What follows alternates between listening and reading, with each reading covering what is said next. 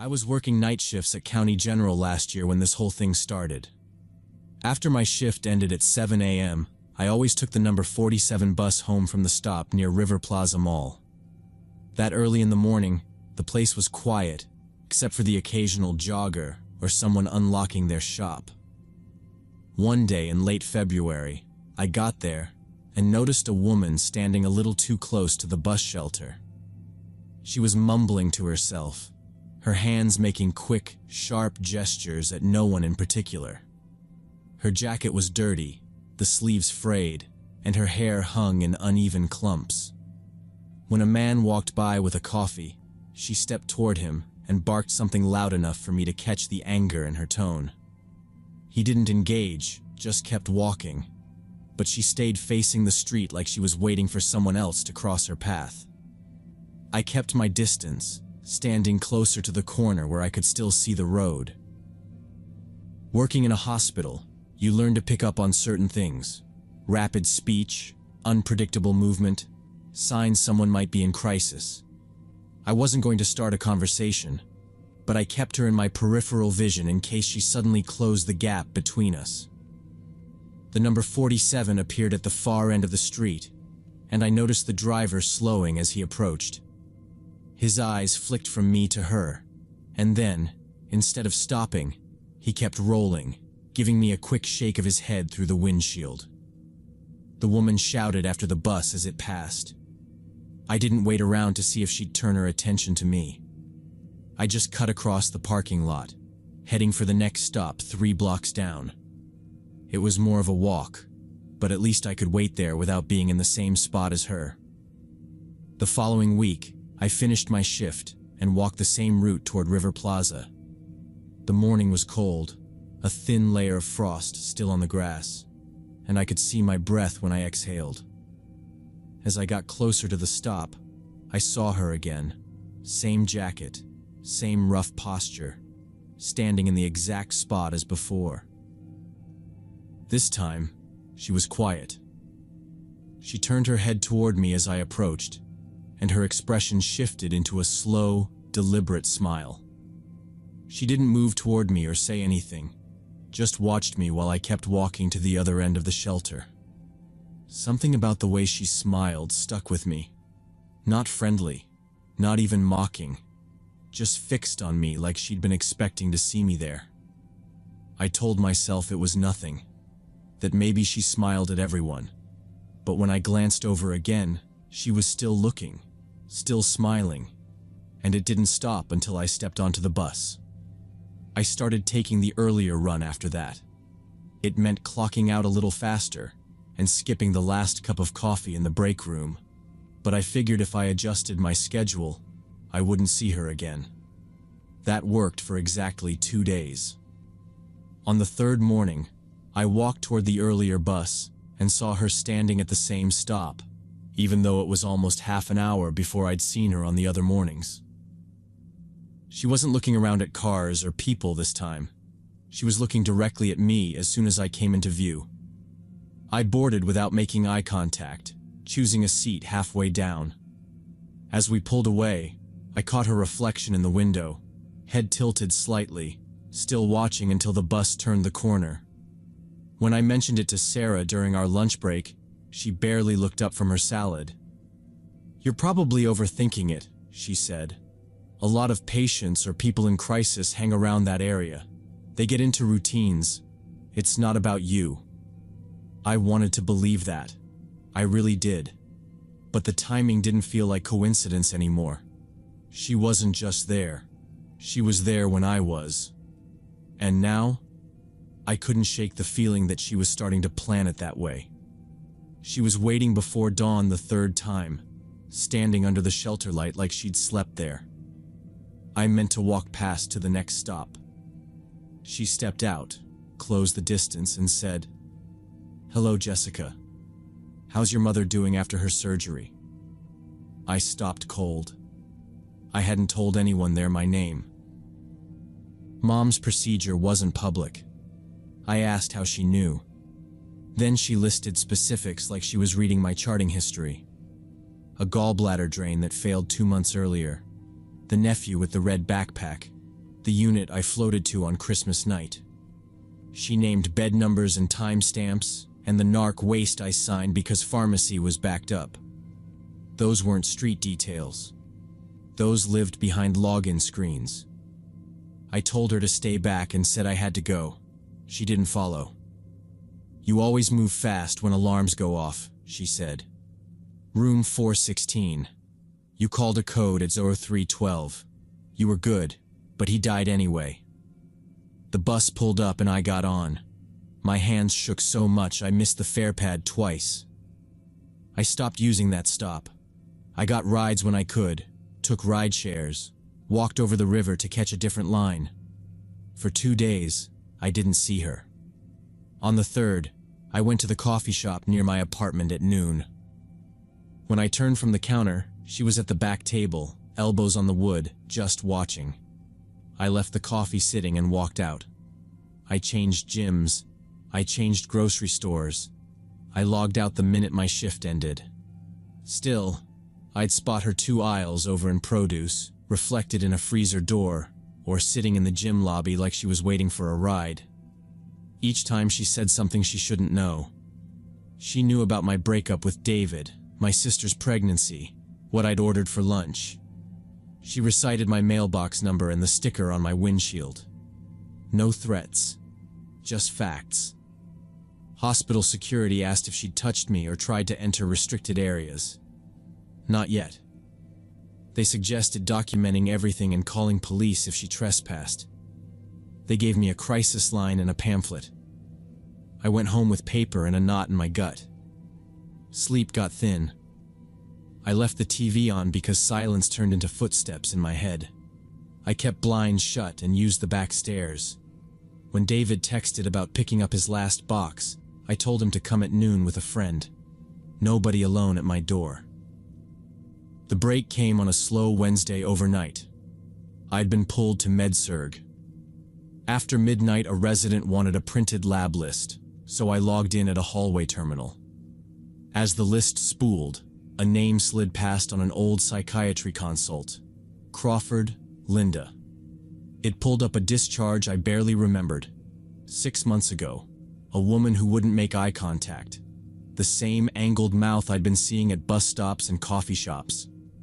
I went into the audit trail for my own chart. There were view events from terminals I never use, at hours I wasn't at work. Late mornings, mid-afternoons. Some were public kiosks. One was a family consult room. Each entry had a badge ID. Temporary. Assigned to support services. It looked like someone parking at quiet screens and opening me again and again.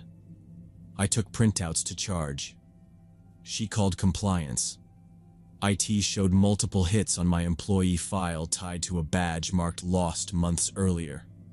Security pulled footage. A woman lingering near public terminals, head down, hands quick. I confirmed the face.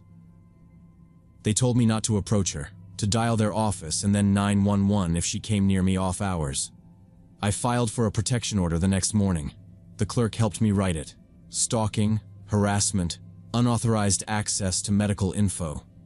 I stapled screenshots and copies. The judge signed a temporary order by afternoon. Service went to the sheriff. I added a second lock that night. A week was quiet. Then a manila envelope arrived at my door with no return.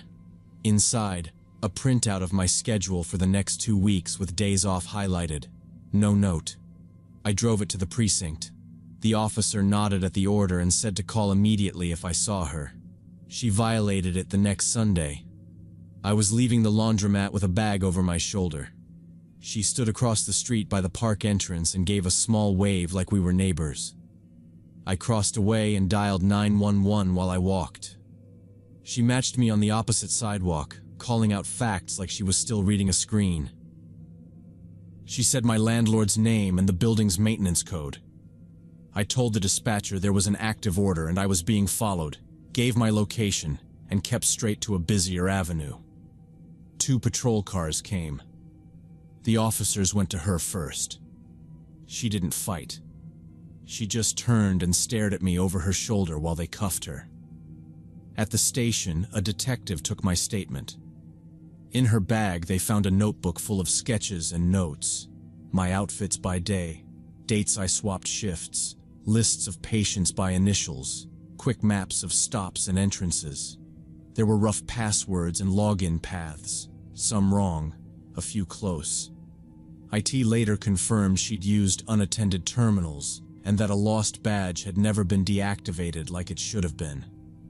The hospital's privacy officer called to apologize without admitting fault. Court moved fast because of the order. She was charged with misdemeanor stalking and state privacy crimes. The hospital added a complaint for unauthorized access to protected health information. I sat on a bench while lawyers drifted by. Sarah sat with me and didn't say much. The prosecutor said I might have to testify. In the end, Linda Crawford took a plea. Supervised probation, mandatory treatment, a no-contact order. The hospital changed things. The lost badge was finally killed. Auto logouts shortened on public machines. Privacy reminders moved from a yearly click box to drills. Security walked the lobby more. I changed too. Camera on my door. Better lockbox for mail. Routines messy on purpose. I said no to nights for a while. I learned the names of neighbors who stay up late and the ones who don't mind a knock. I kept the pamphlet and wrote dates and times on the back until the paper went soft. I think about that first morning, how easy it was to label her as just another crisis and keep my distance. Now when my shift ends, I don't stand at River Plaza. I take the long way to a busier stop. If I don't like the faces, I keep walking to the next one. The only time I use the old stop is if 3 or 4 of us are leaving together, and the glass is clean enough that I can watch the road and the reflection behind me at the same time. When the bus sighs open, I climb aboard, tap once, and keep moving until I feel the doors shut and the city slide by like a current. I hold the pole, watch the glass, and let the engine noise drown it out. Tomorrow, I'll take a different street, a door, and keep moving.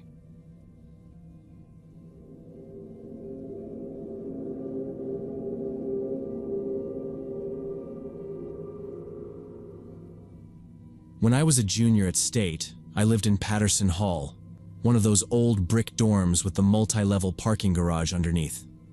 It was convenient because you could get from your car to the elevator without ever stepping outside, which was great in bad weather.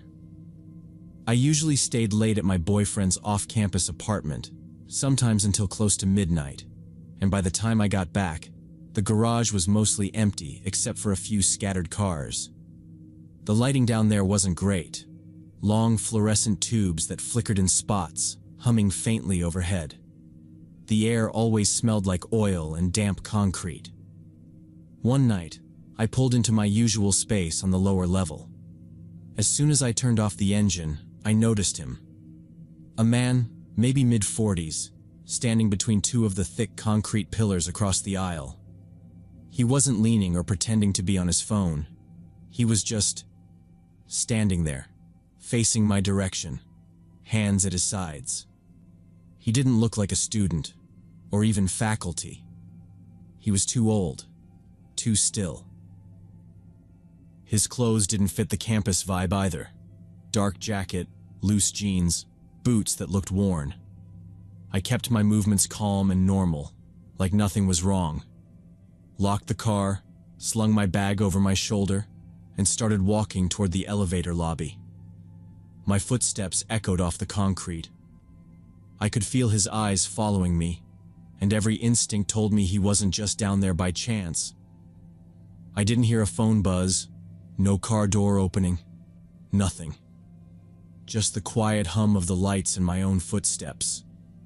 I didn't look back until I was almost to the door, and even then it was just a quick glance. He hadn't moved, still watching. I hit the button for the elevator and stood there, feeling the seconds stretch. When the doors opened, I stepped inside and pressed the button for the main floor. The metal doors slid shut, and I let out the breath I'd been holding.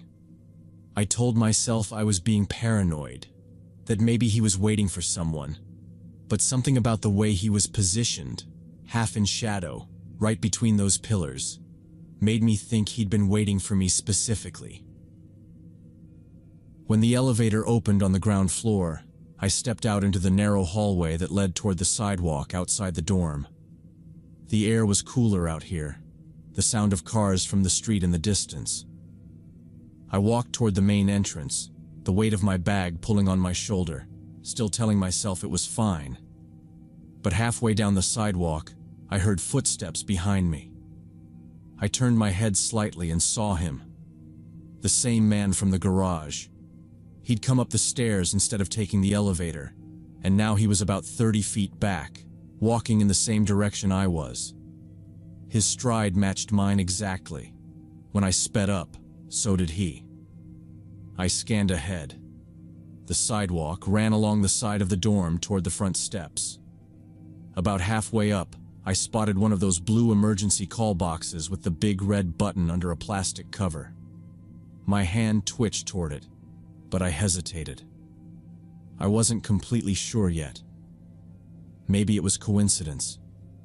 Maybe he was heading somewhere else. The thought of calling campus security only for him to keep walking past made me feel ridiculous. Still, the sound of his shoes on the concrete was steady, deliberate. I gripped my bag strap tighter and kept walking, eyes fixed on the nearest dorm entrance.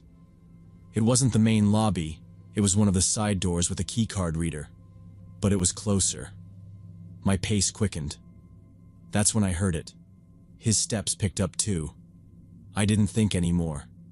I broke into a run, my bag bouncing hard against my hip, the sound of his shoes slapping the pavement right behind me. My hand was already in my pocket for my student ID card. The door came into reach. I swiped the card, yanked it open, and slipped inside, letting it slam shut behind me. Through the glass, I saw his face, jaw tight, eyes locked on me. He reached the door and tried the handle, but it was already locked again. His expression twisted into something sharp and angry, and then he turned and jogged away into the darkness beyond the glow of the dorm lights. The next morning, I woke to my phone buzzing non-stop. A campus-wide alert had been sent out.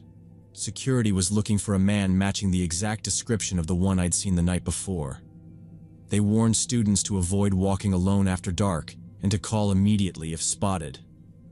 The grainy still photo attached to the email, taken from a garage security camera, froze my stomach. It was him, standing half in shadow just like when I'd first seen him. Security officers came by my dorm to ask a few questions. I told them everything: the garage, the sidewalk, the chase to the door. They nodded, took notes, and said they'd patrol more heavily in the area. Still, they admitted they hadn't caught him. Without a name or solid leads, they couldn't do much more than keep an eye out. For about a week, I didn't see him. I tried to convince myself he'd moved on, maybe spooked by the increased patrols. I started walking to class again without scanning every shadow. Then, 2 weeks later, it happened. I was leaving the library in the late afternoon, the campus still busy with students. Across the plaza, a man sat on a bench, a newspaper unfolded in his hands. But the angle was wrong. He wasn't reading. He was looking straight over the top edge at me. Our eyes met for less than a second, but it was enough. My chest tightened. I turned away and walked quickly toward the library's side exit, pulling out my phone. I called campus security and reported the sighting, describing his clothes, his position. By the time they got there, he was gone. Just like before. When I told my friends, they exchanged looks. A couple asked if I was sure it was him. Others suggested maybe I was reading too much into it. But I knew. There was a weight in the way he looked at me, like he was waiting for something. That night, I filled out a request to transfer to Morrison Hall, clear across campus. I didn't tell many people, just my boyfriend, one close friend, and the housing office. It felt like the only way to make him lose track of me.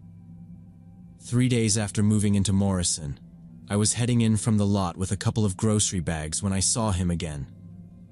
This time there was no pretense, no newspaper, no distance. He was walking across the lot directly toward me, his pace deliberate, his eyes locked on mine. I froze for half a second, the plastic bag handles cutting into my fingers, before I screamed. The sound was louder than I'd expected, echoing off the brick walls. I dropped one bag and sprinted for the doors. The sudden noise drew people out from the lobby and nearby benches. 3 students, then more behind them. They saw him too. A couple of guys yelled, and he broke off, turning on his heel and walking quickly toward the street. By the time security arrived, he was gone. But now it wasn't just my word. Other students had seen him coming toward me, seen the way he left as soon as there were witnesses. The resident advisor called me into her office, went over every detail, and assured me it would be taken seriously. That night, lying in my new room, I kept running through the timeline in my head. How had he found me so fast? Only a handful of people knew about the transfer. I hadn't posted anything online, hadn't even changed my mailing address yet. The thought that he might have some way of accessing that information without me knowing kept me awake until the sun came up. The answer came a few days later. Campus police knocked on my door early in the morning. They'd identified him, Robert Mills, a custodial worker employed by the university for over a decade. Through his job, he had access to certain administrative systems, student housing records, maintenance requests, even class schedules in some cases. For weeks, he'd been using that access to track my dorm assignments and daily routine. When they searched his locker, they found a stack of printed photos. Me walking to class, sitting at the library, unlocking my dorm door. There were pictures of other women too, some I didn't recognize. Alongside the photos were handwritten notes, detailed down to the minute. When we left buildings, which routes we took, who we were with. He was fired immediately and arrested. The campus alert went out again, this time naming him. But weeks later, I learned the charges had been reduced to misdemeanor stalking. The reasoning, they said, was that he'd never physically harmed anyone. That didn't match the image I couldn't shake. His face inches from the glass door that night in Patterson Hall. The hard look in his eyes as he realized he couldn't get inside. By the end of the semester, I'd made my decision. I transferred to another university, one in a different city. I didn't walk anywhere alone after dark. I kept my blinds closed at night. And I never again assumed that a locked door meant I was safe.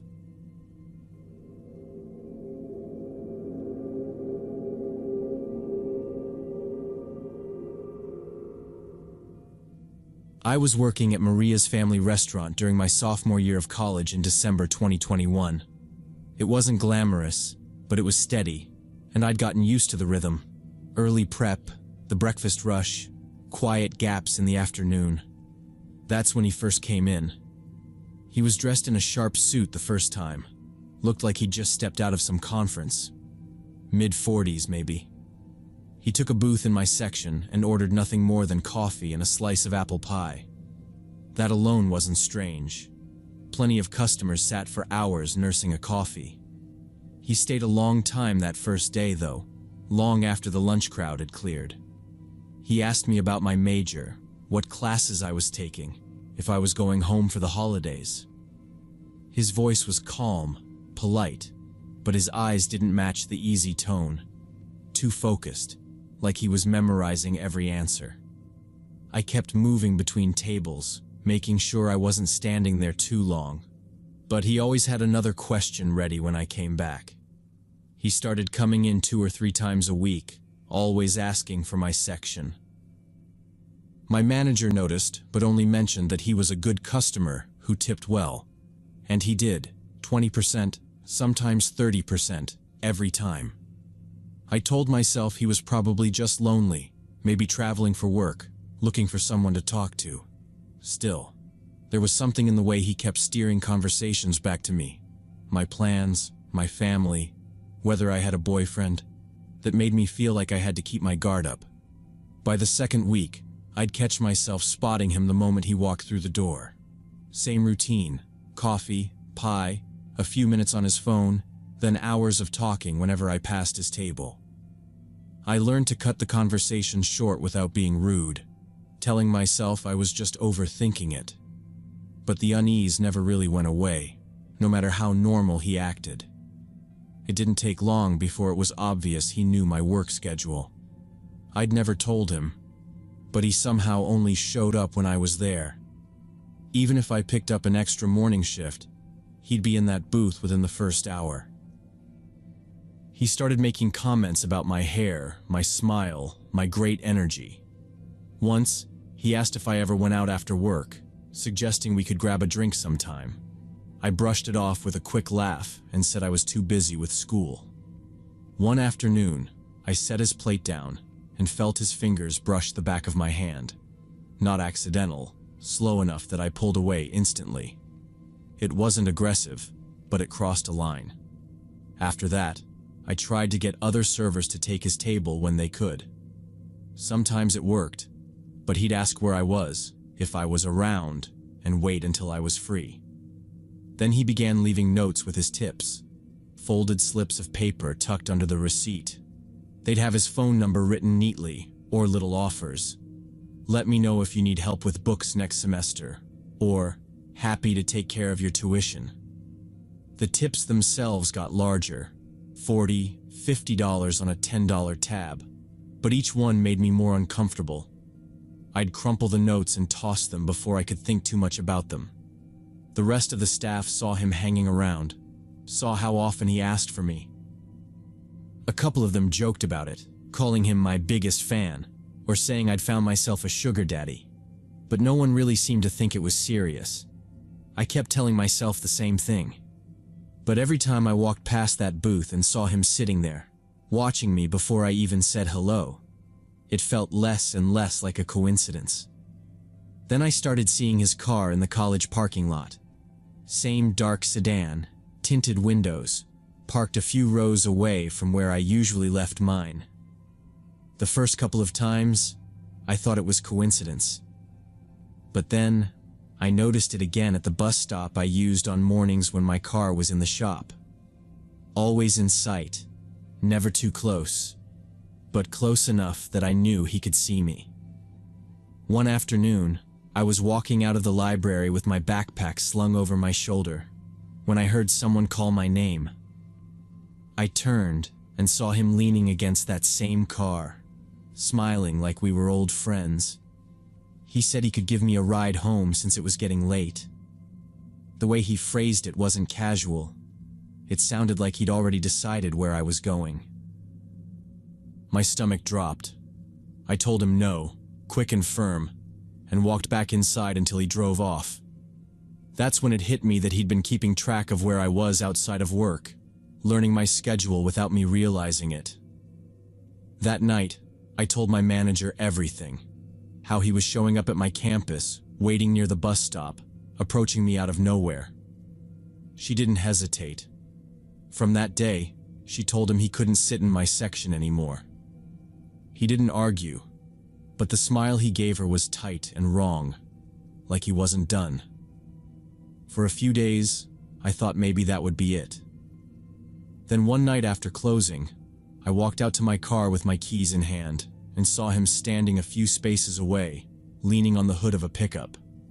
He said he just wanted to talk. I turned around and went back inside. After that, I asked a coworker to walk me out every single night. Sometimes he was there, sometimes not. But the threat of it never went away. When the restaurant banned him entirely, I felt a moment of relief. That lasted less than a week. I started getting texts from an unknown number, short messages, just my name or how was work. Then calls, never leaving a voicemail. When I blocked the number, new ones would pop up. The tone was never explicitly threatening, but the persistence made my skin crawl. Then the social media messages started. New profiles with generic names and no pictures, sending me friendly questions like we'd met before. When I blocked those, more would appear, all clearly the same person. It went beyond me. He started contacting my friends.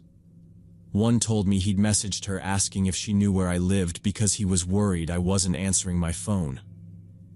My parents got calls from a man claiming to be one of my professors. He said I was in trouble, and he needed to confirm my address. They hung up both times, but the idea that he was reaching them directly shook me. It felt like he was mapping out every person connected to me, seeing who would give him something useful. When I finally went to the police, I was told that without direct threats or physical harm, there wasn't much they could do besides file a report.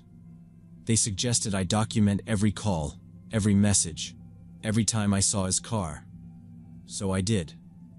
I started a file, screenshots, times, dates, even photos from my phone when I spotted him somewhere he shouldn't be. I changed my phone number, locked down my social media, and told friends not to tag me anywhere. I parked in different lots on campus and never took the same route home 2 days in a row. Every time I stepped outside, I scanned the street before walking to my car. The tension never fully left my shoulders.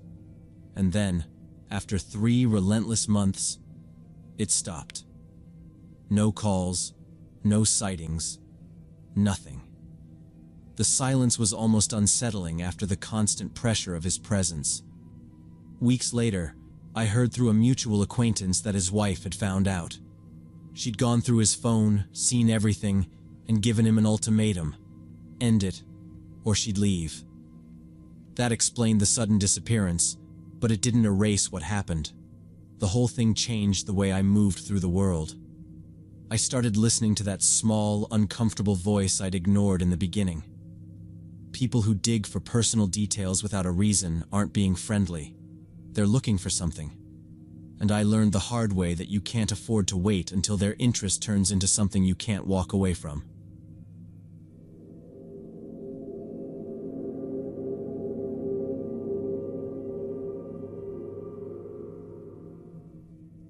When I was 28, I was working as a receptionist at a small dental clinic downtown, trying to keep my head above water after my engagement had ended and my daughter was born.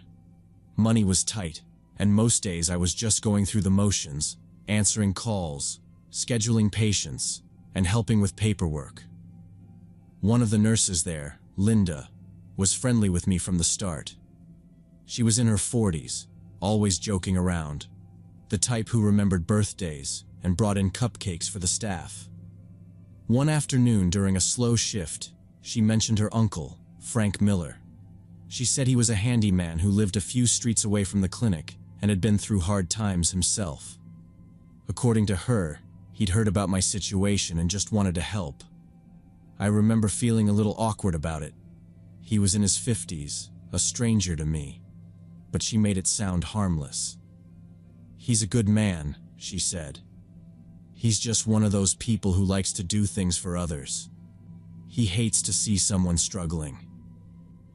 A few days later, I got a Facebook friend request from him. His profile picture was of him sitting on the hood of a pickup, wearing a baseball cap and smiling. His messages started out polite, short. He wrote about how strong I was for raising a child alone and how admirable it was that I still came to work every day with a smile. Then he offered to run errands for me if I ever needed, or pick up groceries when he was in the area.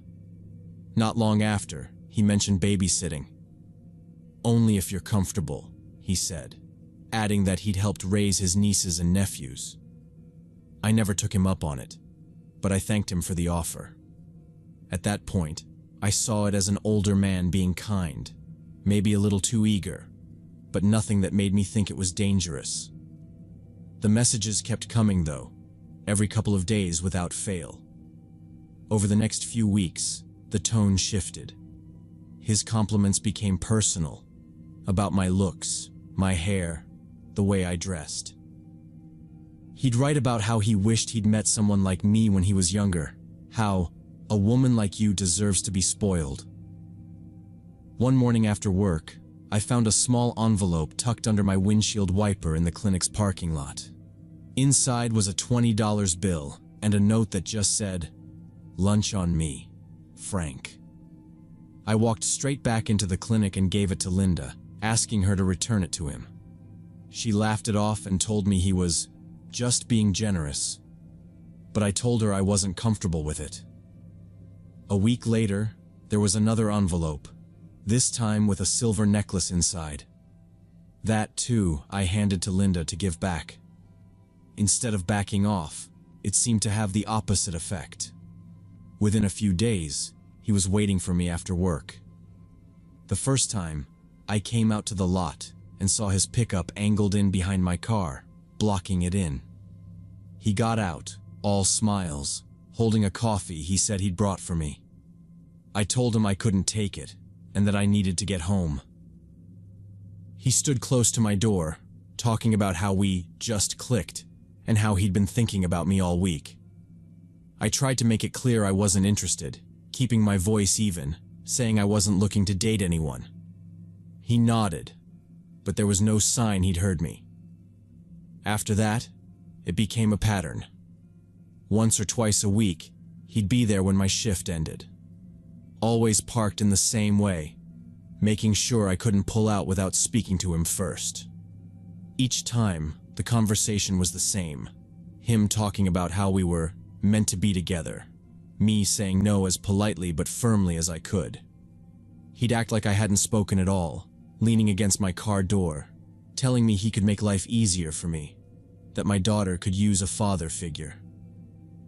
One night, it took almost 10 minutes of repeating myself before he finally stepped away so I could get into my car. Even then, he stood watching in the rearview mirror as I drove off. It started with his truck parked at the far corner of the lot when I got home from work one Tuesday evening. I pulled in, hoping he'd leave if I ignored him. But by the time I reached my door, I could hear his boots on the stairwell behind me. I locked the door fast, my heart pounding. A few minutes later, there was a soft tap at the peephole, and a folded note slid under the door. The paper was creased like he'd been holding it for a while. It was just a few sentences, written in thick blue ink, about how he couldn't stop thinking about me, and how he just wanted to talk. By the end of the week, it wasn't just evenings. His truck showed up in the mornings when I left with my daughter for daycare. I'd see him in the rearview mirror, following until I turned into the parking lot, where he'd drive by slow before disappearing down the street. Once, I caught sight of him inside the grocery store, pretending to browse the meat section while watching us from a few aisles over. Another time, I stepped out of my car at the pediatrician's office and saw him across the lot, leaning on his truck, arms crossed. I stopped sleeping properly. Every time headlights passed my apartment windows, I checked the blinds. The clinic manager noticed I was making mistakes on appointment schedules and pulled me aside. I told her enough for her to let me work from home 2 days a week. She arranged for someone to walk me to my car every night. My coworkers didn't make jokes anymore. They just made sure I wasn't walking out alone. Linda looked mortified when she found out. She told me Frank had always been intense with women he liked, like it was some sort of bad habit he couldn't help.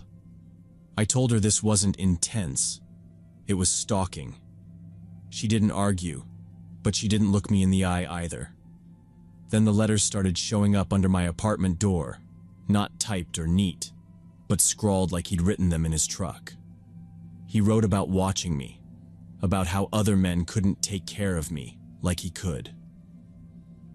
One of them mentioned my daughter by name, and that's when my stomach turned cold.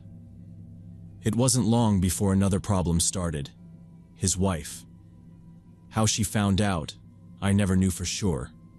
But one afternoon, the clinic's front desk transferred a call to me, and a woman's voice came on the line, shaking with rage. She accused me of ruining her marriage, of chasing after a married man. I tried to hang up, but she kept calling back. Some calls came to my cell, others to the clinic, sometimes 5 or 6 in a row. When I didn't answer, She left voicemails, her voice rising until she was shouting about how she'd come down there if I didn't stop messing with her husband. She called me a liar, a manipulator, a homewrecker. I started letting everything go to voicemail just to avoid hearing her. The worst part was my daughter hearing the messages I couldn't delete fast enough. "Why is that lady so mad at you, Mommy?" she asked one evening after I'd turned the volume down. I told her it was just a wrong number, but she didn't believe me. The tension was leaking into everything: work, home, even daycare drop-offs. I was checking the parking lot before I left any building. I thought about moving, but I knew it wouldn't stop him. I thought about calling the police, but I didn't know if there was enough for them to act. I'd been hoping he would get bored, or embarrassed, or anything that would make him stop. But it was clear now he wouldn't. Finally, after a week where both he and his wife called me daily, I called a lawyer. She told me to write down everything: dates, times, exactly what was said, and save every letter. She had a cease and desist letter drafted by the next day. It spelled out plainly that if Frank continued to contact me or come near me, we'd pursue legal action for harassment and stalking. His wife was included by name in the letter. The letter went out on a Wednesday. I blocked their numbers, blocked them on social media, and changed my phone number. I didn't hear from either of them again. The silence was like stepping into a warm room after being out in the cold for months. A year later, Linda stopped by the clinic while I was covering the desk. She looked older, more tired. She told me Frank had been arrested for similar behavior toward a woman at his job, a coworker, younger than me, who'd gone to the police right away. He was facing charges, and she didn't think he'd be coming home for a while. I just nodded. There wasn't much to say. I'd learned the hard way that some people will take every courtesy, every polite smile, as an open door. They won't hear no unless it's backed by a consequence. I wished I'd drawn that line sooner. Now I document everything. I don't ignore warning signs. And I don't assume problems like this will go away on their own. Because some people don't stop until you make them. And if you wait too long, you might not get the chance.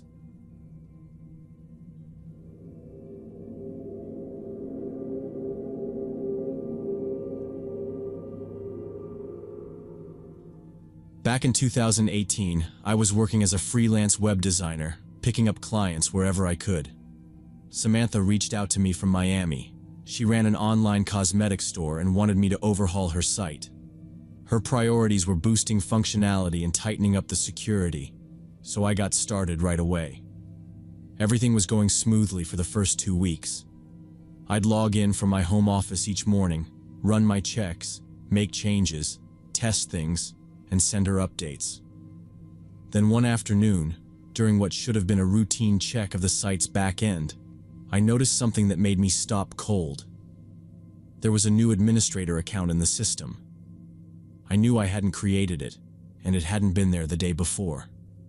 The timestamp showed it was made at 3:04 a.m., well outside my working hours, and more importantly, without my knowledge.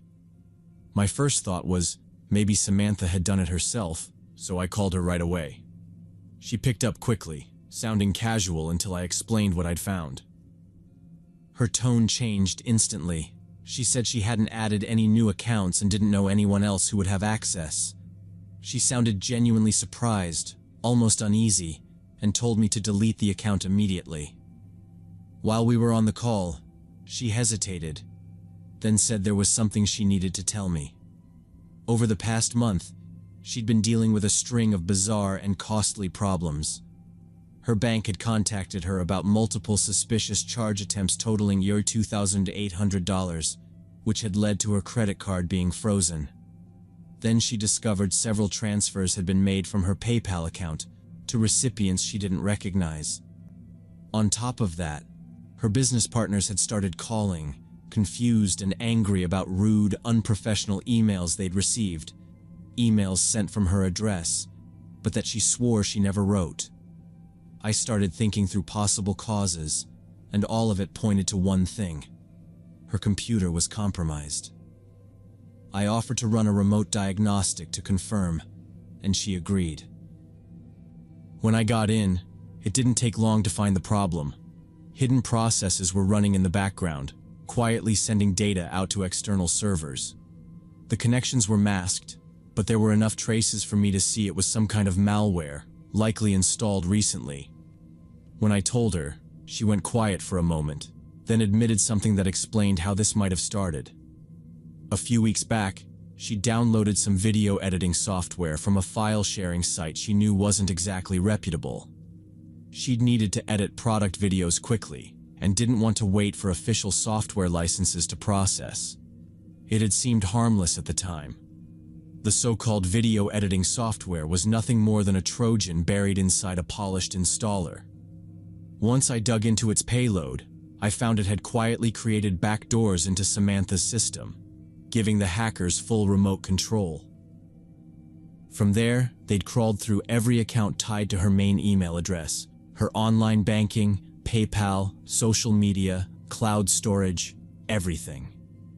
I explained the situation to her in plain terms and told her this wasn't going to be a quick fix. Over the next 2 weeks, I worked on her system daily. I wiped and rebuilt her operating system from scratch, installed network monitoring tools, and set up a firewall with strict rules. Every password for every account she owned was changed, each one generated randomly and stored in a secure password manager. We enabled two-factor authentication everywhere it was available, and I replaced her outdated antivirus with enterprise-grade protection. Even with those measures, the criminals still managed to drain about $1,500 from different accounts during the cleanup window. They were clearly operating in multiple regions, using stolen credentials while they still worked. We flagged every transaction, froze compromised cards, and sent fraud reports to her bank and PayPal. By the time I declared her system clean, I felt confident they'd lost their grip. Samantha seemed lighter when we finished. She thanked me repeatedly, saying she finally felt like she could focus on her business again. About a month later, just when I thought the whole ordeal was behind us, my phone rang late in the evening. It was Samantha. I could hear her sobbing before she said a word. She'd just received an email from an address she didn't recognize. The message was blunt. Pay Aurora $5,000 in cryptocurrency within 72 hours, or they would release a set of personal images to her family, friends, and business contacts. Attached was a single photo to prove they weren't bluffing, one she recognized immediately as private and stored only on her laptop. She was shaking when she described it. The hackers had clearly copied personal files during the original breach and kept them. She couldn't stop thinking about who might see them. Clients she had to face daily, her parents, her husband. Her voice broke when she said she didn't know if her marriage could survive it. Then she asked the question I'd been dreading. Could I track them down or erase what they had? I told her the truth. Once files are stolen, there's no way to make them disappear from the attacker's possession. The only real option was to treat it as a criminal matter. She was hesitant, scared that going to the authorities would make things worse. But I explained that paying the ransom didn't guarantee the photos would stay hidden. More often than not, it encouraged further extortion. We talked for nearly an hour before she agreed to loop in her husband. The next day, they went together to the local police and spoke with the cybercrime division. The officers took down every detail: the email headers, the cryptocurrency wallet address, the timestamps, and promised to investigate. They warned her it was rare to identify the culprits, but said the information might link to other active cases. For the next week, she jumped every time her phone buzzed, expecting the worst. But the hackers never followed through. The police speculated they might have been running multiple extortion campaigns at once, abandoning harder targets when easier ones paid up. Whatever the reason, the silence eventually held. The files were never leaked, and the threats stopped coming. When we spoke again after it was over, Samantha told me she still couldn't relax completely. The idea that strangers had copies of her private life, stored who knows where, would always linger. I understood. I'd seen enough breaches to know that data theft leaves scars you can't patch with software. That experience changed the way I work. Now, when I clean a system, I tell my clients that the damage doesn't end the day you remove the malware. Anything stolen during the breach, financial info, business records, personal photos, might surface months or even years later. The only real defense is to avoid letting attackers in at all. With Samantha, we kept in touch for a while after the case closed. She moved her business to a more secure hosting provider, set strict rules about software downloads, and kept her devices under constant protection. But every now and then, she'd email me just to say she'd received a suspicious message and wanted to double-check it was safe. The lesson was burned in for both of us. Once someone gains access to your data, they own a piece of your life you can never take back. All you can do is make sure they never get the chance again.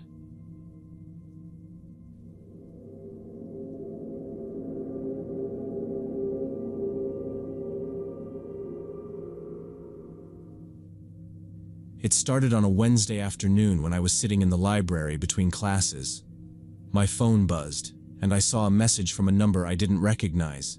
It just said, "Hey, what's up?" I typed back that they had the wrong number, nothing more. A few seconds later, another text came in. "Hi Alex, let's meet up as planned."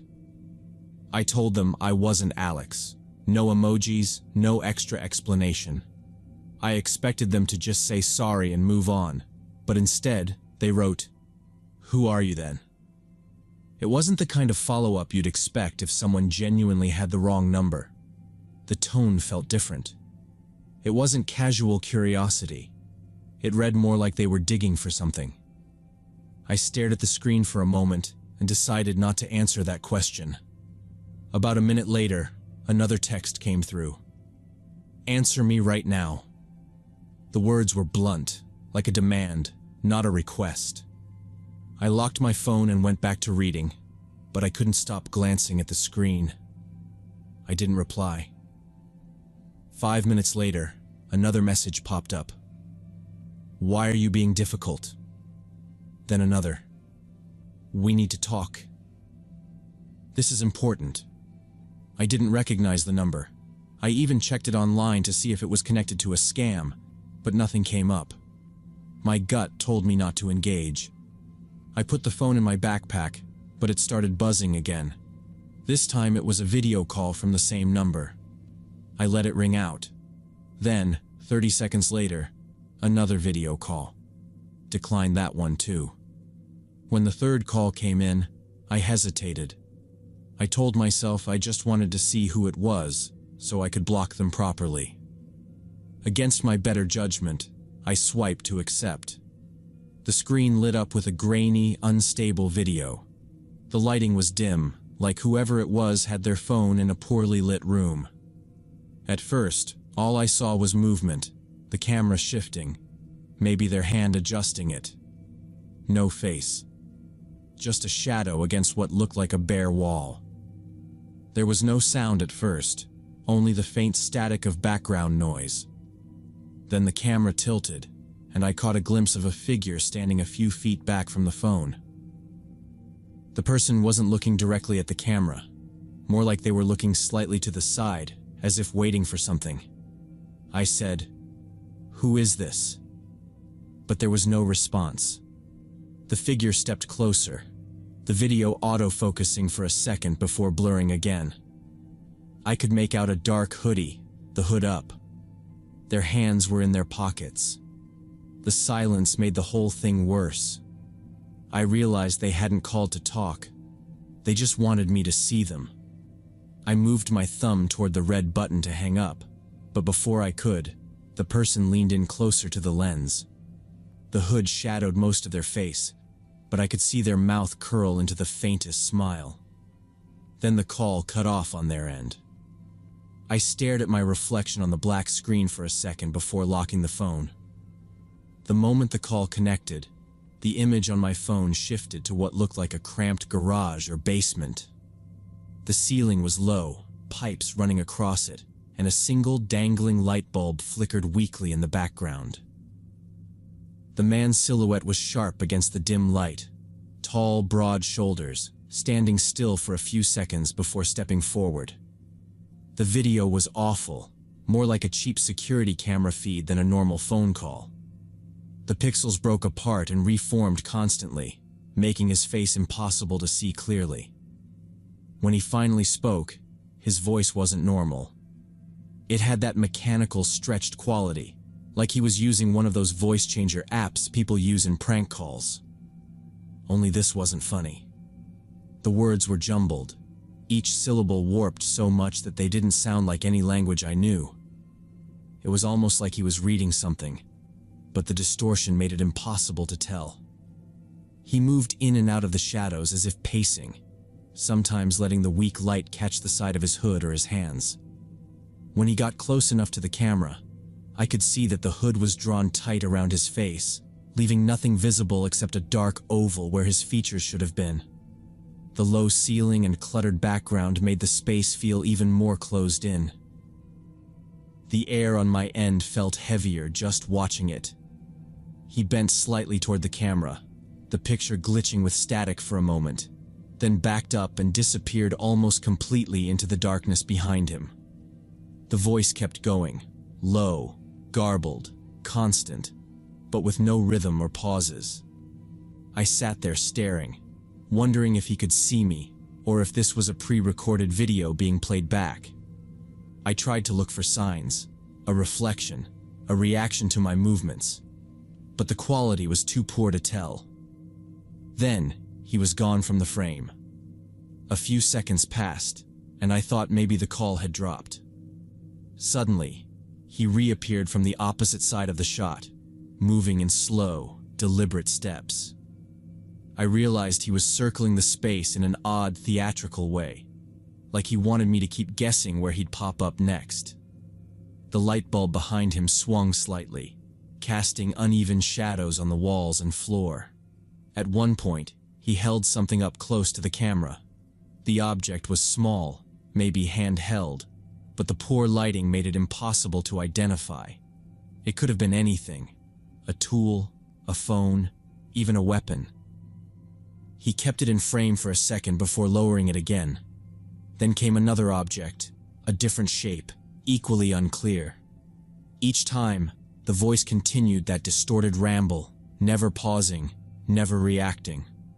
The performance kept shifting.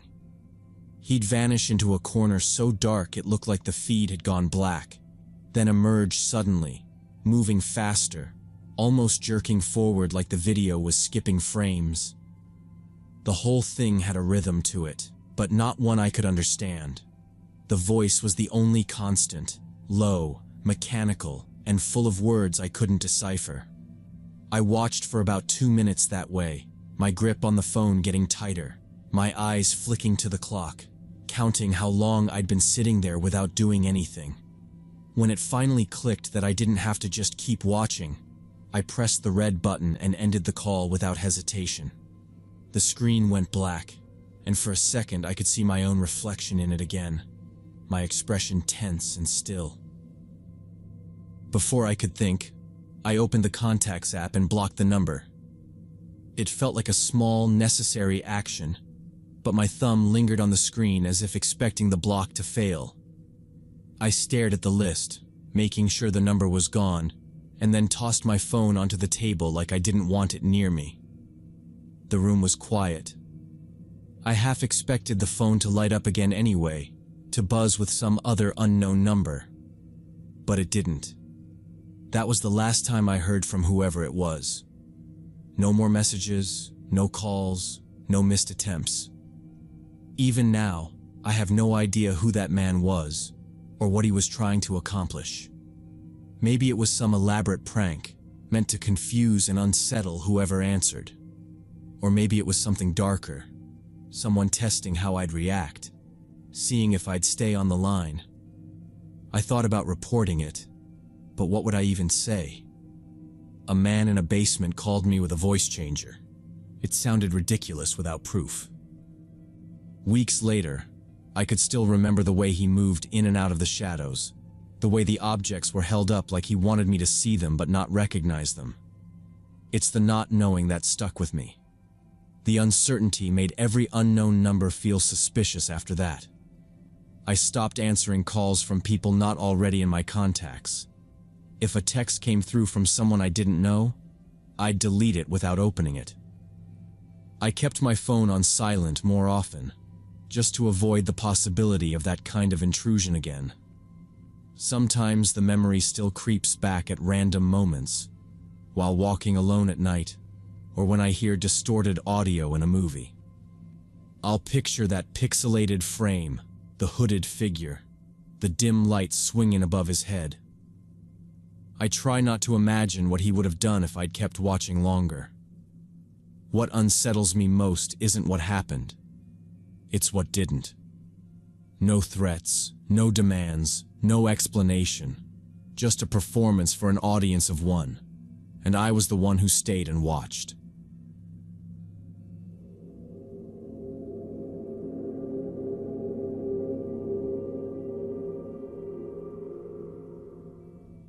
So when Emily and I decided to celebrate our 2-year anniversary, we rented this little cabin way out in the Colorado mountains. The listing made it sound perfect. 30 minutes from the nearest town, surrounded by forest, no neighbors in sight. The drive up was quiet once we got past the last gas station, and the road narrowed to a single lane with tall pines crowding the shoulders. The cabin was set back from the gravel driveway, a small A-frame with a wooden deck out front and a stone chimney.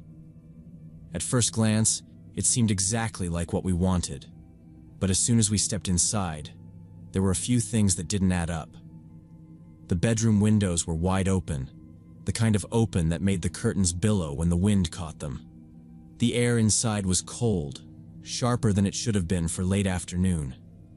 In the kitchen, there was a coffee mug sitting on the counter with a ring of dark liquid dried halfway down the inside. The handle still had a faint smudge, like someone had put it down and never came back for it. When I went to check the back door, the lock was broken. The latch wouldn't catch no matter how I turned it. The door frame had a small crack near the strike plate, as if someone had forced it once and no one had bothered to fix it. Emily stood in the middle of the living room looking around like she was trying to decide if we should even bother unpacking. We tossed a few guesses back and forth about the last guests. Maybe they left in a hurry. Maybe they were just careless and decided not to overthink it. We'd driven too far to turn back over a busted lock and an abandoned cup of coffee. We brought our bags in, shut the windows, and I wedged the back door closed with a chair. The place had a simple setup. One bedroom, a small living room with a wood stove, and a kitchen that opened onto the deck.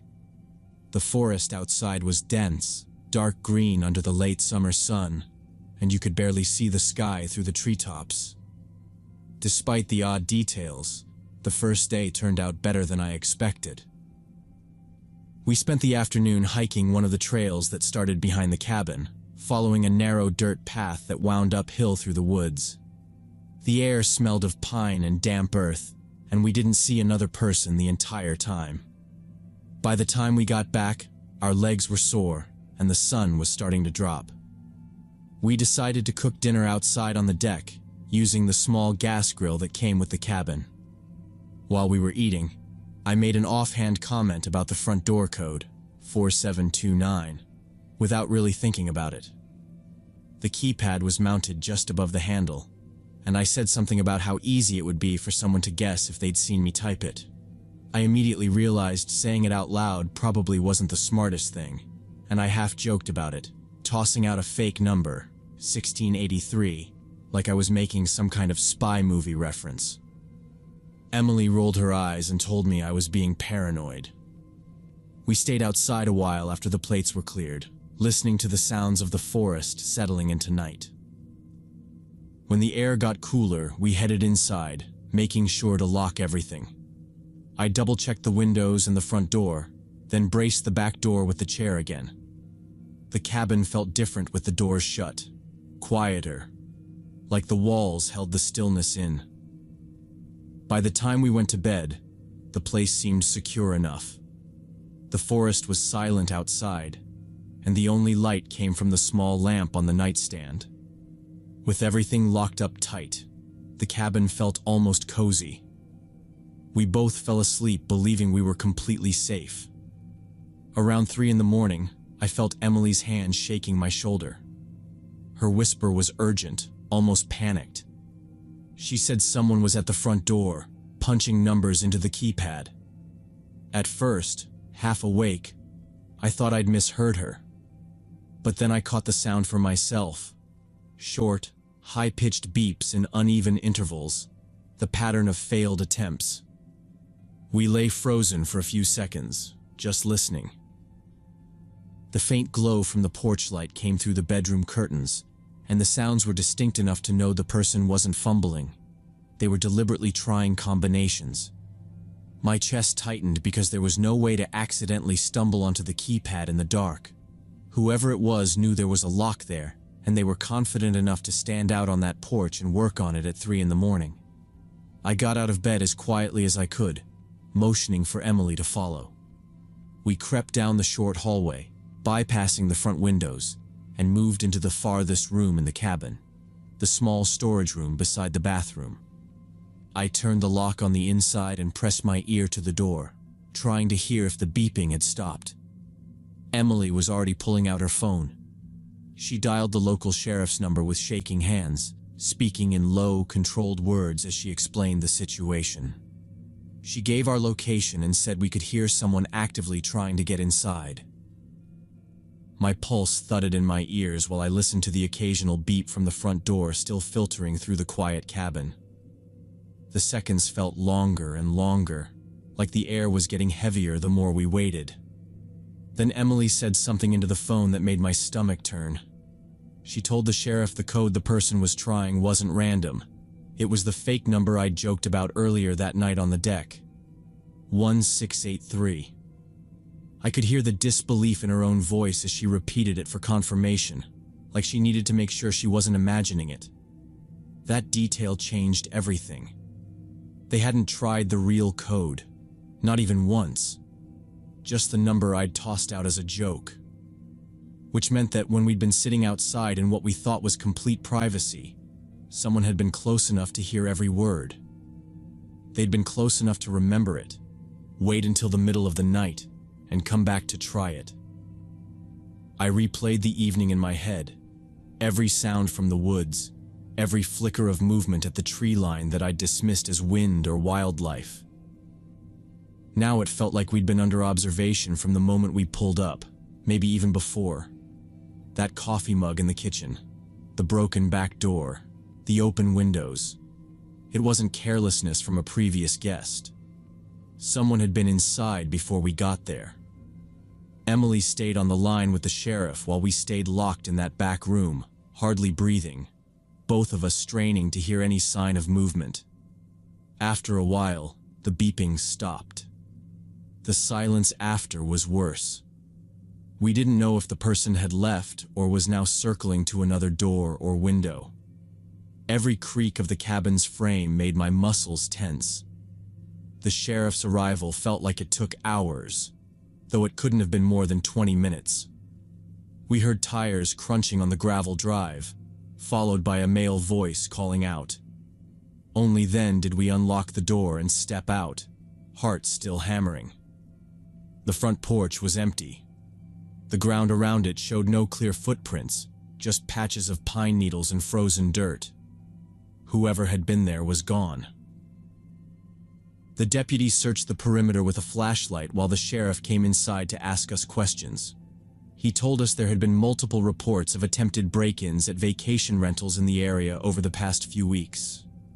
The suspects often waited for guests to arrive, then returned late at night to take what they could while people slept. I didn't say much about the fake code beyond confirming what Emily had told them, but the sheriff's raised eyebrows said he understood the implication. That detail made it less of a random burglary attempt and more like we'd been targeted specifically. Neither of us wanted to spend another minute there. As soon as the deputies left, we stayed awake until daylight, packing our bags without talking much. We loaded the car in silence, the forest around the cabin looking less peaceful than it had when we arrived. We were back on the main road before the sun had fully cleared the treetops, both of us glancing at the rearview mirror more than usual. The trip had been meant to be a quiet, private celebration, but instead we drove away with the heavy knowledge that our privacy had been an illusion from the start. Later, I kept thinking about how easily I'd given away that fake number, how casually I'd assumed no one was listening. I realized that if I hadn't joked about it, they might have tried the real code instead. The wrong combination had been the only barrier between us and someone walking into that cabin in the middle of the night. Now, whenever I'm somewhere unfamiliar, I pay attention to the little details, the open windows, the odd noises, the sense of being watched, and I never assume that a private conversation is truly private. Sometimes, what feels like paranoia is just paying attention before it's too late.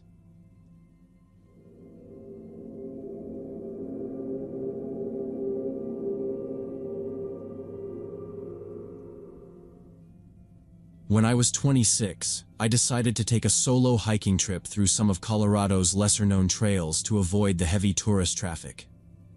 After 2 days of driving and picking my route, I found a secluded valley several miles from the nearest official campground.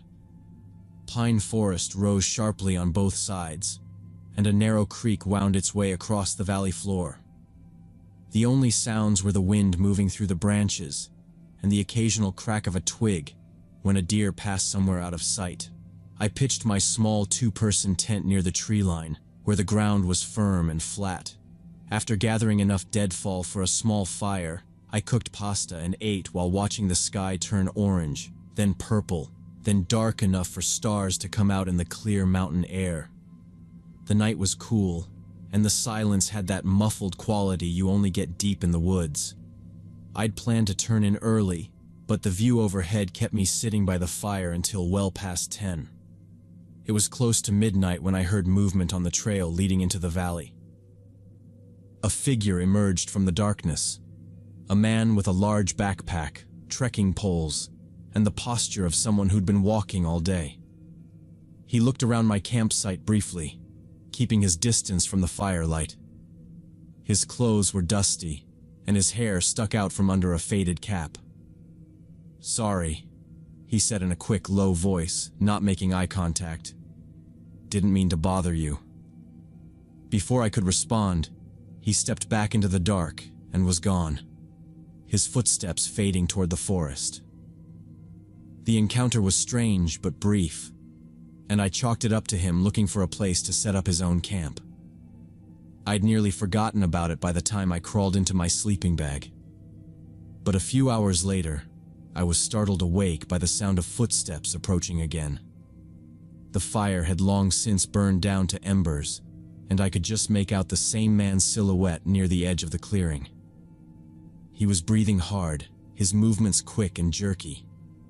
In the dim light, I saw his clothes were now streaked with mud, and his face looked tense, almost panicked. I unzipped my tent halfway. "You okay?" I asked. He stepped closer but didn't answer right away. His eyes darted toward the tree line, then back to me, like he was checking for something. "You haven't seen them, have you?"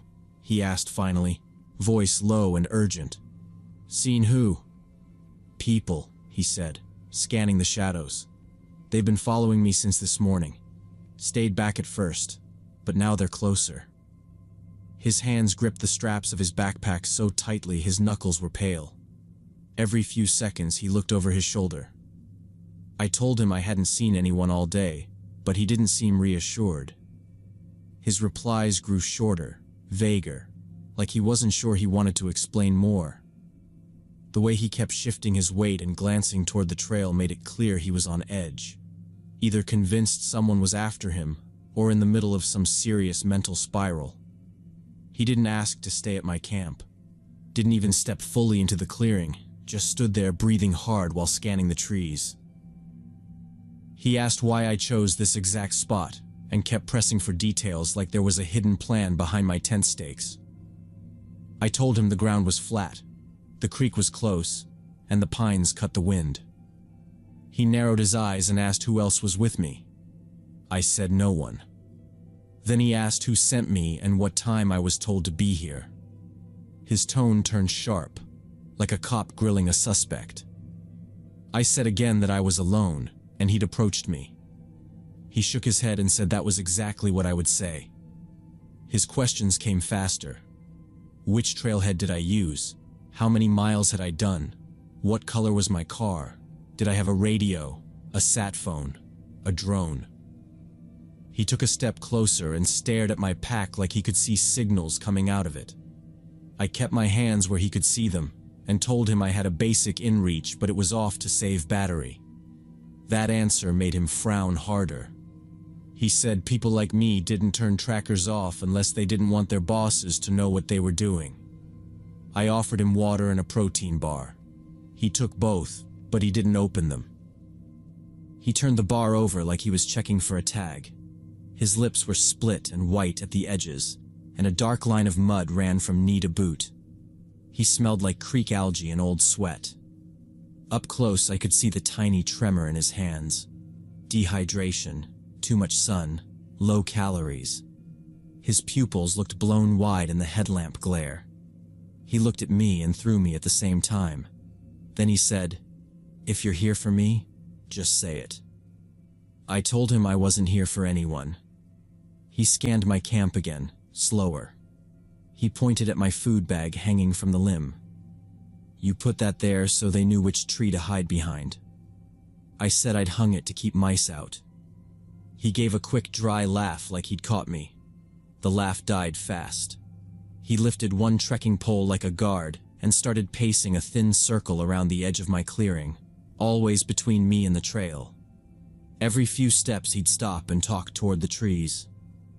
"I see you," he said once. "You can't mask heat." He jabbed the pole at a dead stump and flinched when his tip hit wood. I listened for any second set of footsteps and heard nothing but the creak. When I told him it was just us, he said, "You wouldn't hear them. They're past hearing." Then he turned back on me and asked, "Why are you smiling?" I wasn't. I told him I was trying to keep my face calm. That made him angrier. I tried to steer him towards something practical. I asked how long since he'd had clean water. He shrugged. I asked his name. He didn't answer, only asked mine, and then repeated it a few times like he was measuring how it felt in his mouth. When I suggested we both walk out at first light and meet rangers at the junction, he said roads are the worst places, and they own the junctions. He said they like choke points. He told me not to take my hands out of sight. His pacing widened. He talked about a group that had tailed him since a pass 2 valleys west. 4 people at first, then 3 again. "You learn their gaits," he said. "One drags a toe. One breathes loud." He pointed at 2 different trees as if each held a man the rest of us couldn't see. His voice swung from whisper to shout like a dial with a broken stop. Each time he raised his voice, my chest tightened. Reason wasn't going to fix this. Distance would. When I said he might be dehydrated and asked if I could boil water, he snapped, "Don't drug me." I lifted the stove out with 2 fingers and set it on a rock where he could see it. I announced each movement. I lit it and filled a pot and waited for a boil. The small roar steadied the air. He stared at the blue flame like it was a trap, and then shifted attention back to the woods. "They'll rush when you're busy," he said. "That's their play." His questions turned to my car and plate, my route in, how long I'd watched this valley before setting down. I kept my voice level, and my answers simple. No extra words to twist. My headlamp beam made faint cones in the breath fog between us. He looked spent but wired, that brittle state where a body is out of fuel but the mind keeps revving. He kept accusing the trees. He kept guarding the trail. When the pot rolled a boil, I poured the water into my metal bottle for a heat pack, and then into a cup with electrolyte powder. He told me to drink first. I took a sip. He nodded once and didn't take any. He walked to where the trail cut in and stood there listening. Pole up. He called a name I didn't catch into the dark. No answer came, but he reacted like there had been one, and retreated from the trees like something had stepped out. There was nothing there. His loop tightened after that. He started asking the same questions in the same order, and each time he added a rough edge. His feet cut grooves into the pine duff. I answered the same way and kept my hands visible and my body square, not bladed. My plan formed in plain steps. Keep the light on him, keep the distance, pack slow, and leave the moment he drifted. He didn't want to get closer to the fire, so the far half of the clearing kept pulling him like a tide. Twice he disappeared into the trunks for 10 seconds at a time, then returned, jerky and alert. On the third time he faded further. His voice dropped to a mumble, then stopped. The only sounds were the creak and a pine creaking in the cold. I slid my sleeping bag into its sack. I stowed the stove. Every zipper I pinched to kill the noise. My ears worked as hard as my hands. I left the tent for last. When he paced deep enough that the headlamp no longer caught him, I pulled the poles, rolled the fabric tight, and slid it down the side of my pack. I cinched straps until nothing dangled. I kept the light low, kept it off him. I shouldered the pack and paused. No return footsteps. I took 2 steps, then 4, then reached the first trees. I didn't take the trail. I cut uphill through open trunks so I wouldn't pass his chosen doorway. My beam went short and tight and stayed pointed down so I didn't flash my own eyes. I moved slow enough to place every step quiet. 50 steps. Stop. Listen. The forest had that held breath stillness you only notice when you're trying to move quietly. Somewhere to my left, a twig snapped. I froze until the cold started to leak through my jacket and the sound didn't repeat. Deer, elk, him, I didn't know. I moved. It took longer than I liked to reach the old fire road, but when the grade evened and the trees fell back, the relief was real. I killed my lamp and walked by the narrow gray of the road. Dawn was a smear behind the ridge. The brown gate showed up, and then my car. Frost crystals ran along the windshield like fish scales. I got in, locked the doors, and let my breathing catch up while the heater blew air that stayed cold for a full minute. The ranger station sat where the pavement met the dirt. I parked, rang the bell, and a sleepy voice answered. I explained. A male hiker in distress, alone, paranoid, possibly dehydrated and hypothermic. Last seen in a small valley off the east spur. I gave coordinates, clothing, pack color, pole brand, and the direction he'd been moving. I said he'd pointed a trekking pole at me and told me not to move my hands. The ranger asked if I felt threatened. I said yes. He asked if the man had a weapon. I said not that I could see, only poles and a heavy pack. He said they'd wake the on-call team and call county SAR. He told me I'd done the right thing and not to go back up. I said I wouldn't. He took my number in case they needed a formal statement. I signed a quick incident form through the slot. I sat in my car after that and watched the light climb the pines. A green truck rolled in. 3 people in red jackets loaded litters and a med bag. One of them carried a hypothermia wrap. I thought about cracked lips, a too light laugh, a pole held like a spear. I thought about how an empty forest can feel crowded when someone insists it is. My hands felt steady again only when the truck pulled out and the taillights disappeared around the bend. I never heard what they found. Maybe he drifted to the creek and slept, and they walked him out. Maybe he kept moving and came out on a road an hour after I left. Maybe he slipped and they found him much later. Search logs are brief and hard to match if you weren't the one who called. I checked for a week and then stopped. What stayed with me wasn't the midnight hike or the packing in silence. It was how fast a normal night can turn when another person's map of the world tears away from the real one.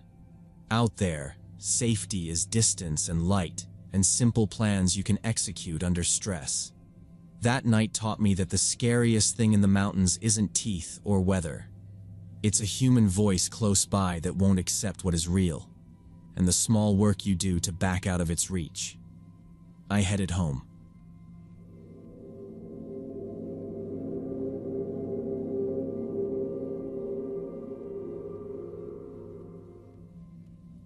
Back in 2016, I was working as an IT specialist.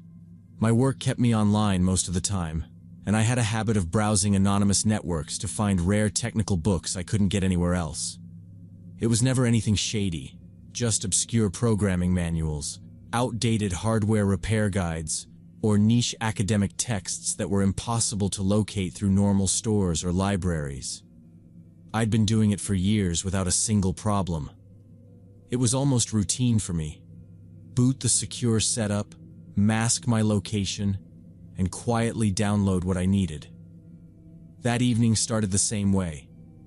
I sat at my desk, a mug of coffee beside the keyboard, half listening to the faint hum of the cooling fan. I'd just finished setting up a fresh search with broader parameters, hoping I might turn up some long-forgotten engineering references. One of the results looked different. It didn't list a file or a book. It looked more like a service listing. The title was vague, but the short description mentioned specialized orders and information retrieval. It wasn't the kind of thing you'd see connected to public archives. Curiosity made me click. The catalog page loaded slowly, a plain background with simple black text. It listed services in short bullet points, each one more suspicious than the last. Locating individuals, sourcing private documents, and custom operations, with no further details. None of it sounded legal. I should have closed the tab right there, but I wanted to see how it was structured. Maybe it was an elaborate scam, or maybe just fake bravado to lure in gullible people. I clicked one more internal link. The moment the page started loading, my browser froze for half a second. A notification popped up, but it wasn't from the website. It was from my operating system. It was warning me that an application was attempting to access my webcam. I'd seen that message before, but only when I was starting a video call. My hands froze on the keyboard. The small built-in camera at the top of my laptop had a tiny LED indicator that was always off unless I deliberately turned it on. Now, without me touching anything, that light blinked on. I stared at it, pulse hammering, knowing exactly what that meant. Someone, somewhere, had just activated my camera remotely. The page I'd clicked wasn't just a catalog. It was bait, and I'd stepped right into it. My own face was probably filling someone's screen at that moment, the reflection of my room, the desk, everything behind me all visible. I didn't think. I slammed the browser shut, hitting the touchpad so hard the window lagged before closing. The camera light stayed on for another second, then finally went dark. I sat back, staring at the laptop, trying to think through what they could have grabbed. My face, obviously. Maybe even my surroundings. My room wasn't distinctive, but if they could get a location, it would be enough to connect me to the visit. I was using an anonymous network, but there were always vulnerabilities. If these people were as connected as they claimed on that site, they might have tools to work around it. The weight of that thought hit fast. I wasn't dealing with harmless hackers or online pranksters. If someone was running a service to find people or pull private records, they weren't amateurs. If my identity ended up linked to them, it wouldn't just be an embarrassment. It could end my career. Even worse, I had no idea what else they might try next. I pushed my chair back and restarted the system immediately, fingers tight on the power button until it shut off. When it came back on, I launched my security suite and started a full antivirus scan across every file, every drive. While it ran, I unplugged the Ethernet cable, switched off the router, and yanked the USB Wi-Fi dongle out of its port. If they were still connected somehow, I wanted that link severed completely. My mind kept circling the possibility that it could have been a false trigger. Zoom and Skype were still running in the background from earlier, and both had permissions for camera use. But the timing was too sharp. I clicked a link. The warning flashed, the camera light came on, and the page hadn't even finished loading. I didn't like coincidences like that, not when they could mean someone was recording me without my consent. I stayed there, watching the scan progress bar crawl forward, the laptop fan running louder under the extra load. My coffee had gone cold, and the room felt too quiet. All I could do was wait for the results, every second feeling like an hour, wondering if somewhere out there, someone was already replaying those few seconds of footage. The next few days were exhausting in a way I'd never experienced before. Every time I turned on my laptop, I felt like I was putting my head back in a noose. I kept replaying the moment the camera light came on, wondering if they'd managed to capture a still image or record video. If they had, what could they do with it? An image of me in my own room could be tied to my username somewhere, linked to an IP address, traced back to my home. I searched the site name, pieces of the URL, even certain phrases I remembered from the page, but almost nothing came up. It was like it didn't officially exist. The few mentions I found were vague forum posts with warnings to stay away. Nothing that gave me a lead on who was behind it or where they were operating from. Every small interruption made my pulse jump. A phone call from an unknown number, an email that didn't match any contact I knew. It all felt like the first step of someone reaching out to threaten me. I started checking my social media accounts several times a day, scrolling through my tags and mentions to make sure nothing strange had been posted. My focus at work crumbled. I'd stare at my monitor, hands on the keyboard, but my mind would wander right back to the thought of my face staring out from some criminal's database. I considered going to my boss and explaining, but the thought of putting that kind of suspicion on myself, connecting my name to anything that hinted at illegal services, made my stomach knot.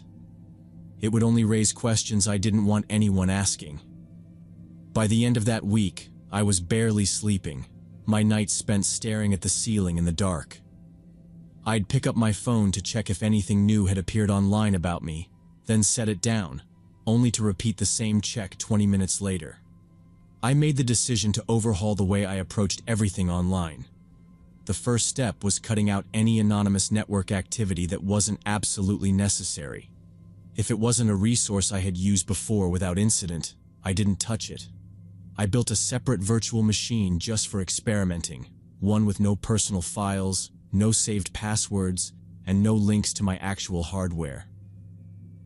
My main system was reserved for verified, safe connections only. Weeks passed, and no one contacted me. No threatening messages, no ransom demands, nothing posted with my name attached to it. Still, the silence didn't relax me. It kept me guessing. I started taking different routes to work, switching up my schedule so my movements wouldn't be predictable. I ignored almost every unknown call and avoided clicking on any link in a message unless I was certain where it came from. Social media became just a tool for work-related announcements. I stopped sharing anything personal. No photos, no location tags, no casual updates. At night, I'd lie in bed and think about how close I'd come to opening a door I couldn't close again. I'd known there were bad actors out there, but I'd underestimated how quickly they could reach across the screen and touch something in my real life.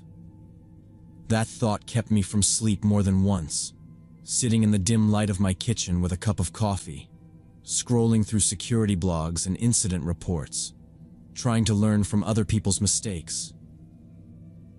Eventually, The knot in my chest started to loosen. I never saw my image pop up anywhere. Never got a call from a blocked number demanding money. Never heard from the operators of that site again. But the experience stayed with me. It was like a scar you couldn't see but always knew was there. I understood now that technical skill didn't make you untouchable. You could follow every safety guideline you knew, keep your systems updated, route your traffic through multiple layers, and still be one click away from a situation you couldn't control. My curiosity had nearly given someone a direct line into my life. And for what? A few minutes of poking around a shady catalog that I had no business opening. No one needed to threaten me for the impact to be real. The damage had been done in my own head. For months afterward, I felt myself hesitate before clicking anything unfamiliar, even on completely legitimate sites. I'd second-guess my own judgment, remembering the exact moment when my better sense told me to close the page, and I didn't.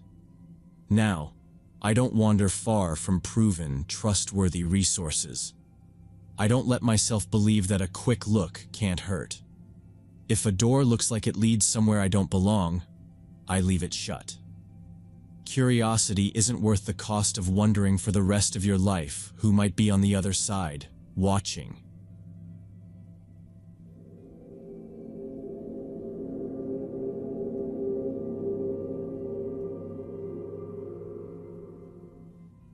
Last summer, I spent my vacation with my friend Brad at his family's ranch in Texas. The house was built back in the 1960s, but Brad's grandfather had recently put in one of those modern smart home systems. Automatic lighting, climate control, all that stuff. Most of our days were taken up helping with the horses and fixing fences around the property. The work was hard, but I liked being outside and learning from Brad's family. His grandfather never seemed to slow down, always tinkering with something around the ranch, even though everyone said he was supposed to be taking it easy. Brad mentioned once that his grandfather had been acting a little secretive lately, but we figured maybe he was planning some surprise for the family. One evening, we were heading back toward the house after checking the far fence line when something caught our attention. There was light coming from the old barn. That place hadn't been used in years. Not according to anything Brad or his family had told me. The windows were dusty, the doors warped and swollen from the weather. But from the house, you could clearly see light leaking through the cracks in the boards. Brad immediately called his grandfather to see if maybe someone had a reason to be out there. His grandfather sounded confused, almost irritated, and said nobody had been in that barn for a long time. From where we stood, the lights were impossible to miss, so something was definitely going on. Brad grabbed the keys. He kept a full set because we had access to all the buildings for daily chores, and we both decided we should check it out. If someone had broken in, we needed to know. If it was just an electrical problem, we still needed to handle it before something sparked a fire. The barn was a good walk from the main house, far enough that it sat on the edge of the property where the field started giving way to treeline. We brought flashlights just in case, though with how bright the glow was inside, I doubted we'd need them right away. As we closed the distance, we could see more clearly. Multiple lights were on inside, not just one. We unlocked the barn doors and stepped into something that neither of us had been expecting. The interior looked nothing like the dusty, abandoned space I'd seen from the outside. The smell of freshly cut wood filled the air. A full woodworking setup dominated the center. Long workbenches lined with clamps and vices, rows of hand tools hanging neatly on wall racks, and stacks of lumber arranged in perfect order against the far wall. Bright, warm light came from a series of vintage-style fixtures overhead, each one clearly retrofitted with new wiring. The place was spotless. Not a trace of dust or cobwebs, no piles of junk in the corners. In fact, the entire space looked like it was being used daily. Several half-finished pieces of furniture were set out. A pair of ornately carved dining chairs, a coffee table with inlaid wood patterns, and what looked like the beginnings of a large cabinet. The level of craftsmanship was obvious even without touching anything. Whoever had been working here knew what they were doing, and they cared about getting every detail right. Brad stepped slowly around the nearest workbench, picking up a smooth, sanded table leg and running his fingers along the grain. This is all his," he said quietly, as if speaking too loud might somehow expose the space to someone outside. We both knew in that moment who had been here and why the barn had been lit up.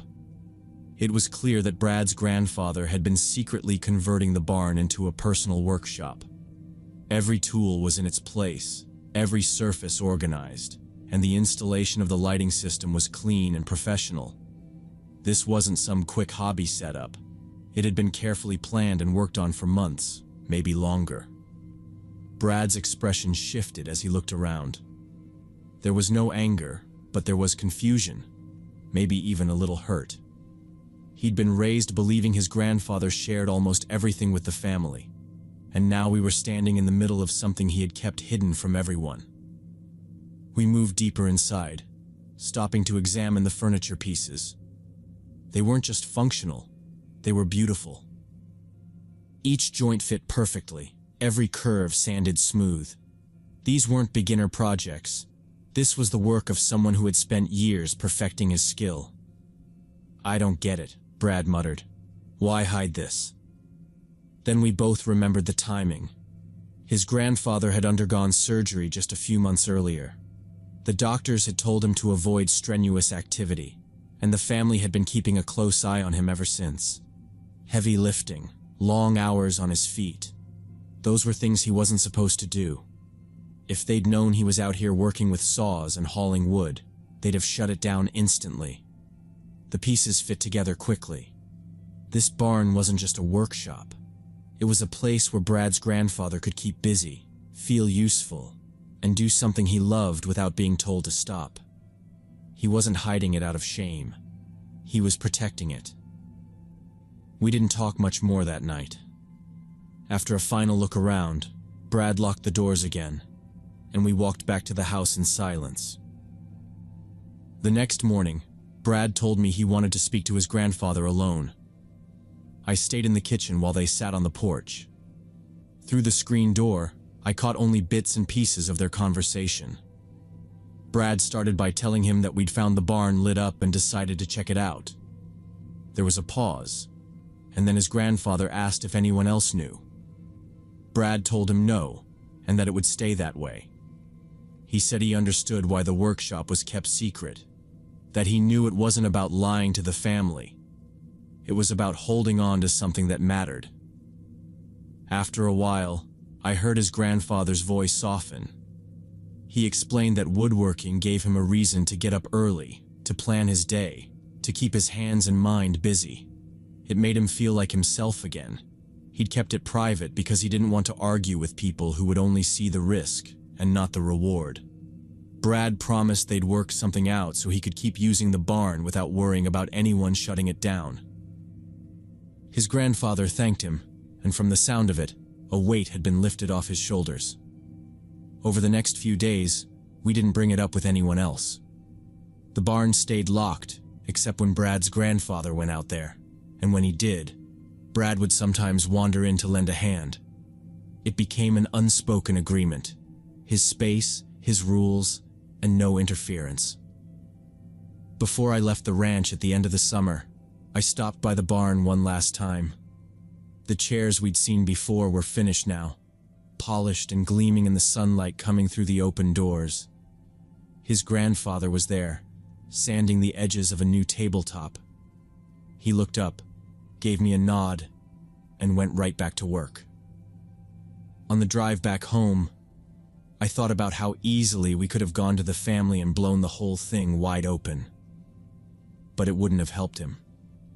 It would only have taken away something that kept him happy and motivated. Sometimes people keep secrets not because they're doing something wrong, but because they're protecting the things that give their life meaning. That summer, I learned that leaving those secrets alone can be the kindest thing you can do.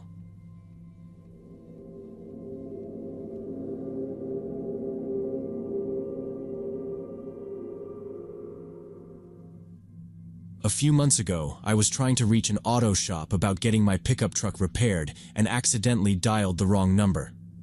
The man who answered had a suspicious tone and immediately asked why I was calling and what I wanted. I told him it was just a mistake, that I was trying to reach a mechanic about my truck. There was a pause, then he said, "I see," in this really flat, cold voice. No goodbye, no other words, just hung up. About an hour later, the same number called me back.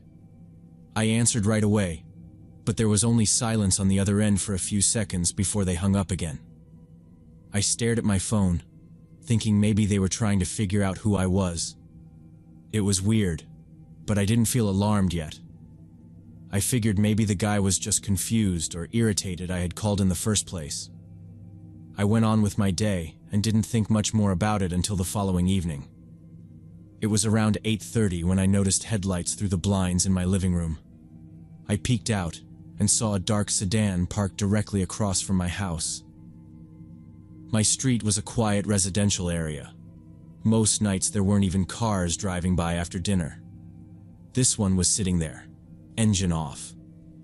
The driver got out and stood on the sidewalk, hands in his pockets, just looking at my house. At first, I thought maybe he was waiting for someone nearby, but he never moved. He wasn't on his phone, wasn't smoking, wasn't pacing, just standing there. I stayed at the window, watching him. He didn't glance around the neighborhood or check a watch. His attention never left my place. He stayed like that for 20 minutes before getting back into the car. I expected him to drive off, but he just sat there. I tried to convince myself it was nothing, maybe some rideshare driver waiting for a fare, but something about it didn't fit. His car didn't have any stickers or lights, and he'd been too focused on my house. By 10 p.m., the car was still in the exact same spot. The guy hadn't gotten out again. I went from telling myself I was overthinking to wondering if this had anything to do with that wrong number from the night before. The timing felt too close to be a coincidence. When I finally went to bed an hour later, I looked out one last time. The car was still there, no lights on inside. I left my bedroom blinds slightly open so I could see from the bed. I barely slept, waking up every hour to check. Every time, the car was still parked there, unmoving, until sometime just before sunrise when it was suddenly gone.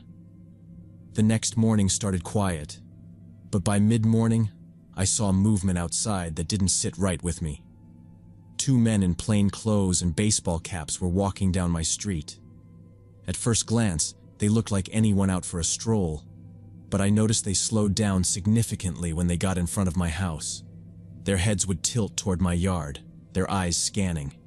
They didn't carry phones, dogs, or groceries, just empty hands and jacket pockets. I watched from the living room window as they continued past, only to reappear from the opposite direction 10 minutes later. Same behavior, slowing, looking, then walking on. It wasn't subtle. Over the next hour and a half, I counted them walking by more than a dozen times, coming from different ends of the street, as if to make it seem random. But the repetition was obvious. Around 4 in the afternoon, I stepped outside under the pretense of bringing in my trash bin. The men weren't around just then, but I could feel eyes on me from somewhere. That evening, as the sun was going down, I happened to glance out the front window. Someone was cutting across my lawn, moving quickly toward the narrow space between my house and the neighbors. By the time I got to the door, they were already disappearing into the shadows between the houses. I didn't see their face or clothes clearly. I had no idea how long they'd been out there or what they had been doing. The way they moved, fast, no hesitation, made it obvious they didn't want to be seen. The following days had the same pattern, only with more variety. One afternoon, a silver SUV pulled into my driveway. I figured maybe they were lost, but instead of stopping to ask for directions, they immediately backed out and drove away. A few hours later, a different car did the exact same thing.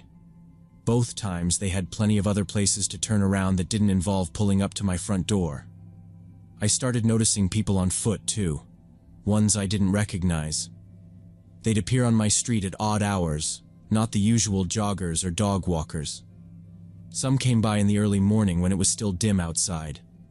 Others passed close to midnight, when my street was otherwise dead silent. Then there were the parked vehicles. A dented blue sedan sat 2 houses down for almost 3 hours one afternoon. Nobody got out. Later that night, a pickup truck idled a block away, engine running, lights off, for so long that I wrote down its plate number. That's when I began keeping a log of everything: license plates, car descriptions, times, even weather conditions. I figured if something happened, I'd want a clear record to give the police. And the more I wrote down, the more obvious it became that these events weren't random. Every strange vehicle, every unfamiliar person, every odd drive-by had started after that wrong number call. It was the only trigger I could connect to the sudden attention. My gut told me that whoever I'd accidentally called was behind it. Whether they thought I was law enforcement, a reporter, or someone from a rival group, I didn't know. I debated calling the police, but I kept imagining the conversation, trying to convince an officer that a series of glances, walk-bys, and parked cars added up to something serious. Without clear evidence of a crime, I doubted they'd do much. So I waited, kept logging, and stayed alert. After about a week of constant tension, I realized the activity was slowing down. Fewer walk-bys, fewer strange cars. The parked vehicles were gone within minutes instead of hours. 2 days later, I didn't see a single unfamiliar face or car the entire day. And then, just like that, it stopped. I never found out who they were or what they'd wanted. My best guess is still that I'd stumbled into something I wasn't supposed to touch, called a number tied to something illegal, maybe organized crime or some other group that didn't take chances with strangers contacting them. They might have thought I was checking them out, running surveillance of my own, and decided to get ahead of it. Maybe after a week of watching, they figured out I was just some random guy with a broken-down truck. Or maybe they just moved on to another problem. I didn't exactly want to know. The whole thing taught me how quickly something small, something as harmless as dialing the wrong number, can spiral into something you can't control. I still live in the same house, but I'm more cautious now. I pay attention to every car that drives by twice in a short span. I notice faces I don't recognize. I keep my front blinds angled so I can see out without being seen in. Every so often, I'll catch sight of a slow-moving car or someone pausing at the corner, and for a split second, I feel that same tightness in my chest I had that week. It always turns out to be nothing. Still, I've learned that nothing stays nothing forever, and that being on the radar of the wrong people, even for a moment, can be enough to make you realize how easy it is to lose the comfort of feeling invisible.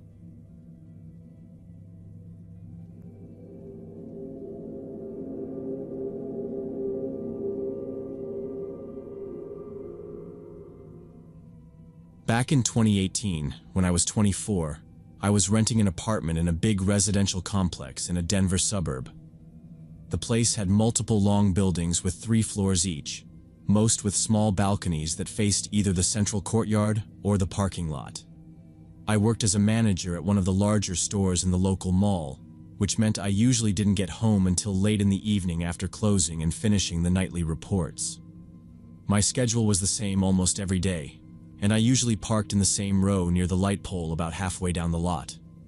From my car to my building's main door was about a 2-minute walk across open pavement, no trees or corners, just enough distance that anyone looking from the balconies could see me without much trouble. I'd been living there for about 6 months without a single problem.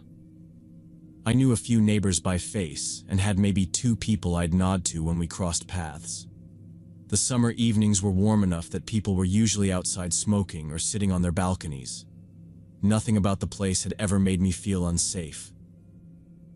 Then, in late June, something started happening that I couldn't quite explain at first. The first time, I just parked after a late shift. I shut my car door, started walking toward the building, and somewhere above me, from one of the balconies, I heard a sharp, short whistle. It wasn't a tune or a song, just two clear notes, like someone trying to get my attention. I glanced up, but in the dark, I couldn't tell which balcony it came from. Nobody called out, so I ignored it and went inside. The next night, it happened again. Same walk, same distance from the building, and the whistle came at almost the exact moment I stepped away from my car. I looked up longer this time, scanning the second and third floors, but there was no movement, no obvious figure leaning on a railing. At first, I told myself it had to be random. People hung out on their balconies all the time. Maybe someone was whistling at a friend or their dog. But a week later, after it had happened 3 more times, the timing started to feel off. Each time, it began exactly when I came into view from the lot. The sound never started early or late. It was like whoever it was waited for me. I tried to pay closer attention after that.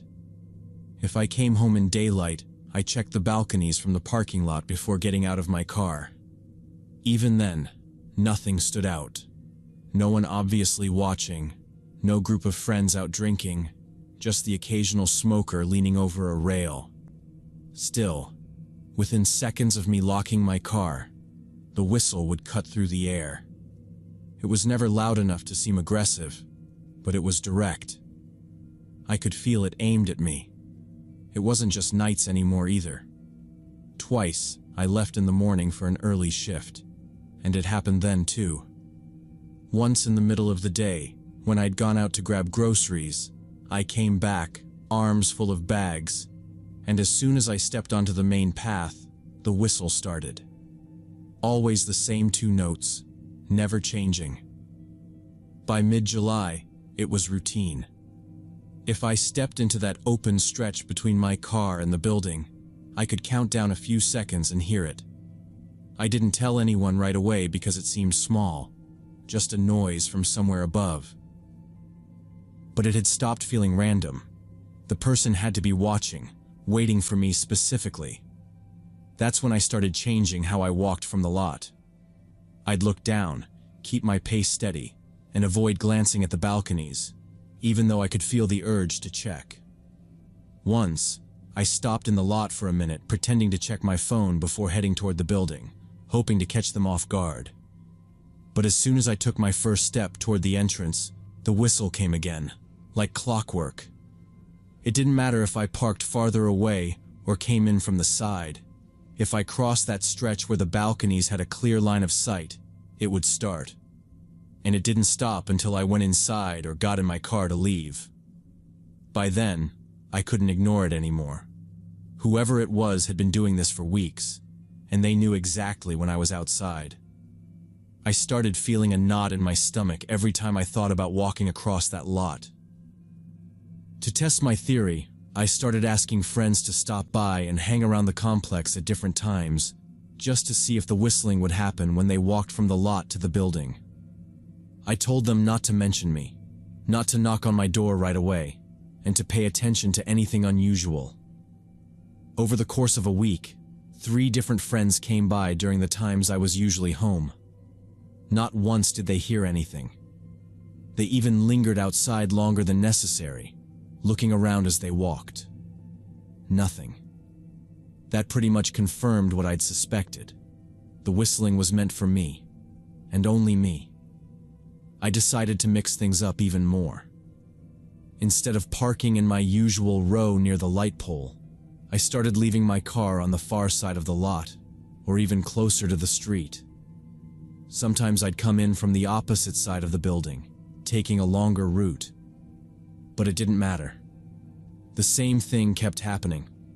Whoever it was had their eyes on me, no matter where I parked. It made me realize this person wasn't just casually noticing me by chance. They were actively paying attention, tracking when I came and went. That awareness started to wear me down fast. I'd sit in my car after pulling in, just staring at the building, knowing that the moment I opened my door, the whistling would start.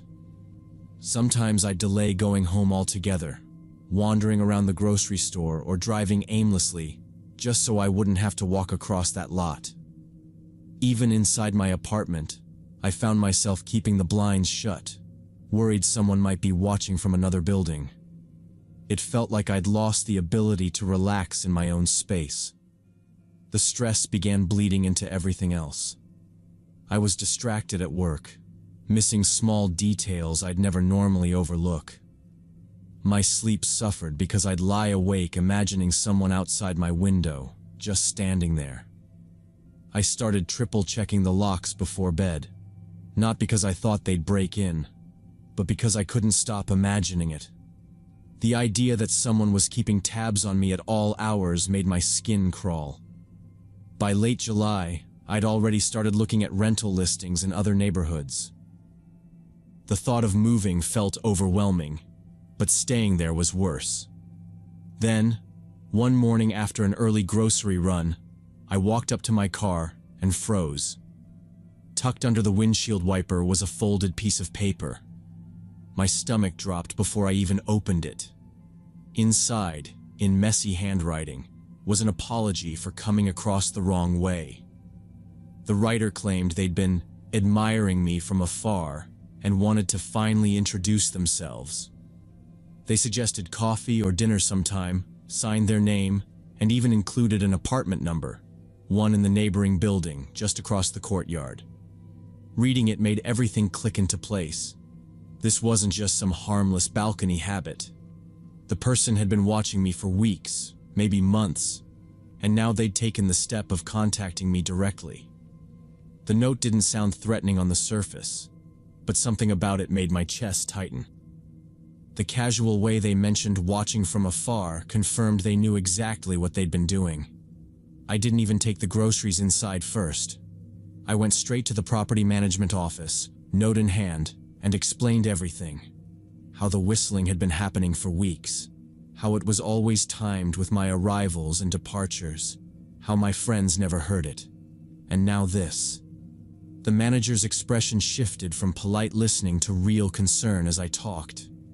She took the note from me, said they'd speak to the resident immediately, and assured me they took stalking behavior seriously. She promised to follow up once they had addressed it. The next couple of days were tense. I avoided walking past the neighboring building and kept my head down when I was outside. But then something unexpected happened. The whistling stopped. Completely. No matter what time I came or went, there was nothing but the usual background noise of the complex. Even with the silence, I couldn't shake the feeling of being observed. Every time I stepped outside, I caught myself glancing at the balconies, scanning for movement. The relief of not hearing that sound was real, but it didn't undo the months of tension or erase the image of someone sitting there, waiting for me to appear. By the end of the week, I'd made up my mind. I gave my 30-day notice and started packing. I found a small place in a quieter neighborhood, farther from the mall but worth the extra drive. Moving day couldn't come fast enough. When I finally turned in my keys, I felt a weight lift. But the experience left a mark. I'd gone from feeling completely safe in my home to realizing how quickly that security could be stripped away by someone's fixation. What had started as 2 short notes of a whistle had turned into a constant source of anxiety, shaping my every decision for months. It taught me that these things don't usually start with something extreme. They build. Little behaviors, seemingly harmless, can be signals of something more deliberate. I learned to trust the unease in my gut, even when I couldn't explain exactly why something felt wrong. Now, I'm much more alert when I'm outside. I notice who's around, who's watching. If something feels off, I don't wait to see if it gets worse before acting. I've made it a rule to report anything unusual early, whether to management, security, or the police. That single step of taking it seriously can make all the difference. I still think about that note sometimes. I never saw the man who wrote it face to face. I don't know if he moved on to bothering someone else, or if the complaint was enough to make him stop altogether. I don't really want to know. What I do know is that ignoring those first instincts would have kept me there, in the middle of a situation I had no control over. Now, in my new place, I park under a streetlight, right outside my window. I keep my blinds open during the day, not because I want people looking in, but because I refuse to live like I'm hiding. It's a small way of taking back the space in my own life, a way of reminding myself that I'm the one deciding how I live, not the person watching from above.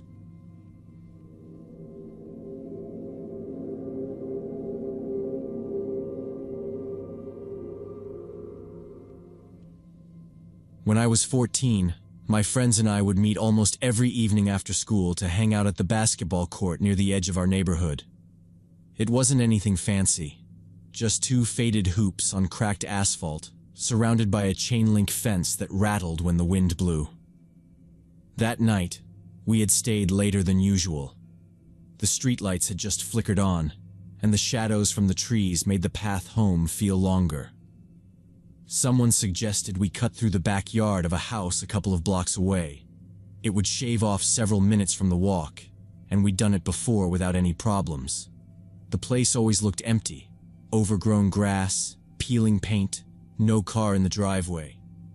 We slipped through the gap in the fence along the side, our sneakers crunching on the dry leaves scattered across the yard. The only sounds were the faint hum of a TV from a house down the street and the distant whoosh of cars on the main road. We were halfway across the patchy lawn when I noticed movement in the corner of my eye. A kitchen window was lit from inside. Behind the glass, a man was standing, his face shadowed, but his eyes locked directly on us. I didn't even have time to say anything before the front door burst open. The slam echoed in the quiet street. Out came a middle-aged guy, stumbling slightly but moving fast, his voice already raised. He was yelling about thieves and criminals, his words cutting through the night air. My friends froze for a second, then started backing away toward the fence. I turned to follow, but before I could move, his hand shot out and grabbed my sleeve. His grip was rough, pulling me off balance, so I stumbled toward him. He shook me hard, the smell of stale beer rolling off him even from that distance. "Where are my tools?" he barked, his face flushed. "You think you can just sneak in here and take my stuff?" I tried to pull back, but his fingers tightened around the fabric, twisting it. The others were already halfway to the fence, glancing back at me but not stopping. My pulse picked up as his voice got louder, each word more aggressive than the last. The smell of alcohol hit me like a solid wall when he leaned in close. His breath was hot, sour, and overwhelming. His words were slurred, but the rage in them was sharp. "Kids like you've been stealing from my shed," he said, shaking me again. "I know it's you. Don't lie to me." I tried to speak, forcing out, "I've never been here before." But it was like talking to a brick wall. His eyes were glazed but locked on mine, his brow furrowed deep. Each time I denied it, his grip seemed to get stronger. The muscles in his forearm tensed against my arm, and no matter how I twisted or pulled, he didn't let go. His voice rose until it was almost a shout, bouncing off the siding of the house and carrying into the street. The porch light above us cast his shadow over me, making him seem even larger. I glanced toward the fence, expecting to see one of my friends still there, maybe about to come back. But they were gone. Not just gone from the yard, gone completely, their silhouettes nowhere on the sidewalk or street. They had bolted the moment things turned ugly, leaving me alone with this drunk stranger in his yard. My stomach dropped. The man's grip jerked me closer again, my shoulders straining. He kept demanding to know where his missing tools were, his voice now edged with something harsher than just anger. His free hand twitched like he didn't know whether to push me or hit me. I could feel my legs tensing, my weight shifting like I might try to break free. But his arm was like a clamp on mine. The street was quiet except for his ragged breathing and the faint buzz of the porch light above. The space around us seemed to shrink. His eyes were locked on mine, unblinking, his breath hitting my cheek with every word. The way he was looking at me wasn't just suspicion. It was the kind of certainty that doesn't listen to reason. And as his voice climbed higher, the air seemed thicker, and my chest felt tight. My mind was racing through ways to get out, but my body stayed locked in place, his fingers still knotted in my sleeve. I started yelling as loud as I could, my voice cracking from the strain. "Help! Somebody help me!" The man's eyes widened and he lunged forward, trying to slap his hand over my mouth. I twisted my head away, pushing against his chest with my free arm. His fingers brushed my cheek, but I managed to turn and scream again, the sound echoing down the street. He cursed under his breath and tried once more to muffle me, his breath hot and heavy in my ear. I kept jerking my head side to side, my shouts breaking into sharp, panicked bursts. My heart was pounding so hard it felt like it was in my throat. Then, suddenly, a door banged open from inside the house. An older woman, maybe in her late 60s, stepped onto the porch, her slippers slapping against the wood. Her voice cracked as she yelled, "Michael! What in God's name are you doing?" She stormed toward us, her face pale and tight with shock. In 2 quick steps, she was beside him, her small hand gripping his arm with surprising force. "Let him go right now!" she barked. Her voice had the kind of authority that even in his drunken haze he seemed to recognize. He hesitated, muttering something I couldn't make out, but her grip tightened, and she yanked him back a step. I stumbled free, gasping for air and rubbing my sleeve where his hand had been. She turned to me with wide eyes, shaking her head. "I'm so sorry. I'm so sorry. He's my son. He's been drinking again. I didn't know he was outside." She looked genuinely horrified, glancing between me and him.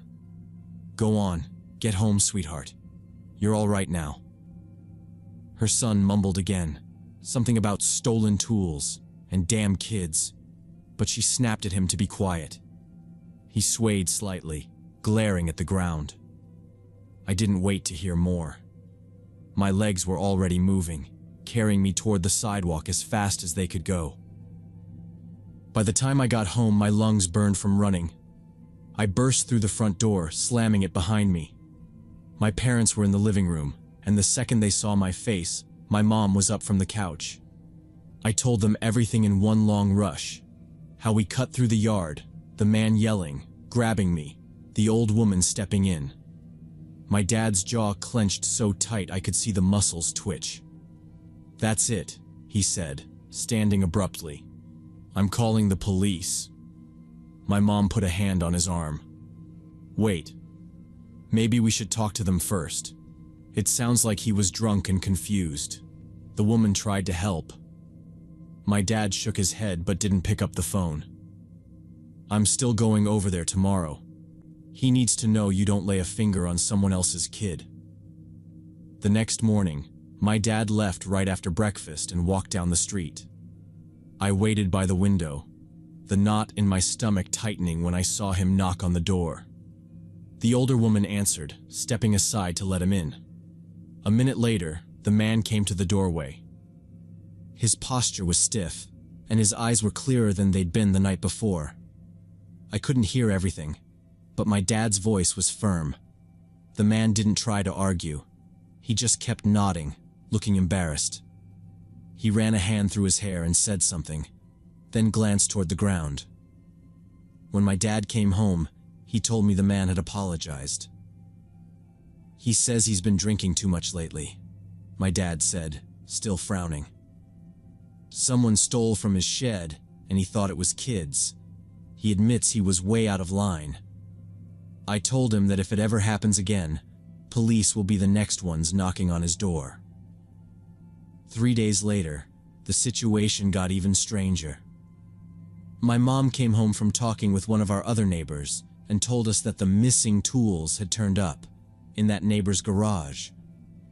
Apparently, he'd borrowed them weeks earlier and forgot to bring them back. When he found them tucked behind some boxes, he walked them over to return them. The drunk man's accusations had been built on nothing but a bad assumption and too much alcohol. It made the whole thing feel even more ridiculous, though the memory of his grip on my arm still sat heavy in my mind. I told my friends what had happened, and they admitted they felt bad for running off. One of them said he'd thought about coming back, but he was too scared the guy might grab him too. I understood. None of us were used to seeing grown-ups lose control like that. After that night, I stopped taking shortcuts through anyone's yard. Even if a place looked abandoned, I stayed on the sidewalk or took the long way. I kept replaying the moment when the door slammed open, how fast things had gone from normal to dangerous. It was the first time I realized that adults could be unpredictable, that someone could seem harmless one moment and turn threatening the next. Sometimes when I'd pass that house, I'd catch a glimpse of the older woman on the porch, watering plants or sweeping. She'd look up and give me a small, apologetic smile. I'd nod back, but never stop to talk. I didn't see her son much after that. Maybe he stayed inside, or maybe she kept a closer eye on him. But the image of him charging out of the house, yelling about thieves, stayed with me for years. It wasn't just the fear of that night that stuck. It was the understanding that people's judgment can vanish when they're drunk or angry. That even a stranger in your neighborhood can turn into a threat if the wrong assumptions mix with the wrong mood.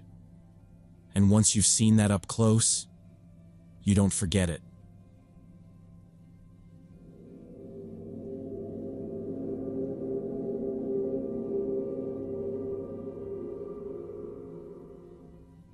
Last year, I was accompanying my mother to her cardiology appointment at St. Mary's Medical Center outside Atlanta. We got there about 20 minutes early, so we checked in and sat in the waiting area near the windows. It was one of those hospital lobbies with padded chairs lined up in rows, a coffee table stacked with old magazines, and the faint hum of the reception desk printers. My mother picked a chair that gave her a clear view of the television mounted in the corner, and I sat next to her with a travel magazine I pulled from the table. The room was quiet, except for the low chatter from the staff at the desk. A few other patients were spread around, most of them staring at their phones or flipping through paperwork. About 10 minutes after we sat down, the front doors opened and a man in his 40s came in with an elderly woman who looked like she might be his mother. She moved slowly toward the desk, leaning on her cane, and began speaking with the receptionist about forms. He stayed back a few steps, scanning the room before choosing a seat directly across from me. At first, I didn't think anything of it. I kept my eyes on the magazine, flipping past ads for cruises and photos of tropical beaches. But after a minute or two, I felt that instinctive prickle that comes when someone is watching you. I glanced up quickly. His eyes were on me. They slid from my face down to my torso and lingered there, and when I looked away, I could still feel the weight of his stare. I shifted in my chair, opened the magazine wider, and tried to block him from my peripheral vision. My mother was absorbed in the television, unaware. A few minutes later, I risked another glance. He wasn't even pretending to look elsewhere. His gaze tracked me, pausing on my hands, my lap, then back to my face. I focused hard on the words in front of me, flipping pages faster than I was actually reading them. The sound of my mother's name being called never came, and the minutes stretched. His mother was still at the desk, now signing something on a clipboard. He leaned back in his chair, one ankle resting on his knee, and his head tilted slightly as though studying me. My stomach tightened. I shifted again, crossing my legs and angling my body toward my mother. That didn't seem to discourage him. I kept my eyes down, turning the page without seeing it. the glossy paper catching the light. Every small noise in the room, the clack of the receptionist's keyboard, the cough of an older man in the corner, seemed louder against the tension building between us. I pressed my shoulder lightly against my mother's, hoping she'd sense it and glance at me, but she didn't. The man's expression didn't change. His stare was steady, unblinking, like I was part of a puzzle he was trying to solve. The staring didn't stop. More than 20 minutes had passed since he sat down, and each time I looked up, I caught his eyes still on me. His mother had finished her paperwork long ago and was now seated a few chairs away, flipping through a folded newspaper. Even the nurse at the desk noticed. She looked in our direction twice, her brow tightening slightly before she returned to her computer. That small reaction told me I wasn't imagining it. I slid my chair closer to my mother, closing the gap between us. The man didn't look away. If anything, he leaned forward slightly, his focus sharper. The shift made my pulse quicken. Other patients were starting to glance back and forth between us, their expressions awkward, like they were picking up on the uncomfortable undercurrent. I thought about asking the receptionist if there was another seating area we could wait in, but the idea of getting up and walking past him made my skin crawl. My mother finally looked over at me, puzzled, and I gave a small shake of my head. I didn't want to cause a scene, but his gaze felt like it was locking me in place. The hum of quiet conversation had faded. Even without words, his behavior was making the whole waiting room uneasy. When I needed to use the restroom, I kept my eyes on my lap for several minutes, debating whether I could wait until we got home. The discomfort in my stomach told me I couldn't. The problem was the hallway. It ran straight past where he was sitting. I tried to time it so I'd get up while he was looking away, but he never seemed to look anywhere else. Eventually, I took a slow breath, stood, and walked toward the sign pointing to the women's bathroom. I could feel his gaze on my back the whole way. I pushed open the bathroom door and let it close behind me. I'd just stepped toward the sinks when I heard footsteps in the hallway, quicker than a walk, but not quite a run. The door opened again. He stepped inside, filling the doorway, his hand resting on the edge so it couldn't swing shut. He looked around briefly, then locked his eyes on me. "I just wanted to get to know you," he said, taking a step forward. I moved back until I felt the tiled wall against my shoulders. "You need to leave right now," I told him, keeping my voice firm. He smiled faintly, as if I'd made a joke. "I'm not going to hurt you. I just thought we could talk." The smell of the hospital disinfectant mixed with the faint scent of his cologne, heavy and out of place in the sterile room. I stepped sideways toward the stalls, but he mirrored the movement, narrowing the space between us. My chest tightened, and my hands curled into fists. "I said leave," I repeated, louder this time. He took another step forward, closing the gap so much that I could see the small scuffs on the toes of his shoes. My exit was cut off, and the awareness of the solid wall at my back made the room feel smaller than it was. His presence there, in the women's bathroom, in a place where I had no easy way out, pressed down on me like a weight. I felt a surge of adrenaline and pushed my voice to its limit. "Get out!" I shouted, the sound bouncing off the tiled walls. Then I screamed, loud and sharp, pouring every ounce of fear into the sound. His face changed. Gone was the faint smile, replaced by a startled, uncertain look. For a split second he froze, then turned sharply and slipped out the door without another word. The door swung closed behind him, and the footsteps faded down the hall. I stayed where I was for several minutes, gripping the edge of the counter, my pulse hammering in my ears. My reflection in the mirror looked pale and tense. When I finally stepped back into the hallway, I checked in both directions before heading toward the waiting area. My mother looked up immediately. "What's wrong?" she asked. I told her in a low voice, and her expression went from confusion to shock to anger in seconds. "He followed you in there?" she said, glancing over my shoulder. I nodded. "He cornered me." She turned her head just enough to look toward where he was still sitting with his elderly companion. He didn't acknowledge us, just sat in his chair as if nothing had happened, flipping through a folded pamphlet. We stayed together after that. My mother gripped her purse tightly, her eyes flicking between the clock and the hallway. Time passed slowly. About an hour later, I felt the same discomfort in my stomach again.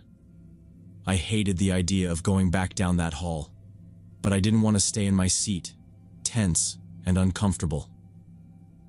"I'll come with you," my mother offered. We walked toward the restroom together.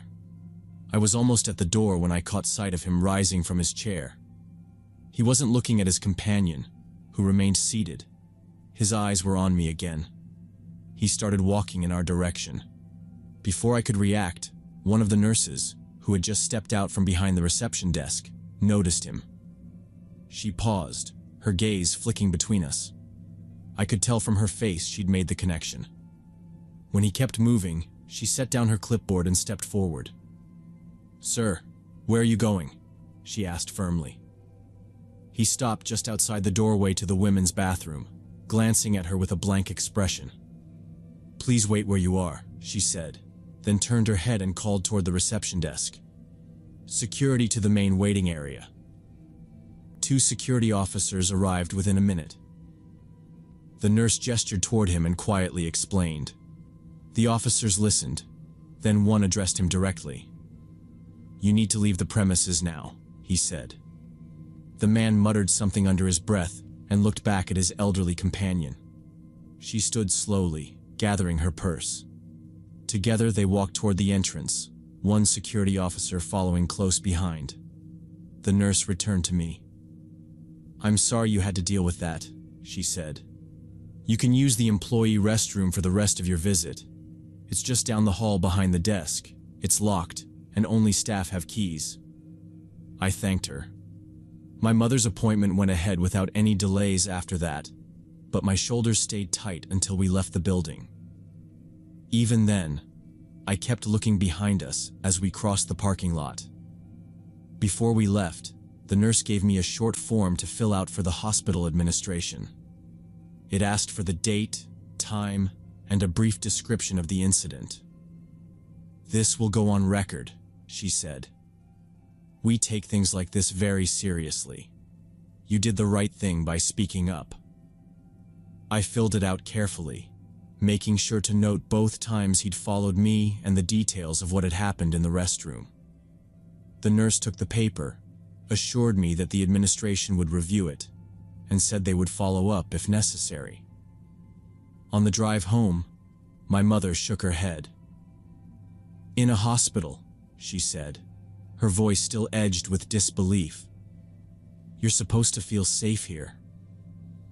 I thought about the man's calm, deliberate movements, the way he'd acted like it was nothing, and the fact that it had taken 2 separate incidents for him to be removed. Even with the nurse's assurance, it sat heavy in my mind. A medical center should be the last place where you have to watch your back. But that day proved it wasn't immune to the same dangers as anywhere else.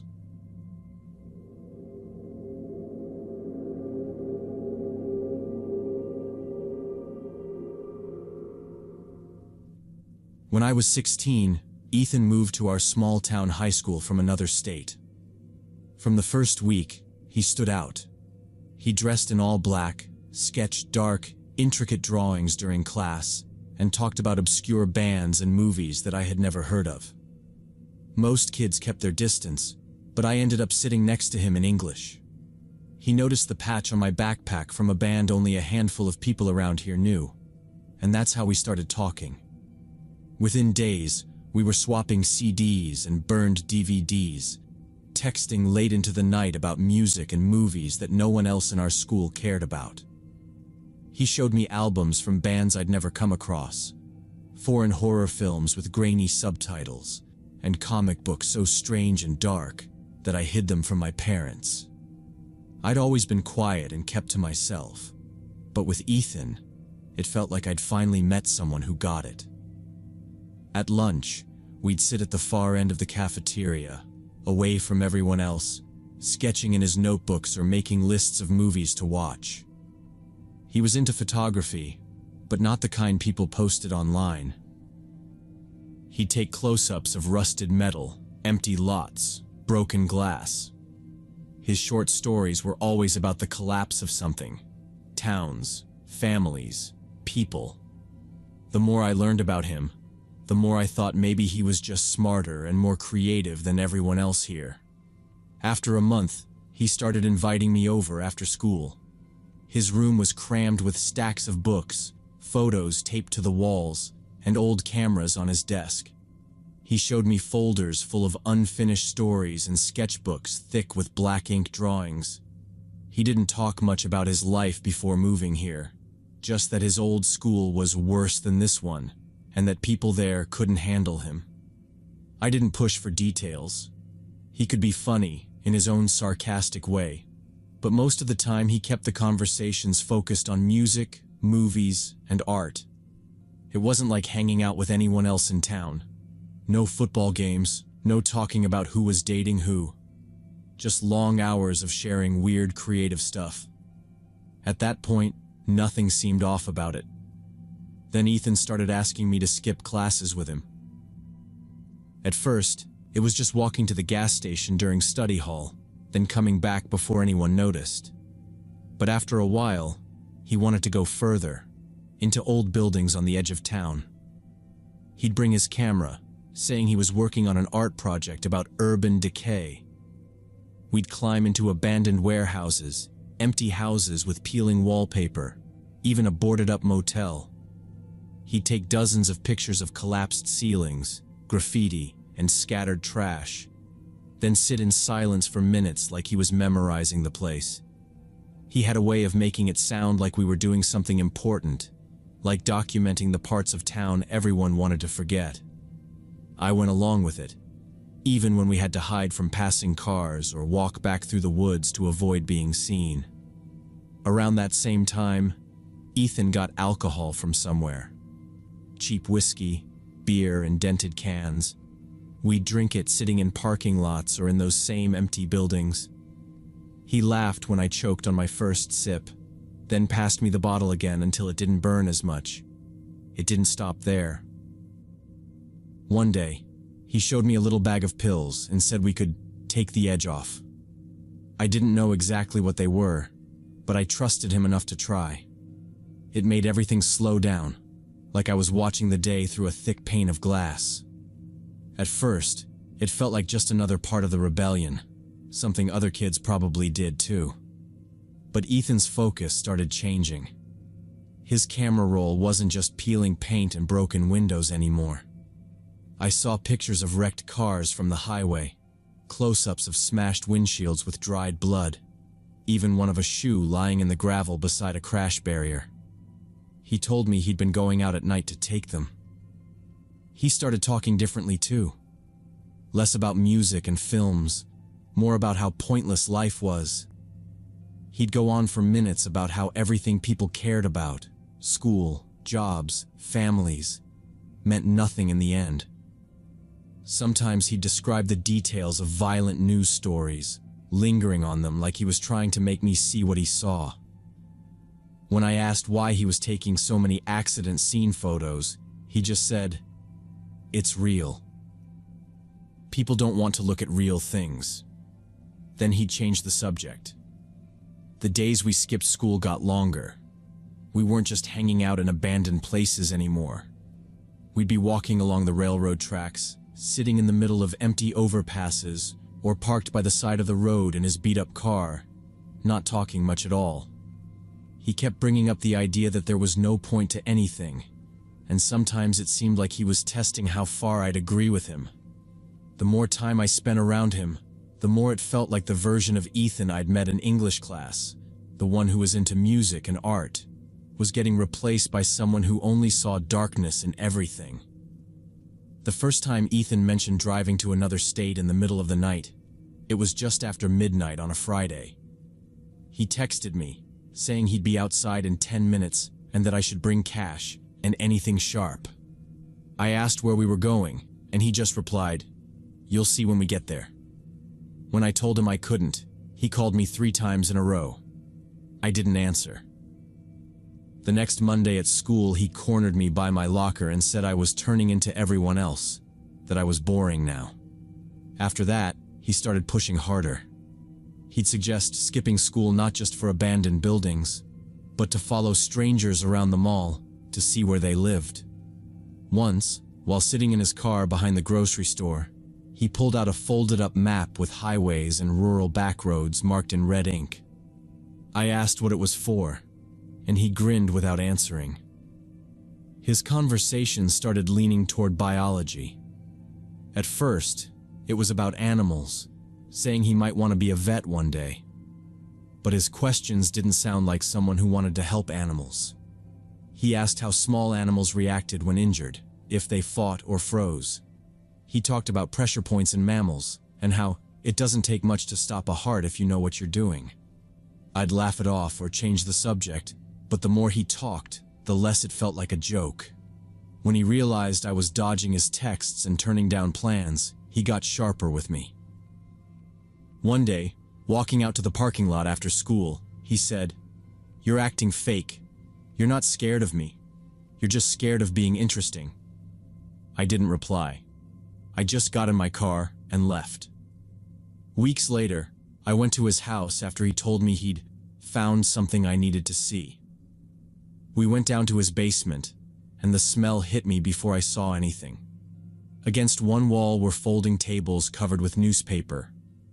On them were the bodies of animals, cats, raccoons, a small dog, lined up in strange, deliberate poses. Some were missing fur in patches. Others had cuts that didn't look like they came from any accident. He said they were roadkill he'd collected for study. He picked up a raccoon's paw, moving it like he was demonstrating something. The way he handled them wasn't clinical. It was slow, almost careful, like he was admiring the damage. He pointed out organs, explaining what each one did, his hands slick with blood. I told him it wasn't right, that this wasn't normal. He stopped talking and stared at me. "You don't get it," he said flatly. "You can't just look away from what's real. You're too soft." I told him I was leaving. He followed me up the stairs, saying I was overreacting, that I was throwing away the only friendship that mattered. I didn't turn around. That night, I deleted his number from my phone. After that, the messages started. First, just call me, then longer ones accusing me of betraying him. He'd comment on posts I made, saying I was lying to myself and that I'd regret shutting him out. I blocked him on everything, but he found ways around it, asking people we both knew to tell me he just wanted to talk. I ignored every attempt. By spring, I hardly thought about him anymore. Then someone mentioned in class that Ethan wasn't coming back to school. His parents had pulled him out, and he was being taught at home because of some incidents. No one knew the details, but the way people said it, everyone understood it wasn't something small. Hearing that didn't make me feel relieved, just cold. I thought about the basement, the way he'd looked at me when I told him it was wrong. I wondered what he was doing now, and if his parents had any idea what he'd been capable of. I never saw him again. But sometimes, if I'm driving late at night and I pass an empty road or a dead animal on the shoulder, I think about his map with the red lines and the way he'd said I was too soft. I know I made the right choice cutting him off. I just wish I'd done it sooner.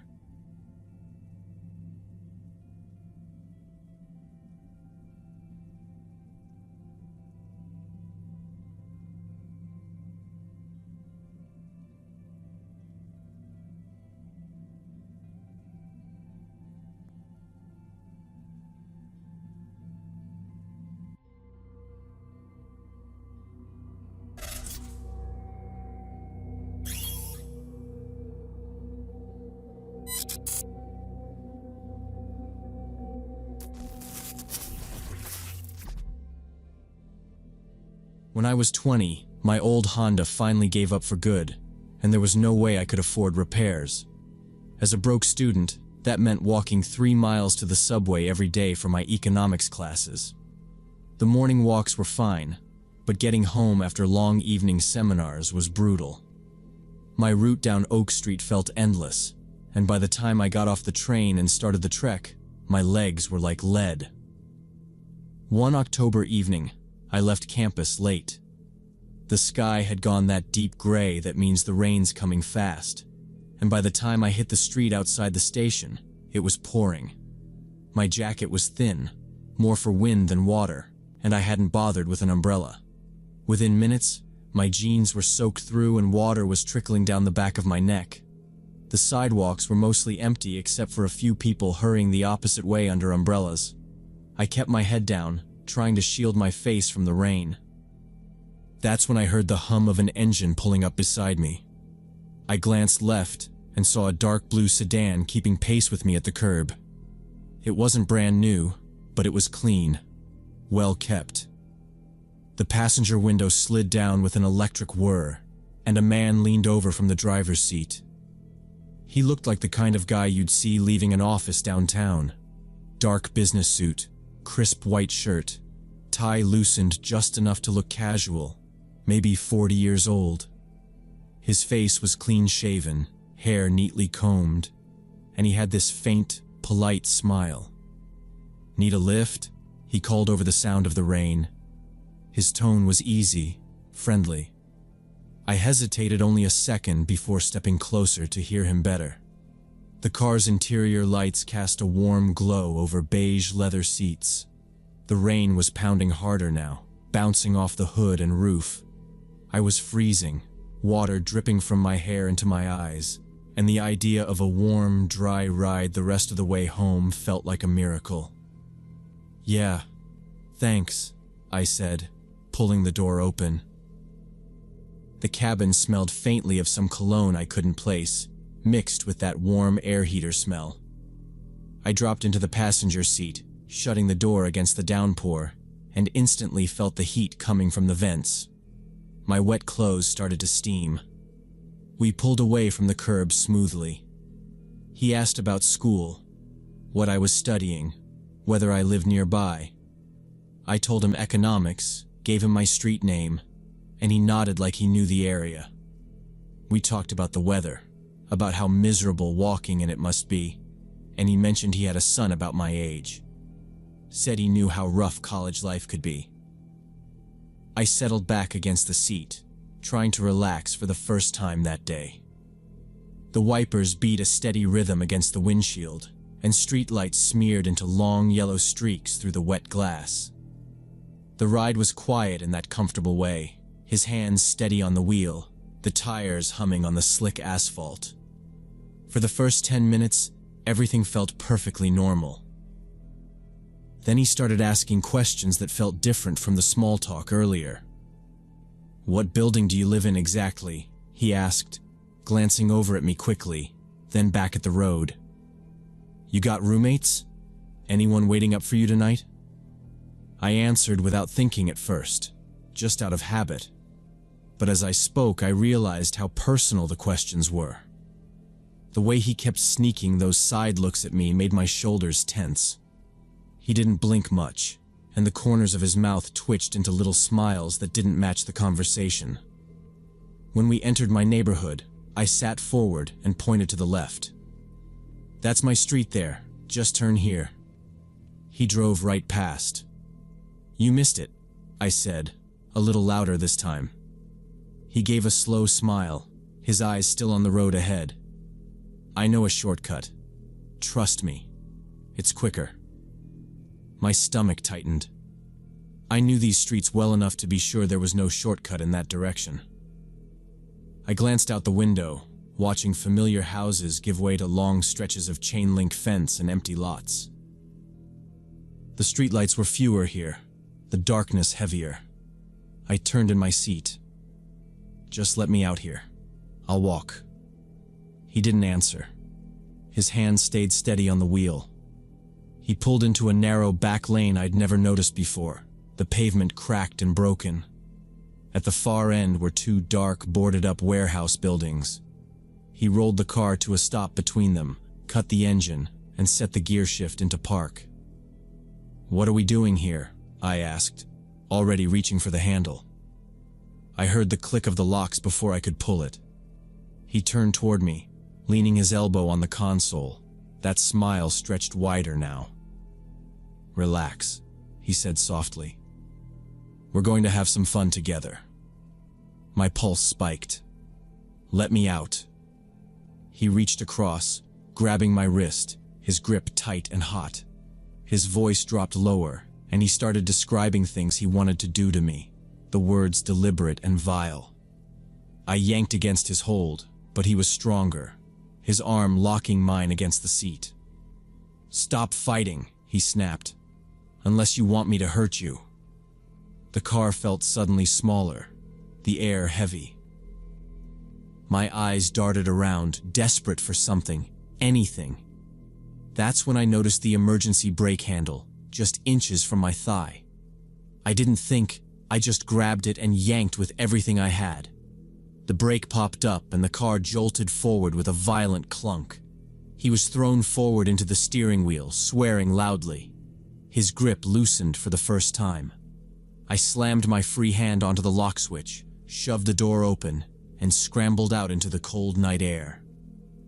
My shoes slipped on the wet pavement, but I kept my balance and sprinted toward the mouth of the alley. "Get back here!" he shouted behind me, but his voice was fading. I didn't look back. I cut between two fences, stumbled onto a better-lit side street, and ran until my lungs burned. By the time I reached a main road, headlights from passing cars washed over me, and I forced myself to slow enough to look around. He hadn't followed. I walked the rest of the way home fast, every sound making me flinch. When I reached my apartment, I locked the door, then locked it again, and sat on the floor until my breathing slowed. The next morning, I went straight to campus security.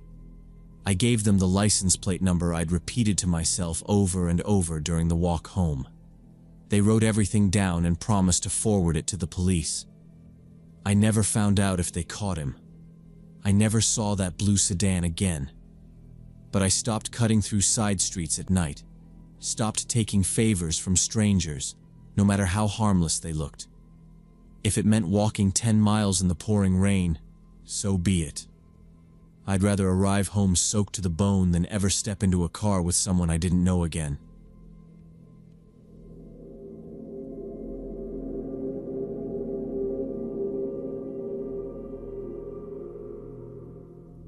So when I was 15, I spent summer vacation with my uncle in rural Colorado back in 2010.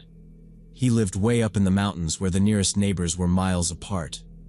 My 16-year-old cousin Brad and I got pretty bored after a few days of just hanging around the house. One particularly hot afternoon, we decided to explore the paved road that wound through the pine-covered hills behind my uncle's property. We didn't bring much, just a couple of water bottles, our phones, and a pocket knife Brad insisted on carrying. The air smelled like warm sap and dust, and the only sounds were the occasional chirp of birds and the crunch of gravel under our sneakers. We followed the road as it curved uphill, patches of sunlight breaking through the tall pines, and past the rusted remains of an old fence half swallowed by weeds. We had been walking for maybe half an hour when we heard it, branches snapping somewhere in the thick forest off to our right. At first, we figured it was just a deer or elk moving through the trees. We stopped to listen, and the noise paused too, like whatever it was had stopped when we did. Then we heard breathing, slow at first, then heavier. It definitely sounded human. It wasn't the kind of out-of-breath sound you make after a run. It was deep, heavy, like someone trying to control it. Brad glanced at me and raised his eyebrows. We stood still for a few seconds, the sun hot on our backs, just listening. The breathing shifted, closer now, mixed with the faint scrape of a shoe or boot on dirt. I tried to look between the trees, but the undergrowth was thick and shadowed. The sound of a stick snapping made me take a step back onto the road. We didn't say anything, just waited, staring into the green wall of forest. That's when a man crashed out of the woods about 50 yards ahead of us. His plaid shirt was torn at one sleeve and streaked with dirt, his jeans muddy, and there were fresh scratches across his face and forearms like he'd run through brambles. His hair was damp and messy, and he looked completely panicked. Eyes darting, mouth partly open like he'd just finished running hard. When he spotted us standing there, he froze mid-step, like a deer caught in headlights. His chest rose and fell quickly, and I noticed one of his hands was clenched tight, knuckles pale. The road was so quiet then that I could hear the faint rattle of his breathing. Nobody moved or spoke for a few seconds. He just stared at us, almost like he was trying to decide something. Brad shifted slightly, and the man's eyes flicked toward him for a split second before snapping back to me. Then, without saying a word, he spun on his heel and bolted off the road, disappearing into the trees on the opposite side. His footsteps crashed through the underbrush for several seconds before fading. Brad and I stayed rooted where we were, staring at the spot where he'd vanished. The air still and silent again except for the faint rustle of leaves in the breeze. We probably should have headed straight home, but curiosity got the better of us. We decided to check out where the guy had come from originally. Following the broken branches and the scuffed dirt, we left the road and stepped into the pines. The ground was soft with needles and pockets of granite. We moved slow so we didn't snap twigs. We stopped often to listen. No voices, no engines, just flies and the faint trickle of water somewhere below the slope. We followed the disturbance like a breadcrumb trail. Ferns were bent. A sapling was split at the top where something heavy had dragged through. On a patch of dark soil, I saw the outline of a sneaker. The toe dug deep like the person had lunged downhill. Brad didn't talk. He just pointed and kept going, using his forearm to push branches aside. The heat sat under the trees like a blanket that didn't move. After about 10 minutes, our slope dropped into a shallow ravine.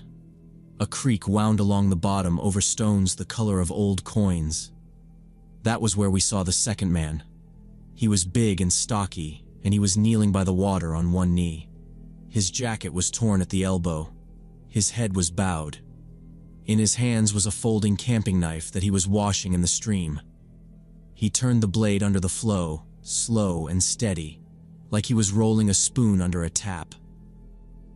Sunlight flashed along the edge each time he rolled it. We both froze. Then, moving together, we slipped behind a set of boulders on our side of the ravine. We kept low and watched through a gap. The man never looked around.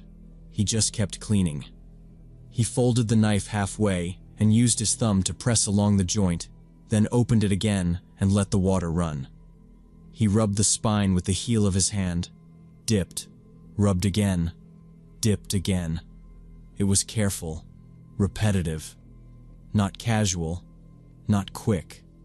The water swirled where it hit the metal. I noticed his hands were scraped across the knuckles. One cuff had a faint pink wash at the edge, like it had been rinsed but not fully. He didn't drink or splash his face. He didn't look tired. He looked focused on a single task. Brad's grip tightened on my sleeve. He tilted his head back toward the way we came.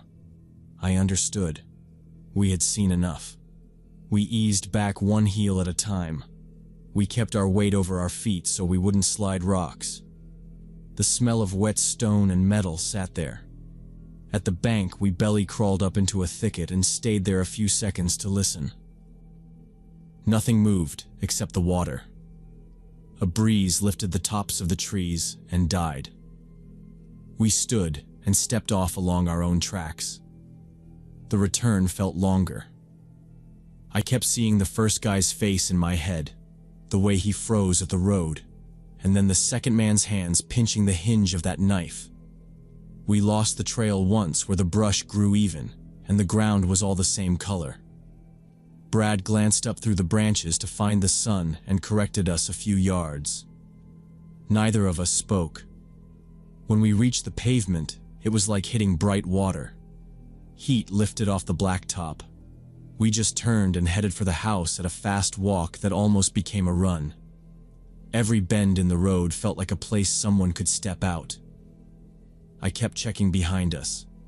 Back there was only shimmer and trees. Our footsteps sounded loud on the shoulder. At the property line, we cut across the field to save time, passing the stack of split wood and the old tractor with the flat tire. The windows were open. My uncle was in the kitchen wiping down the counter with a towel. We told him what we saw in order. The crash in the trees. The first man on the road, the second man at the creek washing a folding knife, over and over. He listened. He looked at our torn shirts and the sap. He didn't seem alarmed. He asked if either man spoke. We said no. He asked if we had seen any blood on the road. We hadn't. He stood there with the towel in his hands. Then he said it could be hunters who had a bad shot and were cleaning up to keep bears away, or campers who cut themselves and got spooked. He told us to drink water and to stay around the house for the rest of the day. After a minute, he added that he would call the Forest Service in the morning just to report it. He made that call after breakfast. A ranger came by late morning in a dusty SUV.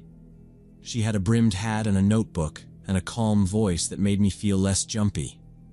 She asked us to tell it from the start. We did. She didn't rush us and didn't push when we couldn't remember tiny details. Then she asked us to point out the spot, and my uncle followed in his truck. The road looked the same as the day before. In the forest, our path had already softened. Branches we bent had fallen back. The footprint was gone. Needles hid our tracks. We found the ravine by sound and slope. The creek ran a little higher. The rocks where we had crouched were warm. The ranger moved slow along both banks, looking at torn fern tips and scuffs in the dirt, but there wasn't much to see. She took a few notes and marked a point on a folded map. Back at the house, she gave my uncle a card. She said sometimes people do strange things in the woods, and it turns out to be nothing serious, and sometimes it doesn't, and they try to check either way. She told us to avoid that side for a few days, and to call if we remembered anything else. Then she left. The screen door clicked, and the house went quiet again. Nothing else ever came of it that we heard. No patrols on the road. No helicopter. No missing posters at the gas pump in town. We asked my uncle twice the next week if anyone called him back. He said no both times. We kept to the property, stacked wood, and rode the old four-wheeler along the fence line. When August ended, I went home to school.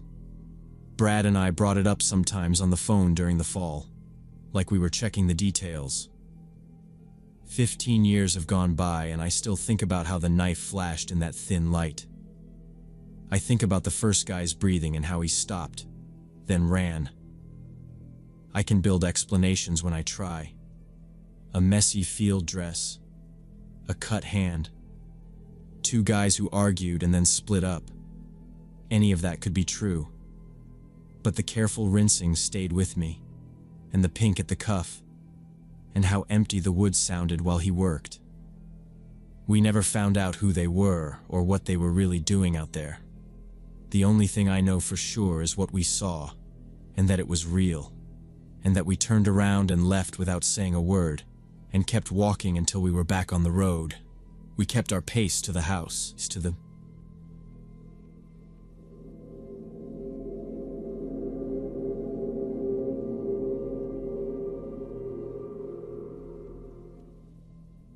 I used to work the overnight shift at a 24-hour laundromat in the suburbs when I was 28. It wasn't glamorous work, but I liked nights because there were fewer customers, and I could read or listen to podcasts.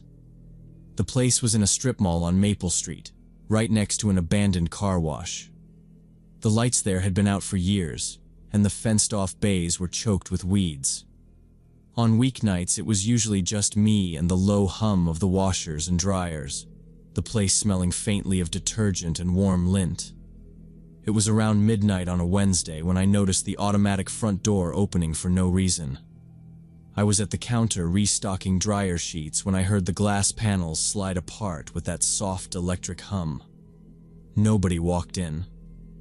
I looked over, thinking maybe a late-night customer was coming, but the doorway was empty. The door stayed open for maybe 30 seconds before closing again. I figured the motion sensor was acting up. Sometimes a moth or piece of dust would trigger it. I thought maybe a stray cat had wandered close, but I didn't see any movement outside. A little later, it happened again. The same slow slide, the same pause, the same smooth close. This went on every 20 or 30 minutes. I kept glancing up from my book whenever I heard it, but there was never anyone there. By the second hour, I was paying more attention. The strip mall was mostly dark except for the glow from my windows and a flickering security light over the shuttered nail salon 2 doors down. Past that, the parking lot stretched into shadow. The only sound was the rumble and churn of machines behind me. I went outside a few times to check. The air was cool, and the lot was empty in every direction. No cars, no people, no animals. The car wash sat silent, its metal fencing catching the dull orange light from the street lamps. There wasn't much wind, and nothing moved except my own shadow stretching under the lights. Each time I stepped back inside, the door slid shut behind me like nothing had happened. I assumed the sensor wiring was loose. I made a mental note to tell my manager in the morning. Around 3 a.m., I was at the counter counting the register for the day shift. The coins clinked quietly on the counter, and I could feel the faint vibration of the nearest dryer through the floor. The washers along the far wall churned steadily, the drum doors flashing in their slow spin. That's when the uneasiness crept in. I couldn't pin down why. The air inside felt still in a way it hadn't earlier, and every small sound, the click of the bill counter, the swish of the drum, the faint drip from the utility sink, seemed sharper, like they were happening in a larger, emptier space than the one I was standing in. The front door was in my peripheral vision as I stacked the bills into the drawer. I kept catching myself glancing at it, listening for that smooth, sliding sound. The rest of the laundromat was lit but empty, the rows of machines stretching away in both directions, silver doors gleaming under the fluorescent lights. The counter felt too far from the door, and the open space between them suddenly seemed like something I didn't want to cross. I kept my head down, counting slower, just to stay occupied, but my ears were tuned to every shift in sound from the machines, every tiny creak of the building. I heard the footsteps first, quick and careful, like someone trying to be quiet and failing. They came from behind the triple-load dryers. I turned and stopped breathing. A skinny man in a dark hoodie stood about 10 feet away with the hood up. His face looked unshaven and gray. His eyes were red like he hadn't slept. In his right hand he held a folding knife, the blade out, maybe 4 inches, bright under the fluorescent lights. I kept my voice low and steady and asked if he needed help. He didn't answer. He just stared with a blank look that didn't match the situation. I told him I could give him the cash from the drawer. I said it plain. He blinked, slow and empty. He didn't glance at the money. He didn't look at the door. The quiet felt heavier than the machine noise. I understood he wasn't there to rob me. He had some other plan I didn't want to see. My hands shook as I inched one hand toward my pocket to feel my phone. He took a step when I moved. The knife came up by an inch, not fast, but sure. I stopped. I could see dried mud on his laces and a nick near the tip of the blade. I shifted my weight so the counter stayed between us. He watched my wrists, not my face. I opened the till with 2 fingers, pulled out a stack of bills, and pushed it to the counter's edge. "Take it," I said. Nothing. No nod. No sound from him at all. Up close, he smelled sour and chemical. A wet cough from a washer filled the space where words should have been. I reached again toward my pocket. He moved again, closer, light on his feet. I could feel time running out. The nearest thing with wheels was the wire laundry cart by the folding table. It was half full of lost socks. I grabbed the cart and shoved it as hard as I could in his direction. The wheels screamed over the tile. The cart jumped the floor seam and smashed into the plastic chairs. One chair flipped and slapped the window. Bottles rattled on the shelf. His eyes cut to the noise for a half second. I ran. I cut past the change machine and through the staff gate. The gate banged off my hip and swung back on its spring. He came after me, shoes hitting the tile in fast, flat slaps. I hit the back hallway at a full sprint, shoulders scraping the cinder block, and slammed both hands into the crash bar. The metal door blew open, and I stumbled into the service alley behind the strip mall. Cold air and a wet concrete smell hit me. I sprinted left toward the neighboring store's loading dock. A red sensor lit, and their external alarm exploded into the night.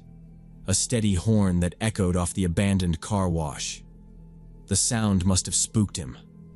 His footsteps faded behind the door. I kept running until I reached the big blue dumpster, then dropped behind it and pulled my phone. My thumb shook on the screen. I called 911 and gave the address and said there was a man inside with a knife. I stayed behind the dumpster, eyes on the alley corner, phone to my ear. The alarm kept blaring. A semi rolled past on Maple and the sound folded into the horn. The dispatcher asked if I was safe. I said I was outside, crouched behind the dumpster, door behind me. Every few seconds I peeked around the metal and expected to see the hood and the knife. Nothing moved but trash in the breeze. A patrol car rolled in with lights flashing but no siren. It took 8 minutes. It felt like an hour. I stood up with both hands out so the officers could see I wasn't the problem. We cleared the alley together and went back through the door. The cart lay against the chairs. Coins were scattered under the counter like spilled marbles. The entrance door was shut. The guy was gone. We checked everywhere. The bathroom. The storage closet with the belts and lint screens. Nobody. The machines kept doing their cycles like nothing had happened. A washer timer clicked down the last seconds. The drain pump buzzed, and then it cut off. It sounded normal, which made it worse. My manager arrived with a ring of keys and a jacket over pajamas. We pulled up the cameras on the little monitor under the counter. The picture was grainy and gray, the timestamp a white block in the corner. We rewound to midnight. We watched me read. Me walk to the door. The door opened by itself. Me walk out and stare at an empty lot. We let it run fast, and then slowed it when something twitched near the far wall. At 12:11 a.m., a shoe sole flashed under the vent base of the industrial dryers. If you didn't look for it, you missed it. The metal panel flexed a hair like someone leaned against it from the gap behind the machines. He had parked himself back there, in the hot space with the vent hoses, and waited. At 12:32, the front door slid open and closed with no one near it. On camera, a small object flicked toward the sensor line from the far aisle and then vanished. He used it to trip the door again and again as a distraction. He stayed hidden for over 3 hours. At 3:04 a.m., he slipped out from behind the dryers like he'd climbed out of a wall. Thin, sideways, hood low, hand in his pocket. He hugged the metal and kept the camera at his back. He watched me count the drawer. When the loading dock alarm went off later, he slid back the same way and then cut across a blind spot toward a side exit 2 units down. On the exterior camera, he was a blur under a dead lamp, hood up and head down. We switched to the camera facing the bathroom and saw what he did after I ran. He yanked the register tray and slammed it on the counter until the coins sprayed and the plastic cracked. He spray painted across the wall in big slanted letters, black on white. The words were short and ugly, the kind you scrub and still see. The paint haze still hung in the air when we walked past it. The officers took statements. They bagged the paint can he'd left by the trash. They dusted the counter edges, though he'd likely worn gloves. On the monitor, the knife showed only once, a quick triangle of light when he stepped into the aisle behind me. Then the frame showed me shoving the cart and sprinting. One officer asked if I recognized him. I didn't. He asked if anyone had been hanging around earlier. I said the usual late-night people, nobody like that. We shut the place down. My manager taped a paper sign on the glass that said, "Closed for maintenance." The tape peeled at the corners, and he pressed it with his thumb. We turned off what we could and let the last dryers spin down. The room got quieter in layers. I swept the spilled coins into a dustpan and poured them into a bag we used for quarters. I didn't like the way my hand shook. I went home when the day shift came in. I slept a couple hours and woke up to the sound of the front door in my head, that soft slide and the pause before it shut. I went back that afternoon to meet the owner and replay the footage again. We stood where I had stood and looked down the long aisles. The paint on the wall was half scrubbed, a dark rectangle where the threat had been. The solvent smell sat low, mixed with hot lint. The official report said unknown suspect, no further leads, patrol increased in the area. They left a card and told me to call if he came back. I started carrying a small flashlight in my pocket even in the daytime, out of habit. Every noise sounded like a footstep for a while. The next week, I quit. I told them I couldn't do overnights alone anymore. They offered me weekends with a second attendant, then afternoons at another location. I said no. I cleaned out the little drawer where I kept earplugs and dryer sheets. I dropped my key on the counter and took one last look at the rows of machines, the steel doors catching the ceiling lights, the scuffed tile by the entrance, the empty chairs by the window. I watched the street on Maple for a few seconds, then walked out and never worked alone again.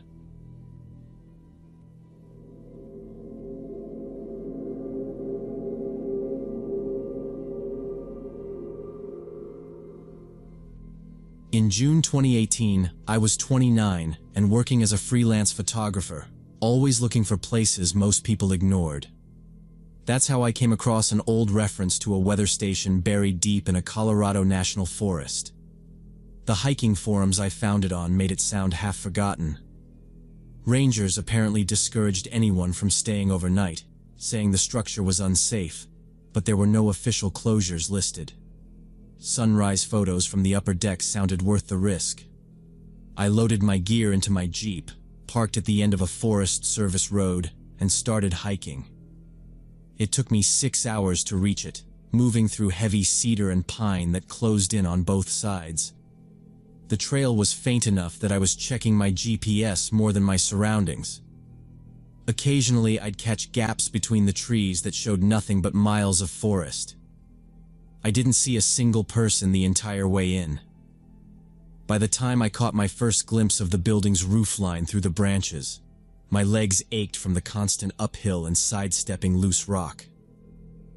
Up close, the place was in much better shape than the warnings had made it sound. The roof looked solid, and the wooden siding was weathered but intact.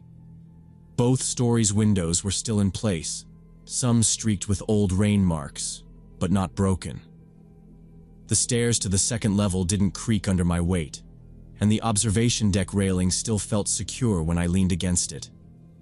I picked a room on the upper floor with wide, wraparound windows facing the forest to set my sleeping bag. From there, I had an uninterrupted view of green in every direction, no roads or rooftops anywhere.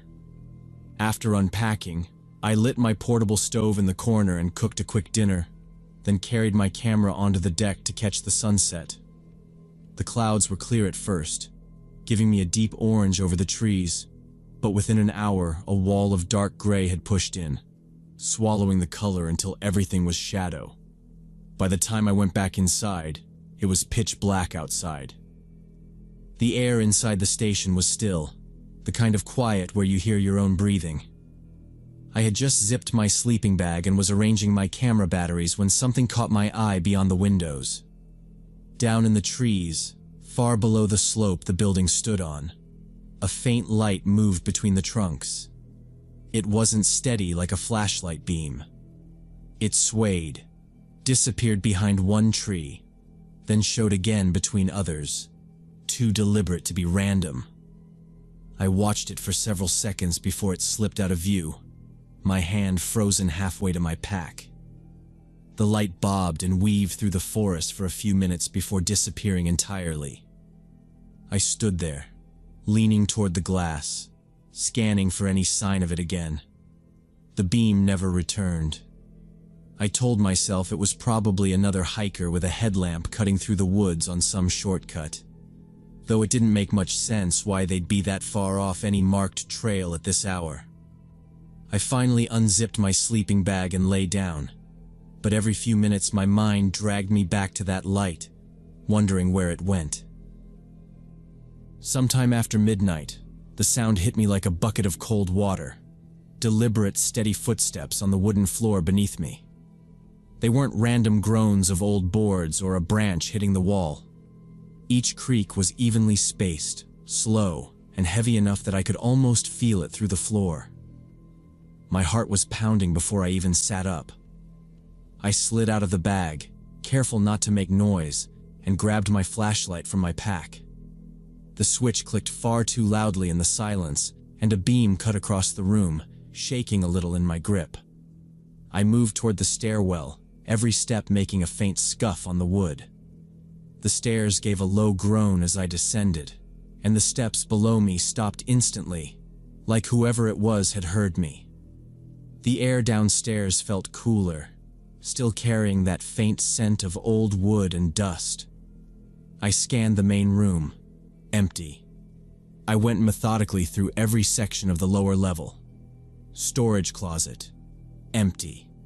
Side room, empty. Even the small bathroom was untouched. The front door was still locked from the inside.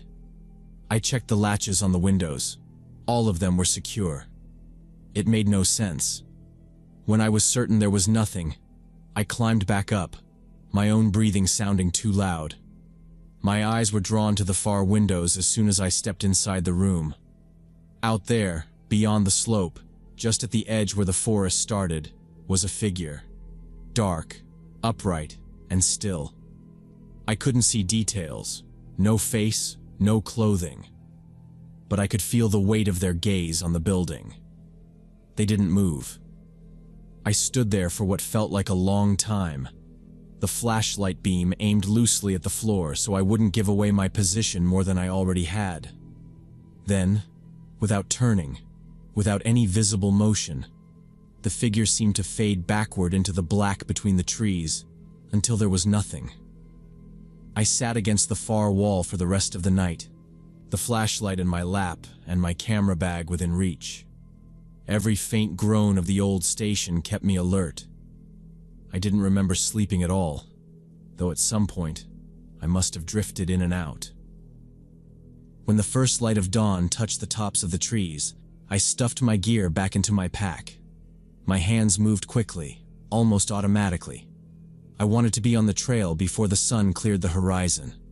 Before leaving, I circled the station to make sure nothing had been disturbed outside. That's when I noticed the prints. Fresh boot treads pressed into the dirt near the front porch, deep enough to be recent. They were larger than mine and led away toward the tree line. Next to them, 3 cigarette butts lay half buried in the soil. The paper was still white, no signs of rain or heavy weather damage. Whoever had been here hadn't left long before me. The forest felt closer now, thicker, even in daylight.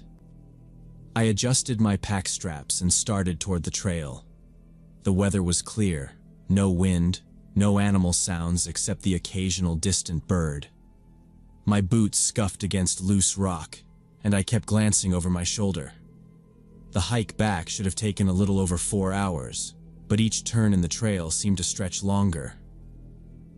My eyes kept flicking to the gaps between trees, half expecting to see the same still figure shadowing me at a distance. Each time I stopped and looked back, the path was empty, the silence pressing in. By the time the Jeep came into view through the thinning trees, my legs felt lead-heavy. I didn't stop until I was inside with the doors locked, my pack tossed into the passenger seat. I sat there for a moment, the steering wheel under my hands, staring at the narrow dirt road ahead. I didn't take out my camera. I didn't look through the shots I'd taken of the sunset. I just started the engine and drove until the forest was behind me. I never went back to that weather station. After that trip, I started picking locations with more care. Places closer to other hikers. Places I could leave quickly if I needed to. The forest still pulls at me. But I think about that night whenever I'm alone out there. Somewhere between the cedar trunks and the shadows, someone had been watching. And for reasons I still don't understand, they let me leave.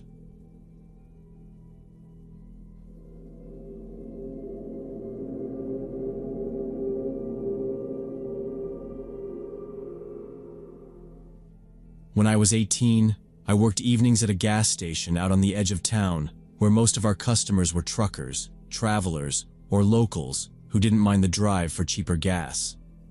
It wasn't busy enough to be stressful, but there was always a steady trickle of people coming in for snacks, cigarettes, or coffee. One night, about halfway through my shift, this middle-aged guy came in wearing dirty overalls.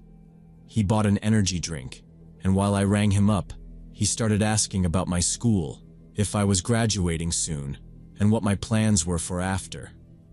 It felt a little too personal, but I answered because I didn't want to be rude or cause a scene.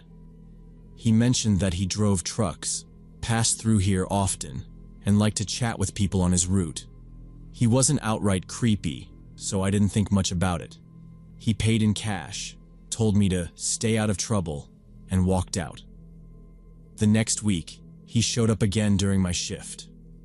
This time he grabbed a pack of gum and, without much prompting, picked up right where our previous conversation had left off.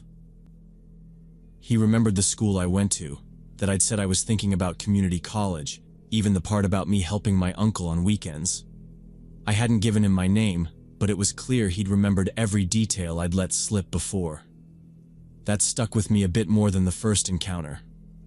After that, he started coming in a lot. Sometimes he'd buy a coffee or a snack.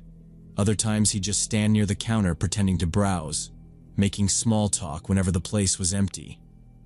A couple of times, I noticed him out in the parking lot long after he'd paid, leaning on his truck and watching the road. He began asking about my work schedule, saying things like, "What days are you here late?" Or, "What time do you usually get off?" Once, when my car was in the shop, and I mentioned it in passing to a coworker, he offered to give me a ride home. I politely declined, keeping my tone as neutral as possible. Not long after I made a social media account, he somehow found it.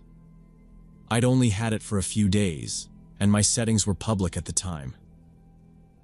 He started leaving comments under my photos, nothing threatening, but personal enough to make my stomach turn. Stuff like, "That's my favorite color on you," or, "Bet that's the park you told me about." They were little things I knew I'd mentioned in conversation at work, now showing up for anyone to see. I made my profile private that night. My manager must have noticed I was jumpier than usual, especially when certain customers walked in. He asked me if something was wrong, but I brushed it off. I didn't want to make a big deal out of a regular who hadn't technically done anything you could call a crime. Still, I found myself checking the lot more often before stepping outside, and keeping my phone closer than usual whenever the bell above the door rang. It got worse after that. I'd be walking to my evening class and see the same dark blue truck idling on the far side of the lot. Sometimes the headlights would flick on for a second when I passed, then shut off again. I told myself he might just be taking a rest like truckers do, but the sight of that cracked windshield and the faded company logo on the door left no doubt. One night after class, I spotted it parked near the bus stop. I kept my head down and pretended to scroll my phone until the bus came, but when it pulled away, I saw him through the window, standing by the shelter, just watching. A few days later, I went to pick up groceries after school.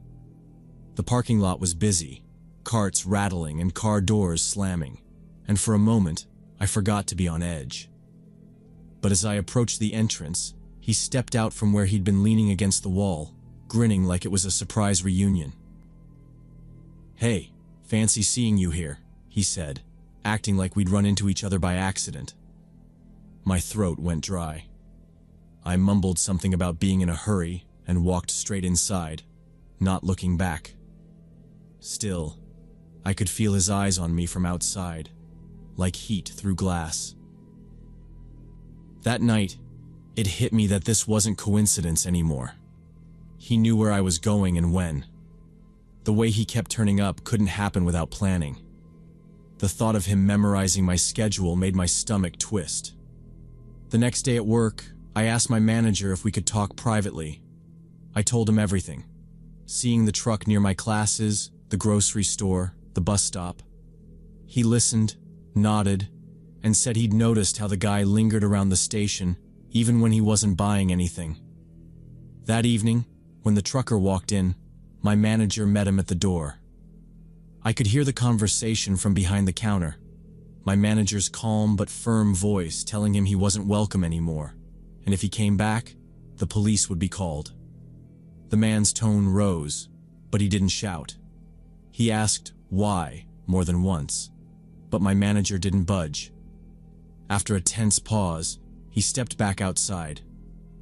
Before climbing into his truck, he turned toward the window and locked eyes with me, his mouth set in a thin, flat line.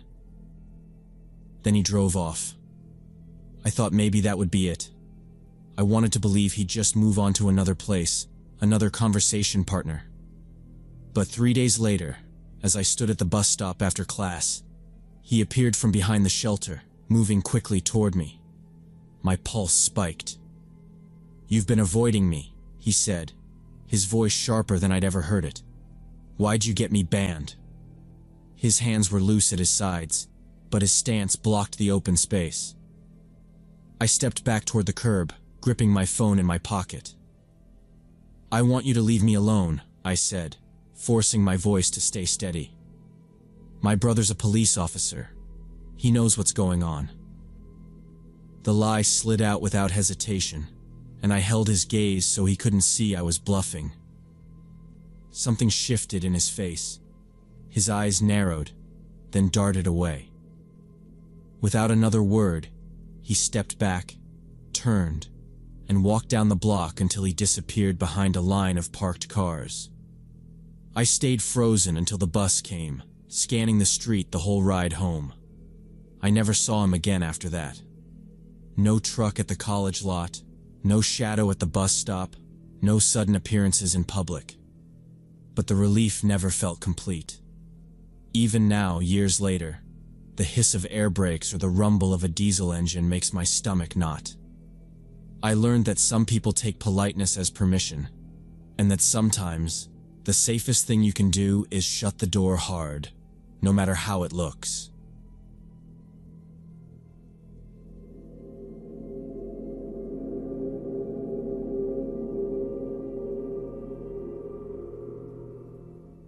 It was early October, still warm enough that I had the windows cracked open while I worked upstairs.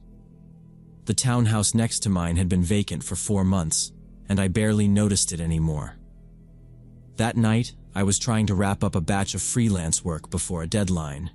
The only sound in my unit, the quiet tapping of my keyboard. Sometime after 9, I caught the first noise. Heavy steps, the muffled thump of soles crossing wood. I stopped typing and listened. The walls between our units were thin enough that you could hear a television next door if someone turned it up, but for months it had been silent.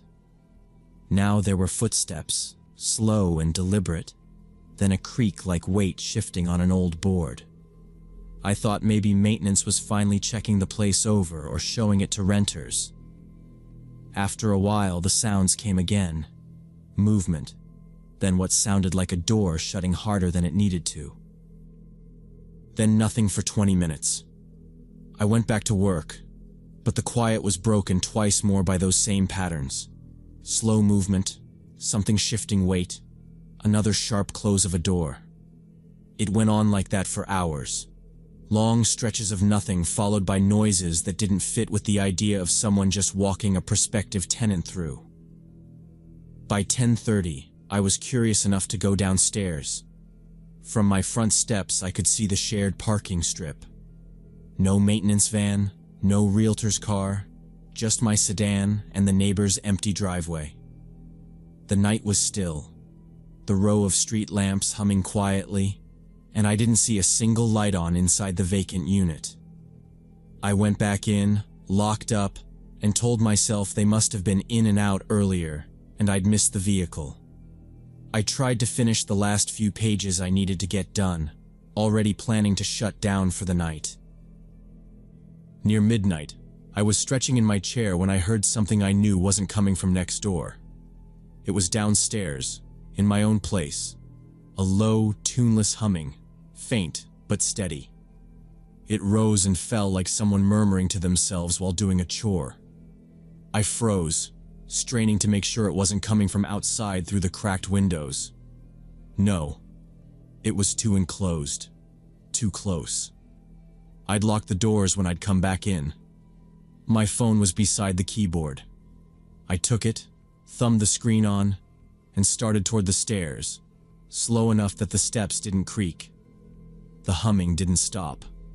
It was unhurried, casual, like whoever it was had all the time in the world. I kept to the side of the staircase where it was quieter, moving one step at a time, my phone ready in my hand.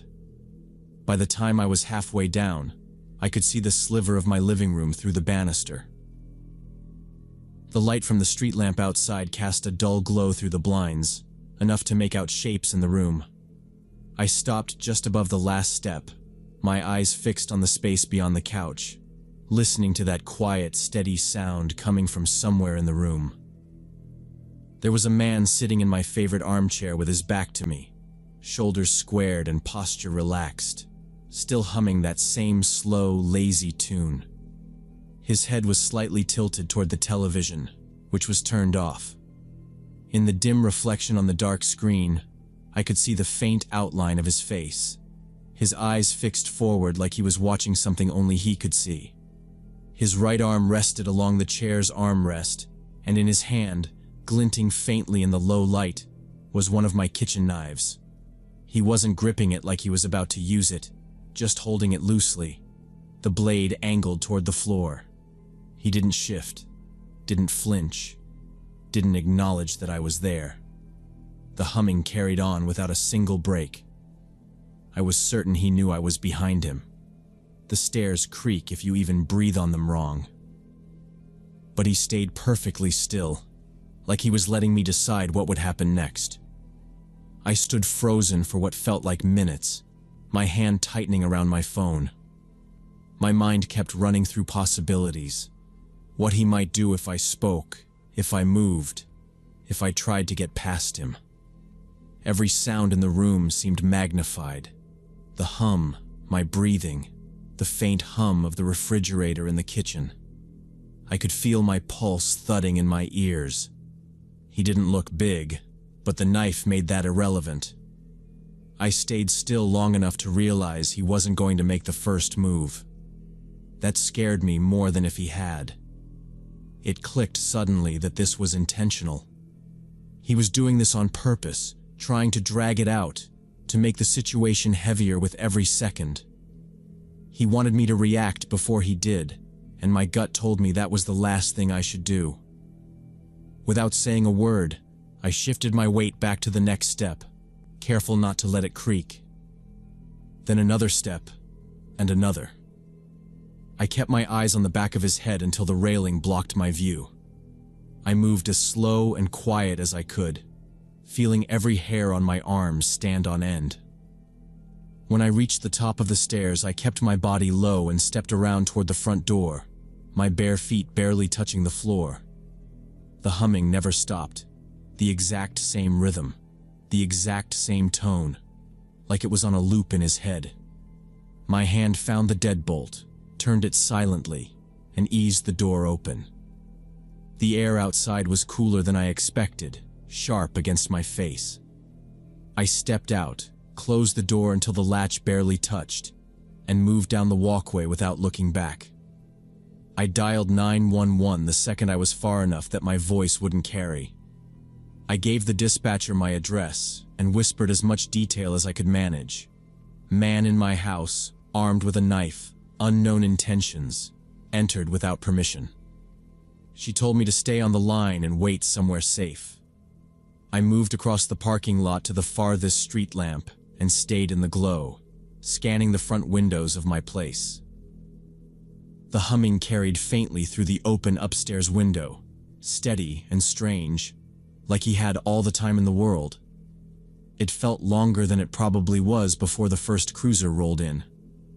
2 officers got out, one heading straight for my front door while the other stayed near the car, eyes on the building.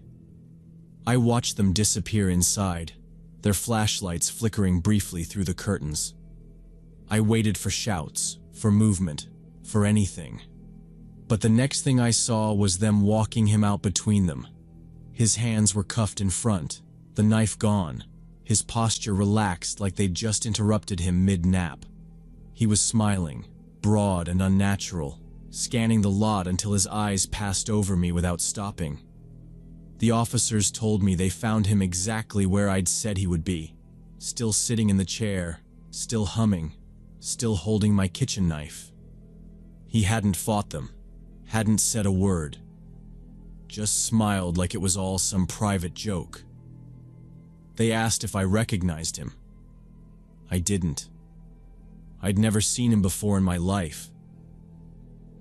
When they questioned him in the car, he wouldn't give them a reason for being there, wouldn't explain how he'd gotten inside, wouldn't even give his name. Eventually, they figured out he'd entered through the empty townhouse next door, then climbed across to my balcony. I'd left the sliding door unlocked, and he'd just walked in. They told me it was probably a burglary that had taken a weird turn, but they didn't sound sure. One of them said quietly that his behavior didn't match most break-ins. Too calm, too deliberate.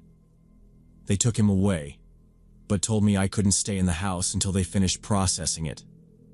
I spent 3 nights at a hotel, thinking through every step of that night, hearing the hum in my head over and over. When they finally let me back in, I had new locks on every door and window. I walked through the place, checking each room, each closet, every corner, as if he might somehow still be there. The armchair was back where it belonged, the cushions slightly misshapen from the way he'd been sitting.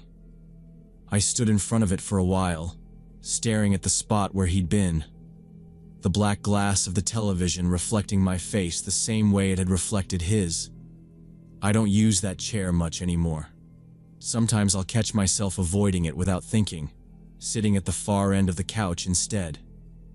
If I do sit there, it's never for long before I find a reason to get up. The house feels different now. Same walls, same furniture, but the space has been changed in a way I can't undo. I keep the balcony door locked at all times, even in summer, and I check the locks twice before going to bed. Months have passed, but every so often, usually late at night when the house is still, I'll think I hear it again.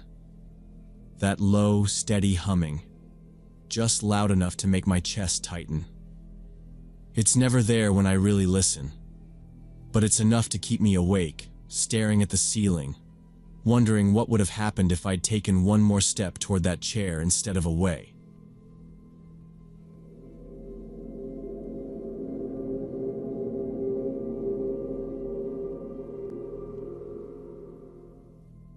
It happened last year when I was 19 and working evenings as a delivery driver for a sushi restaurant. That Thursday, I got an order for a house in Maplewood, one of the expensive neighborhoods where people usually tipped well. The address was 47 Oak Street, and when I pulled up, I saw this huge mansion with a tall fence and thick bushes all around the property. The front gate was slightly open, which seemed strange because people in neighborhoods like this usually keep everything locked tight. I parked on the street and walked up the long driveway with the food bag, checking the address twice to make sure I had the right place. The driveway was long enough that my shoes crunched over small gravel for almost a full minute before I got close to the front porch. There were no cars parked outside that I could see, and most of the curtains on the ground floor windows were drawn tight. The only sound came from a few crows in the trees near the back of the property. The house itself looked spotless from the outside. Fresh paint, trimmed hedges, yet there was something off about how quiet it felt. Usually, in houses this size, you'd hear faint music, a TV, or voices if someone was home. Here, nothing. When I reached the porch, I noticed the welcome mat had a thin layer of leaves and dust on it, like no one had stepped there in days. I shifted the food bag to my other hand and was about to knock when I heard a man's voice through the door, telling me to leave the order in the foyer because he was washing his hands. His voice was calm, maybe mid-40s, polite enough that it didn't raise any alarms. I tried the handle, expecting it to be locked, but it turned easily. The door opened without any resistance, and I stepped inside. Immediately the air felt different. Heavy, warm, and stale. The kind of smell you get when a place hasn't been aired out in a while. The foyer was dim despite the daylight outside. Thick curtains on the windows blocked most of it, and a single lamp on a side table gave off a weak yellow glow. The walls were lined with framed paintings of landscapes, but each one had a film of dust along the edges of the glass. The floor tiles had faint marks from old shoe scuffs, but nothing recent. To the right, an archway led into a sitting room where the furniture looked expensive but hadn't been touched in months. A thin layer of dust covered the coffee table, and one of the armchairs had an indent in the cushion, like something heavy had been sitting there for a long time. I set the food bag on the small table near the door, next to a brass bowl that was empty except for a single dried-out lemon.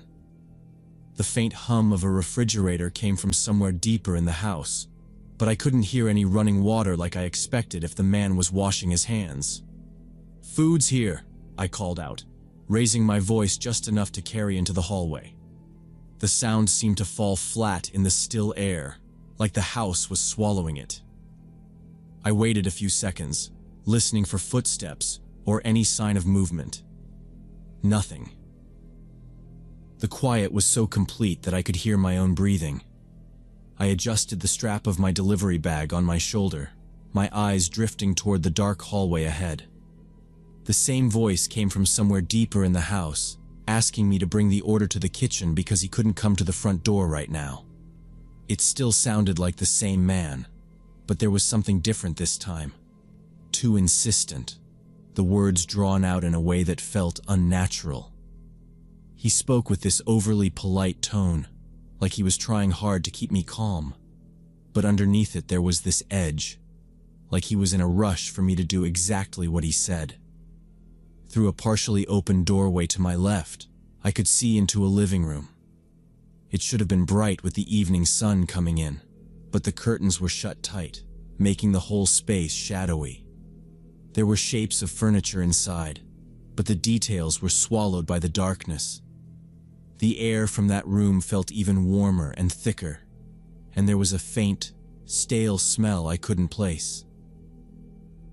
The voice called again, this time a little louder, almost urgent. "Please, just bring it to the kitchen." It was still polite, but the please sounded forced, like it was covering something up. My skin prickled, and something in my head told me that stepping any farther into that house would be a mistake. My fingers tightened around the strap of the bag, and I realized I was holding my breath without meaning to. He called a third time, sharper now. "It's fine. Come to the kitchen." That was when my legs started moving without me deciding it. I didn't answer. I didn't even try to think of an excuse. I just turned toward the door. I kept my steps steady so it wouldn't sound like I was running, but my chest was tight and my hands were starting to sweat. I was halfway to the front door when I heard it. Footsteps, quick ones, somewhere deeper in the house. They weren't heavy, but they moved fast, like someone was crossing from one room to another. I didn't look back. I didn't want to know if those steps were coming toward me. The cool air outside hit me as soon as I stepped onto the porch. My hand was already in my pocket for my car keys before the door swung shut behind me. I walked fast down the driveway, but not so fast that I'd trip on the gravel. My ears were straining for the sound of the door opening, but it stayed shut. I unlocked my car, slid inside, and locked the doors before starting the engine. My rearview mirror stayed fixed on the driveway entrance until I was pulling away from the curb. Nothing moved behind me, but that didn't make me feel any better. Back at the restaurant, I told my manager that the customer hadn't been home and I couldn't deliver the order. I said nothing about going inside. He was irritated, muttering about wasted food and losing money, and asked why I didn't wait longer. I just shrugged and went into the back to grab water. I wasn't going to tell him I'd felt unsafe.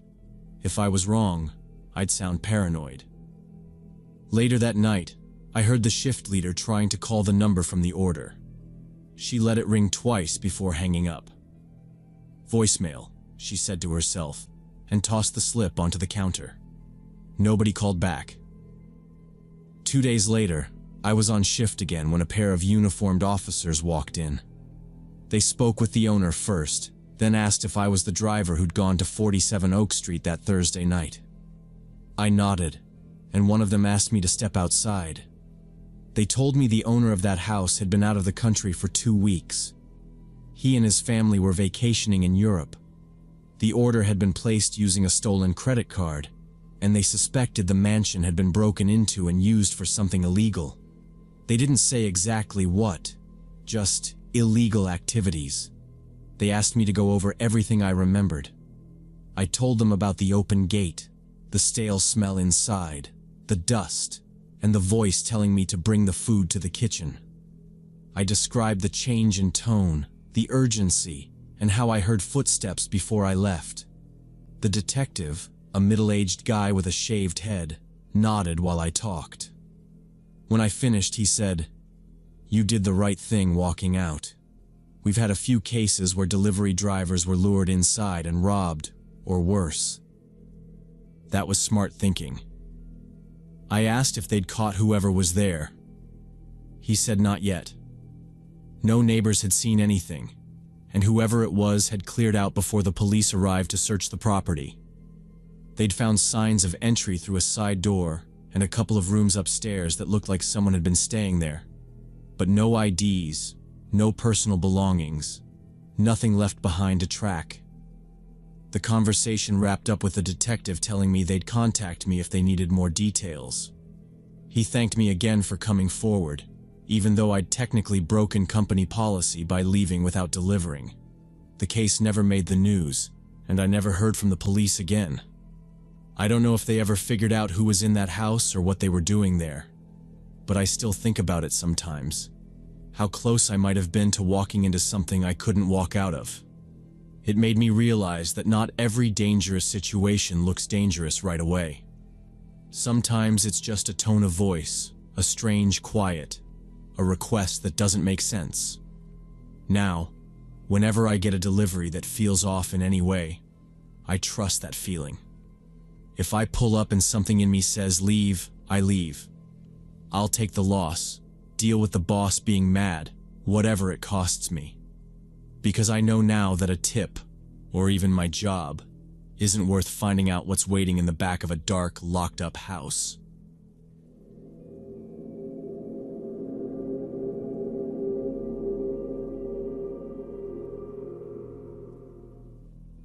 When I first started at the mall, the night shifts were quiet.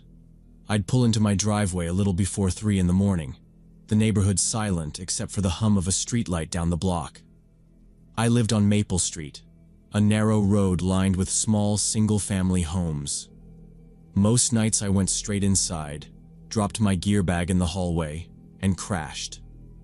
About 2 weeks in, I noticed the gray pickup. It was older, mid-2000s maybe, a bit of rust along the wheel wells, the kind of dull paint you get after years without waxing. The first time, I figured it belonged to a visitor. But the next night, and the next after that, it was in the exact same spot, parked on the opposite curb, directly across from my living room windows. What made it odd was that there were plenty of open spaces up and down the street. The pickup could have parked anywhere without blocking a house, yet it always seemed to choose mine. The pattern stuck in my head. Each night it appeared only after midnight, and every morning it was gone before sunrise. By the third week, it had become a habit to glance out the window as soon as I got home. If the truck wasn't there, I felt weirdly on edge. If it was, I lingered at the blinds a little too long, trying to see if anyone was inside. But the cab was always dark. On the fourth sighting, I decided I'd had enough of wondering. I parked in my driveway as usual, left my bag inside the door, and walked straight over. The air was cold and damp, the kind that carries sound easily, so my footsteps seemed loud on the asphalt. I pulled out my phone and snapped a few quick shots of the plates. The truck was empty. Windows up, doors shut, nothing in the bed except a few bungee cords and an old tarp. But I couldn't shake the sensation of being watched, like someone's eyes were on me from somewhere nearby. I scanned the yards, the porches, the dim gaps between houses. Nothing moved. I crossed back over to my place, locked the door behind me, and went to my desk where my small security monitor sat. A few months earlier, after a string of neighborhood break-ins, I'd installed a 4-camera system, 2 outside, 2 inside. Mostly it had caught raccoons and the occasional delivery guy. I queued up the living room feed from earlier that evening, around the time I was in the kitchen making dinner. The motion alert had triggered, so I hit play. The grainy black and white image showed my couch, coffee table, and part of the hallway beyond. Then, clear as day in the corner of the frame, a human silhouette moved past. Shoulders hunched, head slightly turned as if looking toward the kitchen. The figure crossed the room slowly, just inside the camera's range, then disappeared out of view. I froze, staring at the timestamp. 2 hours before I'd come home. The sound from upstairs wasn't fast or frantic. It was slow, paced, like whoever was up there had all the time in the world. Every creak in the floorboards made my chest tighten. I kept my breathing shallow, trying not to give away where I was. My eyes flicked toward the knife block on the counter, but my training came back to me. Never escalate if there's a safer option. I stepped back from the kitchen doorway, forcing my footsteps to match the quiet of the house. The back door was too close to the stairs, so I turned toward the garage instead. My hand hovered over the doorknob, listening. The footsteps stopped. The silence was heavier than the sound had been, pressing down like the whole house was waiting for something. I could feel the air change. Just that shift you notice when someone's attention is locked on you. My pulse roared in my ears. I twisted the knob and slipped into the garage, pulling the door shut behind me without letting the latch click. My shoes crunched on the concrete as I hurried toward the side door that led to my driveway. I didn't look back. Once I was outside, I jogged low across the strip of grass to my neighbor's house, knocking fast and hard until the porch light blinked on. From their living room window, I could see my own home lit up like someone was hosting a tour. The living room light blinked off, then upstairs lit up, then the hall. It was deliberate, room to room, one by one. My neighbor handed me their cordless phone, and I gave the dispatcher my address, told them there was someone inside, told them I was safe at another location. 8 minutes later, 2 patrol cars rolled up without sirens. Officers moved in with flashlights drawn, slipping through the front door. I stayed where I was, watching from the darkened window as they swept the house. 10 minutes after that, one of them stepped outside and shook his head. The intruder was gone. They found the basement window slid open, the frame marked with faint smudges where hands had gripped. The officers said it looked like it had been used more than once. Whoever it was probably knew the layout of my house by heart, including all the exits. I told them about the gray pickup and showed them the license plate photos I'd taken earlier. One of the officers jotted it down and said they'd run it through the system. That night, I didn't go back inside. I stayed with my neighbor until morning, too wired to sleep.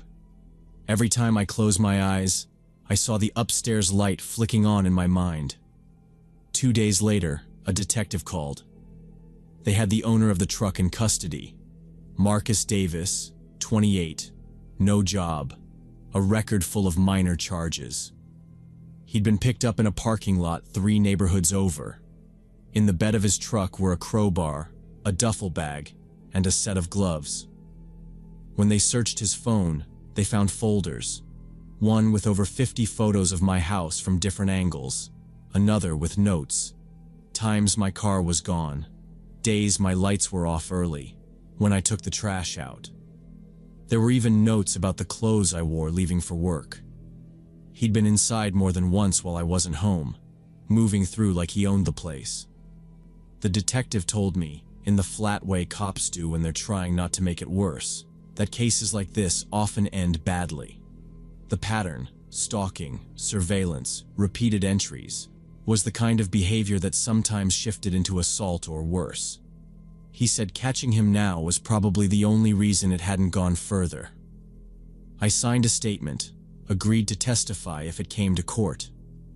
The charges included multiple counts of burglary, trespassing, and stalking. Davis didn't say anything to the police about why he'd targeted me. Within 2 weeks, I'd signed a lease in another part of town. Moving day, I kept looking over my shoulder as I carried boxes out. I drove past the new place twice before I pulled into the driveway, scanning the street for parked cars. Now, every night before I go inside, I take a slow look up and down the block. If a car I don't recognize sits too long, I notice. And if I ever see a gray pickup idling across from my house again, I'll be calling before I even step through the door.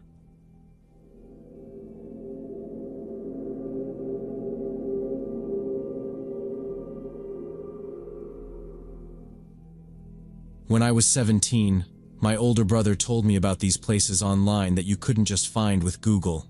Shadow forums, underground marketplaces, the kind of stuff he said you needed special tools to even see.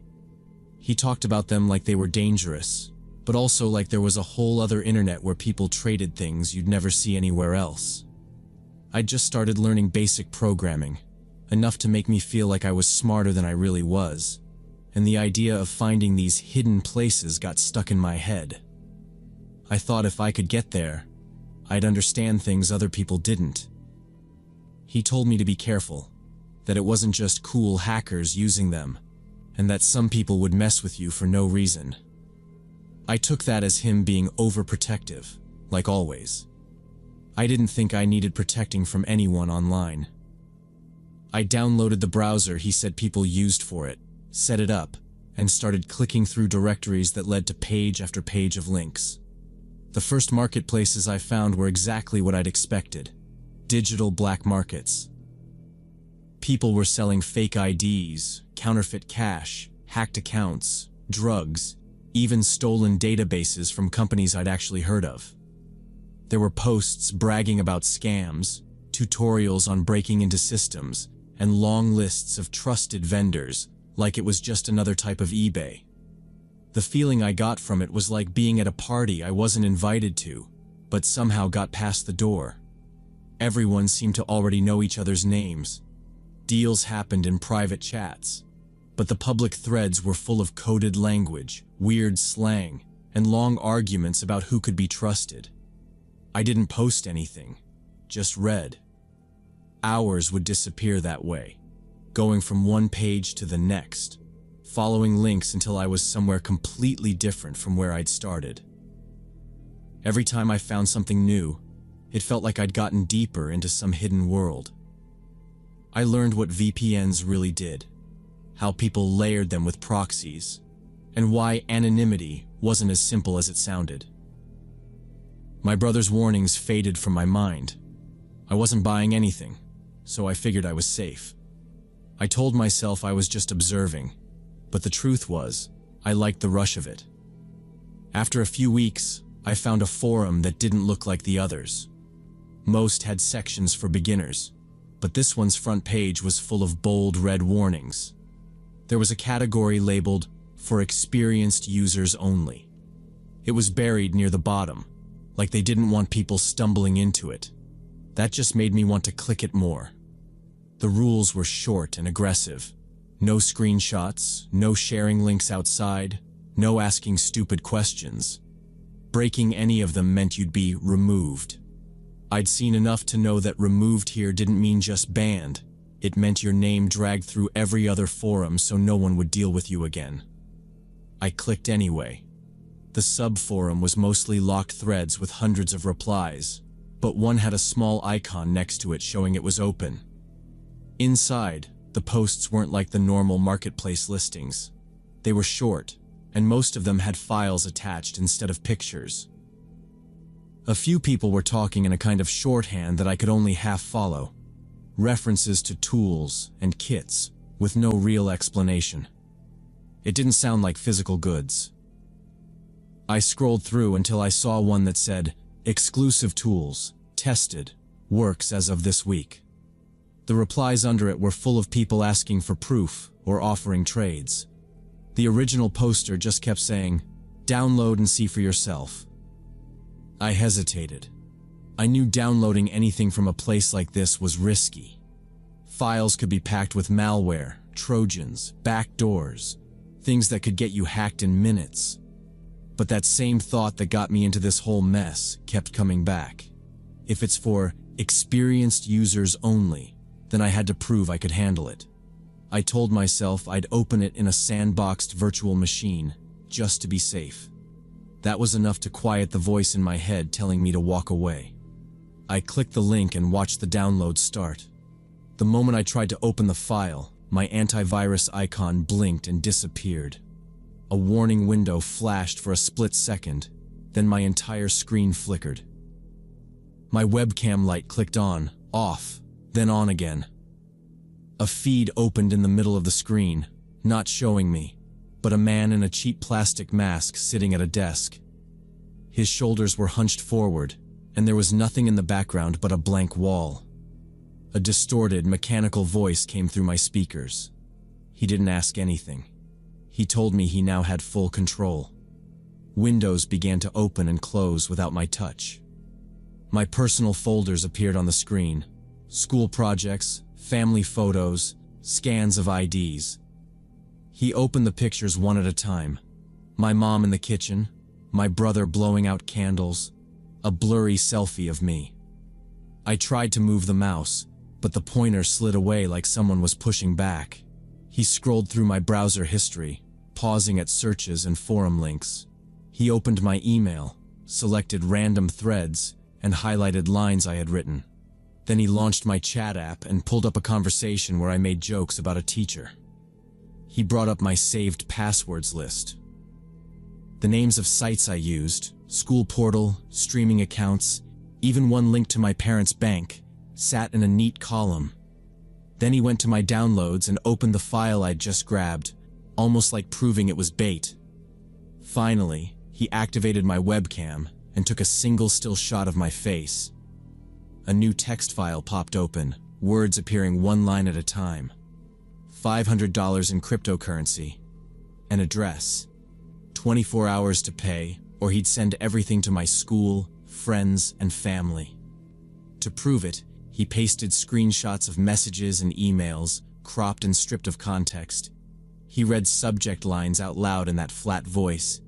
He typed out instructions for buying crypto and warned that if I tried to stop him, he'd release everything immediately. A timer appeared in the corner, ticking down. The computer felt like it belonged to him. The cursor moved on its own, the fan roared, and the camera light glowed. My hand went behind the desk, found the Ethernet cable, and yanked it free. The video froze mid-frame. The voice cut out. I held the power button until the laptop shut down. I sat on the floor with the computer closed. I turned my phone face down and killed its Wi-Fi. I waited for some notification, an email, a text, but nothing came. I didn't sleep. In the morning, I went to the library and used a public machine to search what to do. The advice was clear. Keep it offline, back up without opening anything, wipe the drive completely, change all passwords from a clean device. I bought an external drive and took it home. I didn't tell my parents. I backed up what I could without connecting to the internet, then deleted the partitions and reinstalled everything from scratch. From my phone on mobile data, I reset every password and enabled two-factor authentication. I told my school's tech office to kill all my active sessions. I watched for signs of him in my accounts. Nothing came. For weeks, I couldn't relax. Every notification felt like an alarm. I avoided video calls. I lost school files that hadn't been backed up, but I preferred that to keeping a compromised system. He never sent anything. Maybe cutting the connection locked him out. Maybe he just moved on. But the waiting stayed with me. I erased every tool I'd installed for the dark web. I deleted the accounts I'd made and cleared the bookmarks. I stuck to regular websites. When my brother asked if I was still exploring, I told him no. The external drive sits on a shelf labeled backup. I still hesitate before plugging it in. If anyone asks, I tell them I saw a stranger take control of my life in under 3 minutes. I tell them $500 is cheap compared to the damage someone can do pretending to be you. The worst part wasn't the ransom. It was realizing how quickly a computer you trust can be turned against you. Sometimes I think about other kids trying to prove they belong in those places. I imagine their screens, full of harmless files that could ruin them if opened by the wrong person. I think about that mask, the ticking timer, and how sure I was I could handle it. I didn't handle anything. I pulled a cable and started over. Now I keep my distance. The dark web isn't a playground. It's a hunting ground. I was prey for a few hours, and that was enough. When the thought of just looking comes up, I remember the webcam light, the frozen mask, and the silence after I killed the power, and I stay away.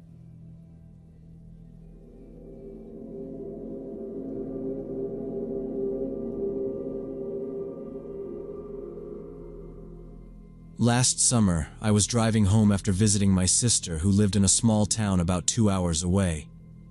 It was around midnight, and I was taking the rural highway that cut through farmland because it was faster than the main roads. The air was cool and still, the kind of night where sound carries far, but there wasn't much to hear. Just the faint hum of the tires on the asphalt and the soft murmur of the radio. On either side of the road were open fields stretching into the dark, dotted here and there with the shadowy outlines of barns and silos. The farmhouses I passed sat far back from the road, their windows mostly dark. I'd made this trip so many times that I could picture the route even with my eyes closed, where the road bent near the old grain elevator, the dip just before the bridge over a narrow creek, the long straight stretch that seemed to go on forever. I wasn't in a hurry, but I also wasn't slowing down. The road was empty. In the last 30 minutes, I'd only seen 2 sets of headlights going the other way. My eyes scanned the lane ahead, and my mirrors out of habit more than anything else. I felt alert enough to drive, but the steady rhythm of the road had a way of making my mind drift. Every so often, I'd glanced down at the glowing clock on the dash, counting down the miles left before I could sleep in my own bed. Nothing felt unusual until I noticed something sitting up ahead, right where my headlights were about to catch it. It came into view all at once, a large cardboard box sitting directly in the center of my lane. I had to jerk the wheel slightly to the left to avoid it. The tires thudded softly over the painted shoulder line before I corrected back into the lane. My heart jumped from the suddenness of it. I kept my eyes in the rearview mirror for a moment, watching the box disappear into the dark behind me. It didn't look crushed or torn like something that had fallen accidentally from a truck. It was upright, edges crisp. I couldn't think of a reason why anyone would leave it right there in the middle of a highway. The night air through the cracked driver's window felt cooler now. I leaned forward a little, hands firm on the wheel, scanning the road with more focus. A few minutes later, something else appeared ahead. A dark shape stretching from one side of the road to the other. My headlights swept across it, revealing a pickup truck parked sideways across both lanes, lights off. The faded paint of the driver's side door reflected back a dull glint as I slowed, trying to see if anyone was inside. From where I sat, the cab looked empty. The truck didn't look damaged.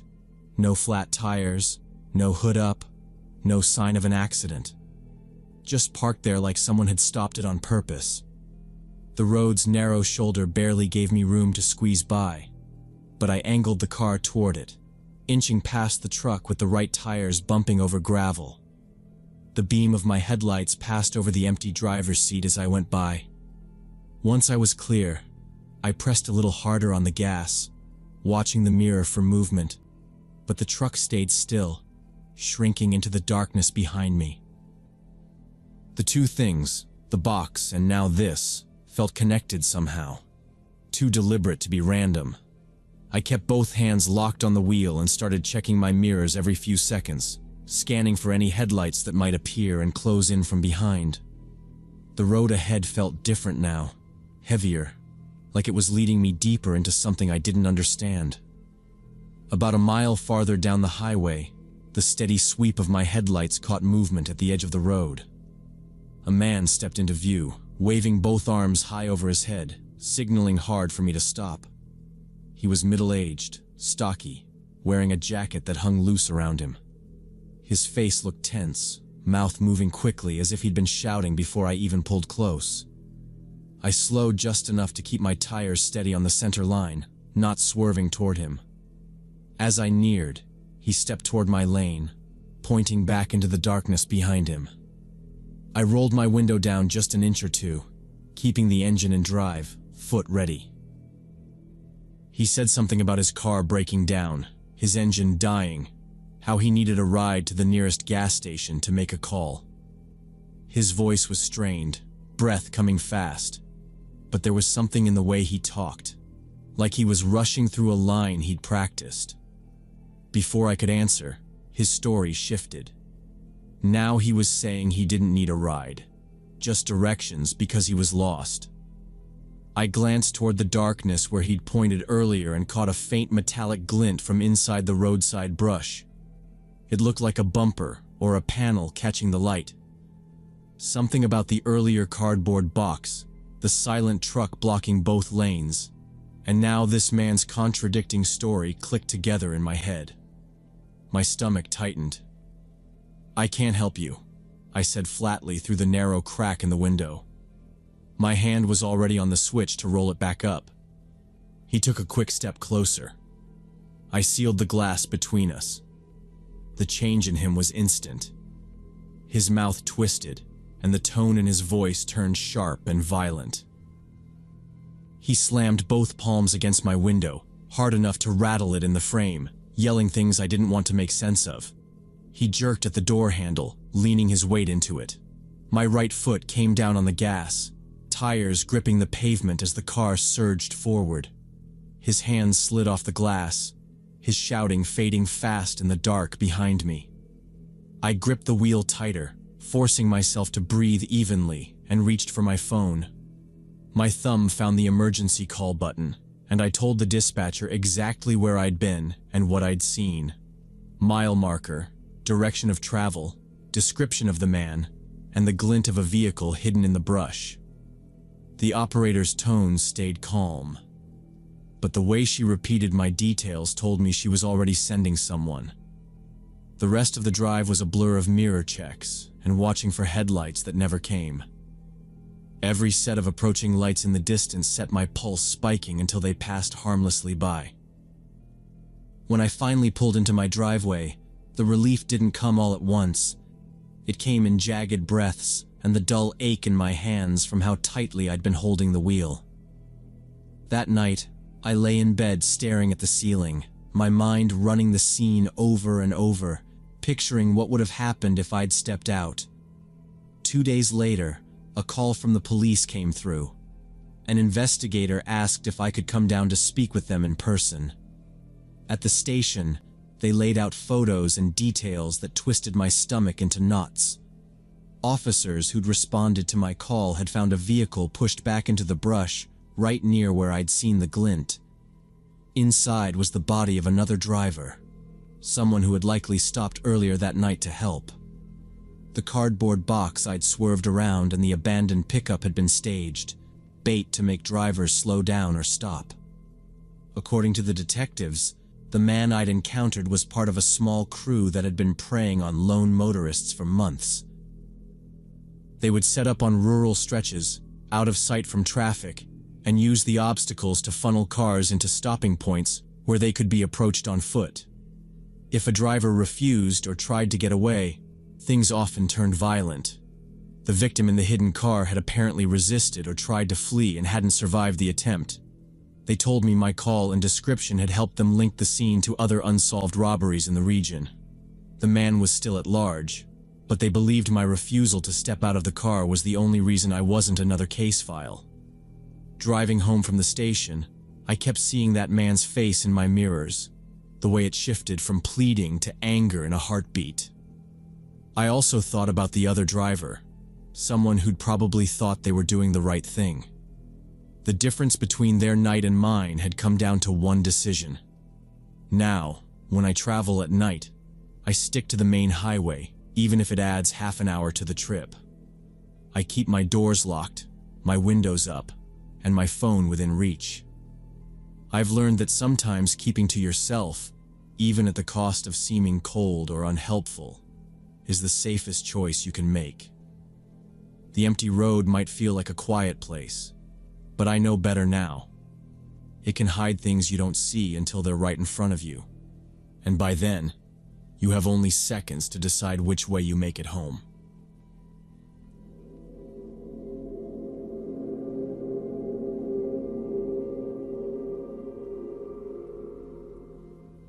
When I was 23, I worked as a courier and spent a lot of time driving through industrial areas of the city. I had gotten into urban photography as a hobby and was always looking for interesting abandoned buildings to shoot for my blog. One day, while cutting through a part of town I usually only saw from the highway, I noticed a half-demolished warehouse that used to belong to a textile company. The place had been empty for years, the company gone bankrupt in the early 2000s. It sat behind a chain-link fence topped with rusted barbed wire, but over time, sections had been knocked down or bent out of shape by delivery trucks squeezing too close to the property line. I could see through the gaps, huge pieces of machinery still bolted to the floor, reels of something that looked like thick industrial thread, and piles of crates in the corners. The glass on most of the windows had been smashed out, and the roof had caved in over parts of the building. But it had that gritty, weathered look that would photograph perfectly. For weeks I'd been telling myself I'd go explore it. I'd drive past it on my lunch break or on my way to a job, thinking about how great those shots would look on my blog. But there was always something. Either I didn't have my camera gear with me, or I was in too much of a rush. Finally, on a Saturday morning in late spring, I packed my backpack with my DSLR, a couple of lenses, my tripod, and a water bottle, then rode my bike across town. It was early enough that the streets were quiet, just the occasional delivery van rumbling by. The sky was overcast, which made for even lighting, exactly what I wanted. I didn't tell anyone where I was going. It wasn't like I was planning to stay long. My plan was to get in, take as many shots as I could, and get out before anyone cared enough to ask questions. When I reached the warehouse, I leaned my bike against a section of fence that had collapsed inward, the metal twisted and bent enough to step through. The place was completely silent except for the wind pushing bits of trash across the cracked asphalt. I walked the perimeter first, keeping an eye out for open points of entry. Most of the front doors were either locked or blocked by debris, but on the far side, away from the road, there was a rusted service door hanging half open. The paint was peeling, and the hinges let out a long groan when I pushed it. Inside, the smell hit me right away. It was a mix of mold, dust, and the faint chemical scent of machine oil. The floor was littered with broken glass, curled strips of insulation, and stacks of yellow documents spilling from file boxes. Old wire spools lay scattered in the corners, their cables stripped out long ago. The main factory floor stretched out in front of me, massive looms and presses still in place, their metal frames coated in grime. A few of them were half covered by fallen ceiling panels. Light poured through the broken skylights above, cutting shafts through the dust in the air. I spent the next hour moving slowly through the space, switching between lenses, setting up my tripod to capture the long rows of machinery from different angles. The overcast sky kept the light even, which gave everything a muted, atmospheric tone. I could already imagine how the shots would look after a bit of editing, moody, industrial, and empty. I'd just finished framing a wide shot of the main workshop when I heard it. Metal clanging from somewhere deeper inside the building. It was faint at first, like something being knocked over or a loose sheet of siding shifting. I froze, listening. The sound came again, sharper this time, echoing down one of the dark hallways that branched off from the main floor. My first thought was that it was just the wind catching on some loose piece of metal. The place was full of it, panels barely hanging on, rusted ducts rattling when the air moved through. I didn't move toward the sound. Instead, I stayed where I was, adjusted my focus, and kept shooting. The shots were coming out too well to stop for what was probably nothing. The building felt empty, no voices, no footsteps, just the occasional creak of the structure settling. The clanging faded, replaced by the same hollow quiet I'd walked into. I told myself it was just the building breathing in the wind, and went back to my work.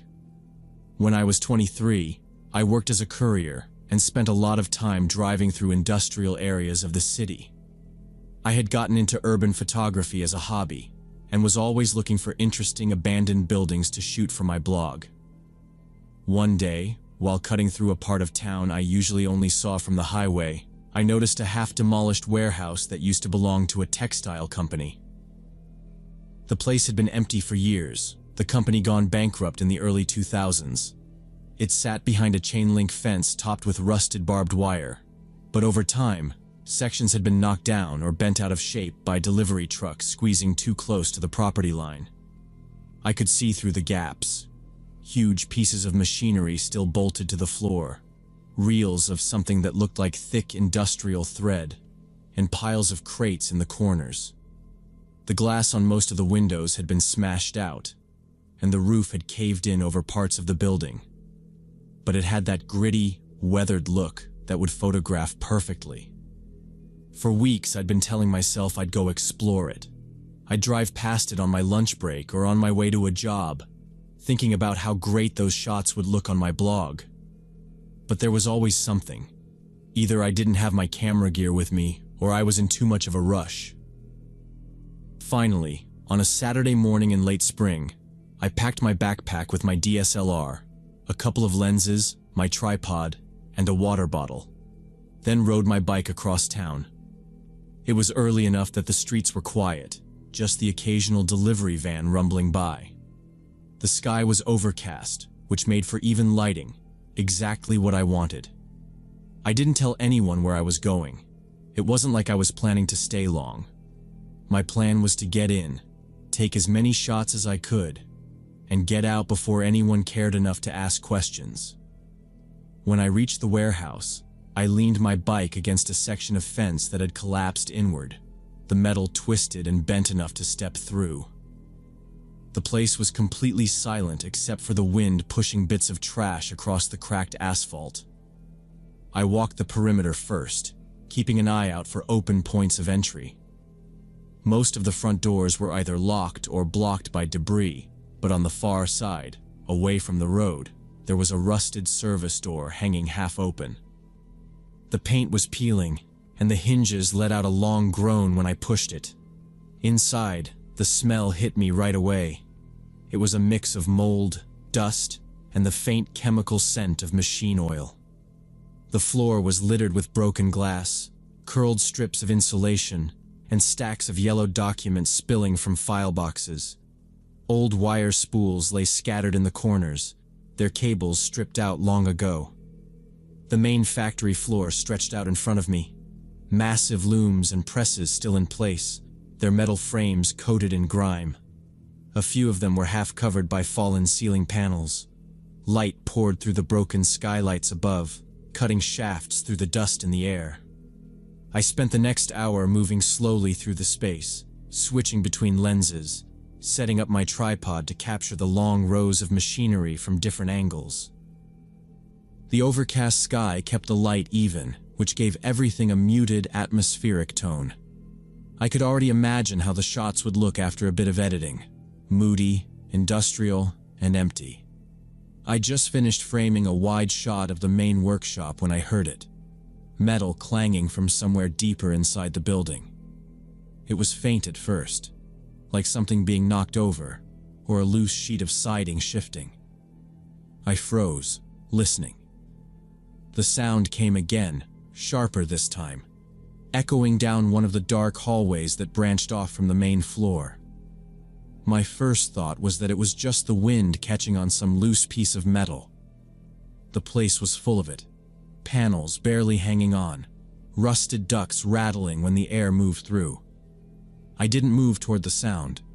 Instead, I stayed where I was, adjusted my focus, and kept shooting. The shots were coming out too well to stop for what was probably nothing. The building felt empty. No voices, no footsteps, just the occasional creak of the structure settling. The clanging faded, replaced by the same hollow quiet I'd walked into. I told myself it was just the building breathing in the wind, and went back to my work.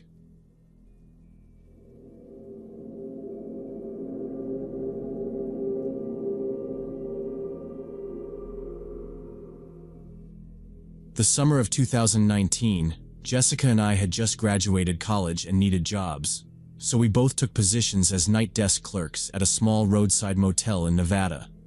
We were both 22 and figured it would be easy money before starting our careers. The motel sat about 15 miles from the nearest town and mostly served truckers and the occasional tourist passing through. Most nights were quiet, just a few occupied rooms, and we could study or watch movies between checking in late arrivals.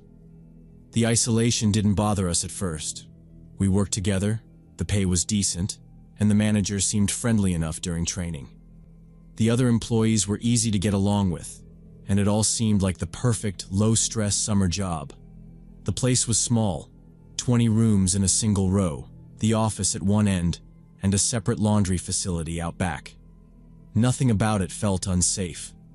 At night, the surrounding desert went completely silent except for the occasional hum of a semi passing on the highway.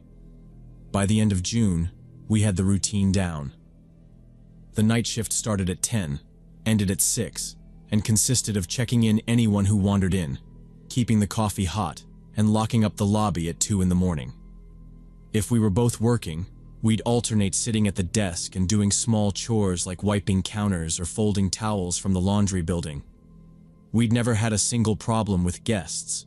Truckers usually came in, paid, and went straight to bed. On one July night, we came in to start our shift and found only one occupied room. A truck driver had checked in around dinner time and we hadn't seen him since. The heat lingered even after sunset, and the desert air outside felt heavy.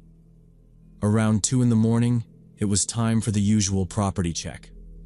One part of that was making sure the laundry building, which sat behind the main office, was locked and the machines were off.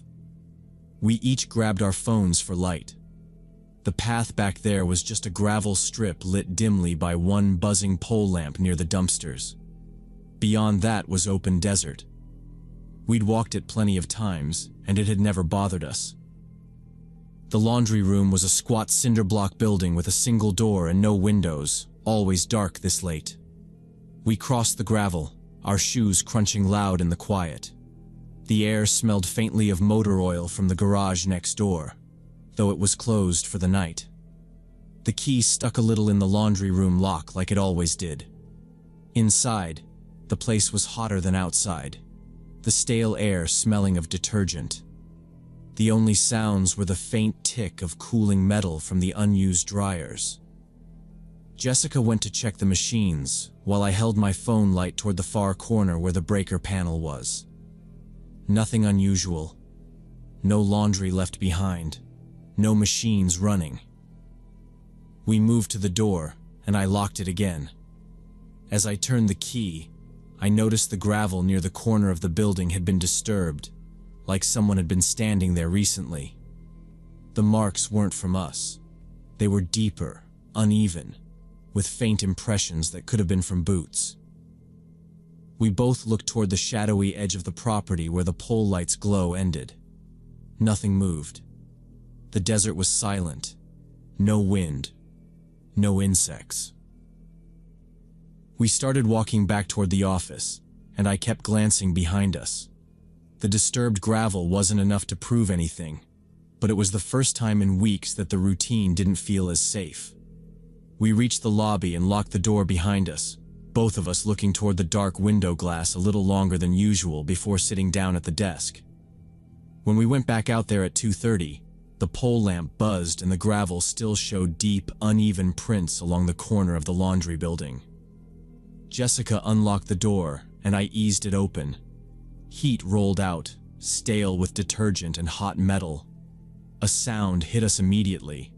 One of the top loaders in the back was running hard, the drum thumping so steady the floor hummed through our shoes. No guests should have been washing clothes at that hour. We hadn't given out the code, and the place was always empty after midnight. Jessica lifted her phone light. On the shelf by the door sat a tablet, screen lit with the camera app, the red dot blinking. The lens was pointed straight at the entrance, propped on a folded rag. The preview showed us in the doorway, jittering a little from the vibration. Seeing our own faces on a device someone else had set up felt wrong in a way I can't explain. We didn't speak. We backed out together, watching the tablet until the door blocked it. Jessica locked the knob and deadbolt with shaking hands. I checked it twice. Outside, the noise from the machine dulled to a low throb, and the lot went back to stillness. Shadows looked deeper than they had 10 minutes earlier. We hurried to the office, kept our heads down, and slipped inside.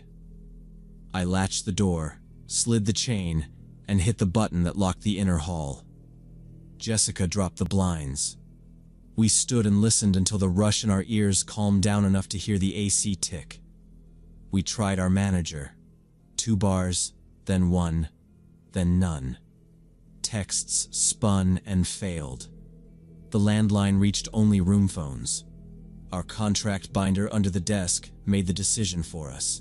Leaving the property unattended before relief meant termination and fines. We weren't going anywhere. We pulled the old monitor around and flipped through the exterior feeds. Grainy cameras showed the laundry door, the side lot, and the rig in 12. No movement, just bugs popping as white specks. Every flicker made my shoulders jump. We kept the lobby lights on and the lot lights off to favor the glass from our side. I slid the stapler and the hole punch close without thinking. Jessica looped the master keys around her wrist like a bracelet. We spoke in short, flat sentences. If someone had set that tablet to watch the door, we had walked right into their angle. If it was for them to check later, then we had interrupted them. Either way, we decided we were not opening any door again until daylight or relief. We took turns walking the 10 steps to the bathroom and announced it out loud, like kids in a dark house. 3 o'clock dragged. A semi moaned on the highway. The AC thumped in the wall sleeve and settled. Around 4, the vibration outside stopped. No more hum through the slab. The laundry camera feed didn't change, just a pale rectangle of concrete and the closed door. We stared until the pixels swam and then forced ourselves to look away. Neither of us slept. We kept checking the windows and flinching at the ice machine knocking in its own pipes. Dawn leaked in as a gray seam and then widened. We waited for full light before we unchained the door. The lot looked plain and ordinary again. Dusty asphalt, one rig, a Coke can rolling lazy in the breeze. Our manager pulled up a little after 6. We met him at the door and told him everything. We walked him to the back. Inside, the laundry room was quiet. The top loader sat with the lid up, drum dry, a faint ring of damp on the enamel. The shelf was bare except for a lint brush and stacked rags. No tablet, no red dot. He checked the breaker, the coin tray, the locks. Nothing disturbed. Outside, the gravel prints we'd noticed looked softened under a skin of wind-blown dust. The pole lamp clicked off, and the scene lost its night shape. Back in the office, he called the day desk to ask about missing equipment. A few minutes later, he said one of the day clerks had left her tablet in the laundry the previous morning while checking the vending machines, realized at lunch, and came in early to retrieve it. She sometimes watched shows while folding linens and kept it on that same shelf. He said he'd tell her not to leave personal items in work areas. The explanation sat there between us, simple and annoying in how simple it was. We asked about the running machine. The log showed room 12 had asked for quarters at 9. The note was in Jessica's handwriting from earlier. The driver must have started a load before bed and set the delay wrong, or a timer re-engaged. The manager kept his voice neutral. He thanked us for staying inside, said we did the right thing by locking up and monitoring the cameras, and asked us to write an incident note with times. We typed the note while the sun striped the counter through the blinds. I wrote down the thump of the drum, the red RX dot, the chain, the failed calls. Jessica wrote down the scuffed gravel and the time the vibration stopped. It looked ridiculous on paper and still felt like the riskiest 2 hours of the summer. We clocked out at 6:45. I drove the flat 2-lane with the radio off and my hands tight on the wheel. I slept 3 hours and woke up picturing that blinking dot again. Jessica texted, "Still sick to stomach." I typed back, "Same." We didn't talk about courage. We talked about coverage and distance and how long 20 highway minutes become when you're waiting for help that might not find you.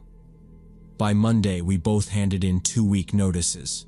The manager asked if it was the pay or the shift. I said it was the coverage and the dead zones. Jessica said it was the distance. He nodded like he understood. He didn't try to talk us out of it. Our last shifts were quiet.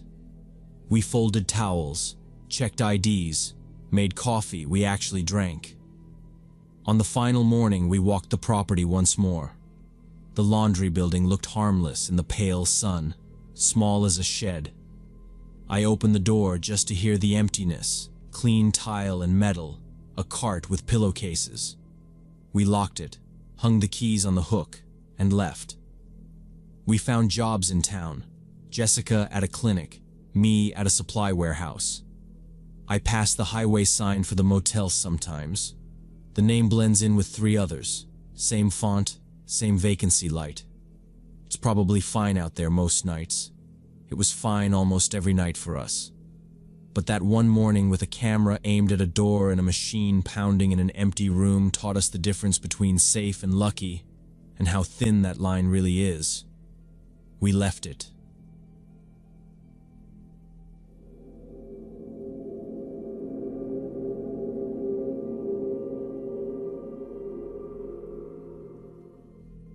When I was 15, my parents both worked late shifts, so being alone after school was just part of my routine. That spring evening in 2015, the house was quiet, except for the faint hum from the fridge and the scratching sound of my pencil on homework. Around 5, I decided to call my dad.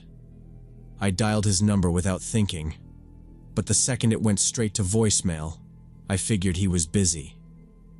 Without paying much attention, I left a quick message telling him my brother had gone out with friends and I'd be alone until evening. My voice was casual, like I always talked to him, and I hung up right after. I put the phone face down on the desk and bent back over my math problems. About 20 minutes later, the phone rang. Dad's work number lit up the screen. I answered right away, expecting him to remind me to lock the doors or start dinner. Instead, he sounded confused. He asked what message I was talking about. I said, "The one I left earlier." He said he hadn't gotten any message from me. For a second, I thought maybe his voicemail was just full or glitched. But as I glanced at my call history, my stomach tightened. I saw I had misdialed, not by much, just a couple of digits off, but enough that it had gone to a completely different number. I told him quickly, "Guess I called the wrong person," trying to laugh it off. He didn't think much of it, but after we hung up, I kept staring at that number in my log. A stranger now knew my name, knew my brother wasn't home, and knew I'd be alone for hours. I tried brushing it off as nothing, but the thought stuck in the back of my mind while I finished my homework. A small part of me hoped whoever it was wouldn't even bother listening to the voicemail. People deleted wrong numbers all the time, right? 15 minutes later, my phone rang again. An unknown number this time. I hesitated, thumb hovering over the screen before answering. A man's voice came through, slow and deliberate, each word spaced out in a way that felt unnatural. He said he'd gotten my message. Then he asked, "Are you really alone at home?" The way he asked it wasn't friendly. It wasn't even curious. There was something in the tone, low, steady, almost like he was testing my answer, that made the back of my neck prickle. My mind flashed back to the message I'd left, every detail I'd given him. I forced a quick, flat reply. "Wrong number," and hung up before he could say anything else. My pulse was thudding harder than I wanted to admit. I set the phone down and went straight to the front door, testing the deadbolt even though I'd locked it earlier. Then I checked the back door, sliding the bolt in place and pulling the curtain shut over the glass. I walked from room to room, making sure every window was latched. The house felt different now, quieter but heavier, like I was listening for something I couldn't quite name. When I got back to my desk, I kept the phone right beside me, screen lit, waiting. I didn't know if he would call again, but I couldn't stop glancing at the time and listening for any sound outside. I tried to turn my attention back to my homework, but every creak of the house made me look up. My pencil hovered uselessly over the page while my eyes kept drifting toward the nearest window. Outside, the light was fading, and the glass reflected my own nervous expression. I picked up my phone and called my mom at work. She answered in a whisper, saying she was in a meeting. I quickly told her what had happened, about the wrong number, the man's call, the strange question. But she didn't seem alarmed. She just told me to keep the doors locked and that Dad would be home in a couple hours. Then she hung up. I set the phone down and turned on the TV for background noise. I flipped through channels, barely registering what was on, just trying to make the house feel less empty. I told myself I was overreacting. People called wrong numbers all the time. The man probably thought I was someone else and got curious. But the memory of his slow, deliberate voice wouldn't leave my mind. A sudden slam outside made me flinch. It was sharp and close, like a car door shutting in the driveway. I grabbed my phone and moved to the front window, pulling the curtain just enough to see out. An unfamiliar dark sedan sat in our driveway, engine off. My chest tightened as a tall, middle-aged man stepped out and started walking toward our front door. The doorbell rang 3 times in quick, harsh bursts. I froze in place. When I didn't answer, the ringing stopped, but then came the pounding, hard, insistent fists against the door that echoed through the house. I sank to the floor, staying low so I wouldn't be seen through the glass panels. My breathing was loud in my own ears, and I pressed a hand over my mouth. The pounding stopped, but I heard the rattle of the handle as he tried it several times. The sound of metal and latch sent a jolt of fear straight through me. Then, silence. A moment later, I caught movement through the corner of my eye. He was at the side of the house now. From the kitchen, I watched him through the window as he cupped his hands around his face, trying to peer inside. His head moved slowly, scanning the room, and then he moved to another window, then another. He tested the glass on one before stepping back toward the front yard. I crawled toward the living room, peeking just enough to see him return to the front door. He tried the handle one more time, standing there for several seconds before turning and walking back to his car.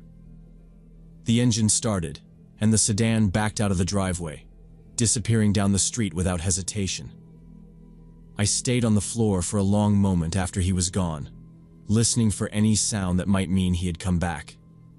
When my hands stopped shaking enough, I called my mom first. She didn't answer right away, so I called my dad. He picked up instantly, and my words came out fast and uneven as I told him someone had been at the house trying the doors and windows. He told me to stay put, keep everything locked, and that they were both on their way. By the time they got home, the man was long gone. My mom went from calm to frantic as she checked the locks herself, while Dad was already calling the police. 2 officers arrived not long after. I told them everything I'd seen: his height, his build, his car, the way he'd gone around the house. They nodded, took notes, and asked if he'd tried to break anything or made any verbal threats. When I said no, they explained that without more concrete evidence, they couldn't do much except file a report. They promised to have patrol cars pass through the neighborhood more often for the next few days. It wasn't exactly reassuring, but it was something. That night, I barely slept. Every sound outside made me sit up and listen until I was sure it wasn't a car stopping in our driveway again. Even now, I still don't know how he found our address from just my phone number. Maybe he had some kind of database, maybe he worked somewhere with access to that information, or maybe he was just determined enough to figure it out. What I do know is that it was the same voice I'd heard on the phone earlier. The same slow, deliberate way of speaking, only now without the barrier of distance. Since then, I've checked every number twice before calling, and I never give away personal details unless I'm completely sure who I'm speaking to. It only takes one careless moment, one small mistake, for someone with the wrong intentions to find you. And when they do, they might show up at your door.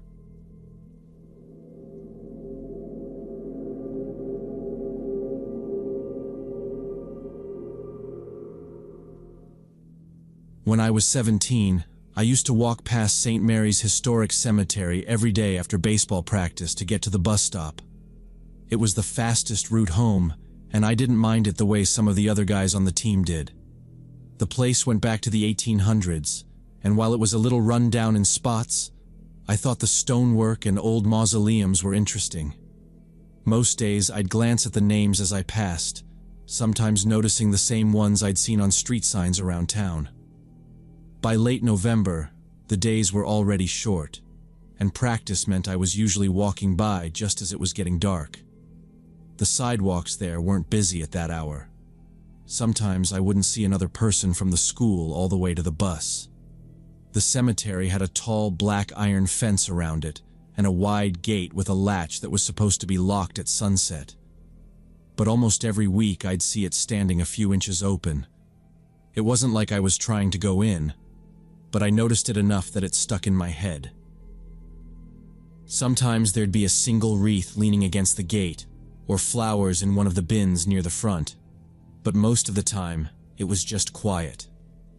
The street running alongside it was lined with dim, orange street lamps, the kind that made everything look older.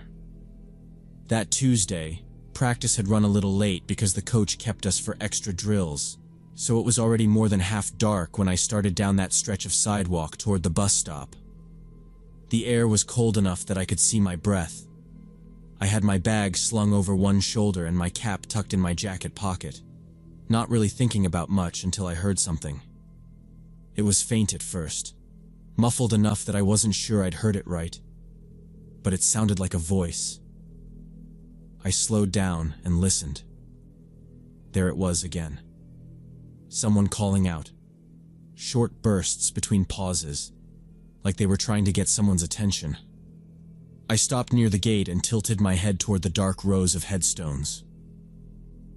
The voice came again, and this time I could make out words. Help. Please. It was hard to tell exactly where it was coming from, but it was definitely inside the cemetery. I turned toward the gate and saw movement between the stones, maybe 30 or 40 yards in. A shadow shifting against the pale gray markers, just long enough to make me think someone was there. My first thought wasn't anything creepy. I figured maybe somebody had fallen, or an older person had gotten stuck trying to cut through before they locked the gate. The place wasn't in perfect shape, and I could imagine a twisted ankle on the uneven ground. The street was empty both ways. I looked back toward the school, but there was no one coming.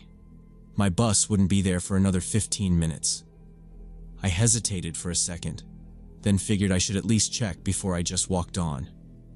I stepped up to the gate, pushed it open, and it creaked softly as it swung wider. Gravel crunched under my sneakers as I went through. Inside, the light dropped even more. The trees lining the main path were bare, their branches crossing overhead, and the wind rattled a few dead leaves along the ground. The sound of my steps seemed loud compared to the quiet. I glanced back once at the street lamp glow outside the fence, then started toward where I'd seen the movement. The voice came again, low, strained, but still calling for help. As I moved further down the gravel path, the voice had stopped, replaced by a dull thud somewhere ahead. Then I saw it. The beam from the nearest street lamp caught a row of tilted headstones, and several of them were smashed clean through. Large marble slabs lay in pieces, and chunks of stone were scattered across the grass. Off to the left, the Wilson family mausoleum stood with its iron door hanging open, the lock pried apart, and the stone around it chipped away. I slowed, taking in the mess. These weren't accidents from age or weather. This was deliberate. The sound I'd mistaken for someone in trouble had just been people messing around, hitting and breaking things. A sharp clatter echoed from inside the mausoleum, and 3 figures in dark hoodies came into view, stepping back out into the cold air. For a split second, they froze when they saw me. One of them hissed something I couldn't make out, and then they bolted, sprinting down a narrow side path toward the back of the cemetery. I stood there, my fists tightening, the anger boiling up. These weren't just names carved in stone. They were pieces of the town's history, gone forever once they were destroyed. Without thinking much more about it, I pulled my phone from my jacket pocket and hit 911. I gave the dispatcher my location, told them about the damage, and described the 3 people I'd just seen. The operator told me to stay put until officers arrived. I kept my eyes on the path they'd taken, but in the dark, I couldn't see them anymore. The patrol car's headlights swept across the gate less than 10 minutes later. 2 officers got out, their breath showing in the cold, and I waved them over to the broken headstones. They listened as I explained what I'd seen, where the vandals had run, and what they were wearing. One officer took notes while the other moved around the site, snapping pictures of the shattered stones and the forced open mausoleum door. It was clear from the way they exchanged glances that this wasn't new to them. The older officer mentioned they'd been getting calls about this cemetery for months. Reports of kids sneaking in at night, drinking, lighting fires, and slowly getting bolder with the damage. He said they suspected it was the same group hitting other places around town, too. We walked over to the Wilson Mausoleum, the beam from his flashlight sweeping inside. Pieces of the interior stone were broken loose and scattered on the floor. The air inside was damp and cold. He shook his head, muttering something under his breath, then backed out. They both agreed my call and the timing might be the break they needed in the case. I gave them my name, number, and address, and they said someone from the department would be in touch if they needed a formal statement later. Over the next few days, I didn't think much about it, until my phone rang the following Monday afternoon. It was one of the officers, telling me they'd made arrests. 3 males, all between 18 and 21, matched the descriptions I'd given. They'd been picked up near another old churchyard on the edge of town, carrying pry bars and bottles. My description, along with shoe prints from the cemetery, had tied them to the scene. A month later, I was sitting in the back of a small courtroom, listening to the charges read out. That's when I learned this wasn't just about a few bored kids wrecking things. The 3 I'd seen were part of a bigger group that had been targeting historic buildings, cemeteries, and monuments for almost a year. There'd been break-ins at the old railway station, graffiti on the town hall's stone steps, even stolen artifacts from a war memorial. The leader, barely 20, was the son of a city council member, and it came out during testimony that his father had been quietly interfering whenever his son got into trouble, making sure charges didn't stick. This time, though, the evidence was too strong. Between my statement, the photos, and the physical evidence, there wasn't much room for denial. The judge ordered them to pay restitution for the damage, tens of thousands of dollars, and sentenced them to hundreds of hours of community service, much of it under the supervision of the town's historical society. I heard later they were made to help restore the very graves they damaged, under the watch of volunteers who made sure every stone was set right. Walking past St. Mary's in the weeks after, I saw scaffolding around some of the repaired headstones and fresh flowers at the base of the Wilson Mausoleum. The gate was kept locked now, with a heavier chain and a new latch. The sight made me feel a mix of relief and unease. Relief that I'd stopped, called, and done something before they could do more damage. Unease because of how easily it could have kept going if no one had been caught. It turned out the people tearing up pieces of the town's history weren't strangers. They were from here, raised in the same streets as the rest of us. Sometimes the ones who leave the deepest marks on a place aren't outsiders at all, but people who've been walking through it their whole lives. I still took the same route to the bus stop after practice, but I never passed the cemetery without glancing at that gate, making sure it was closed.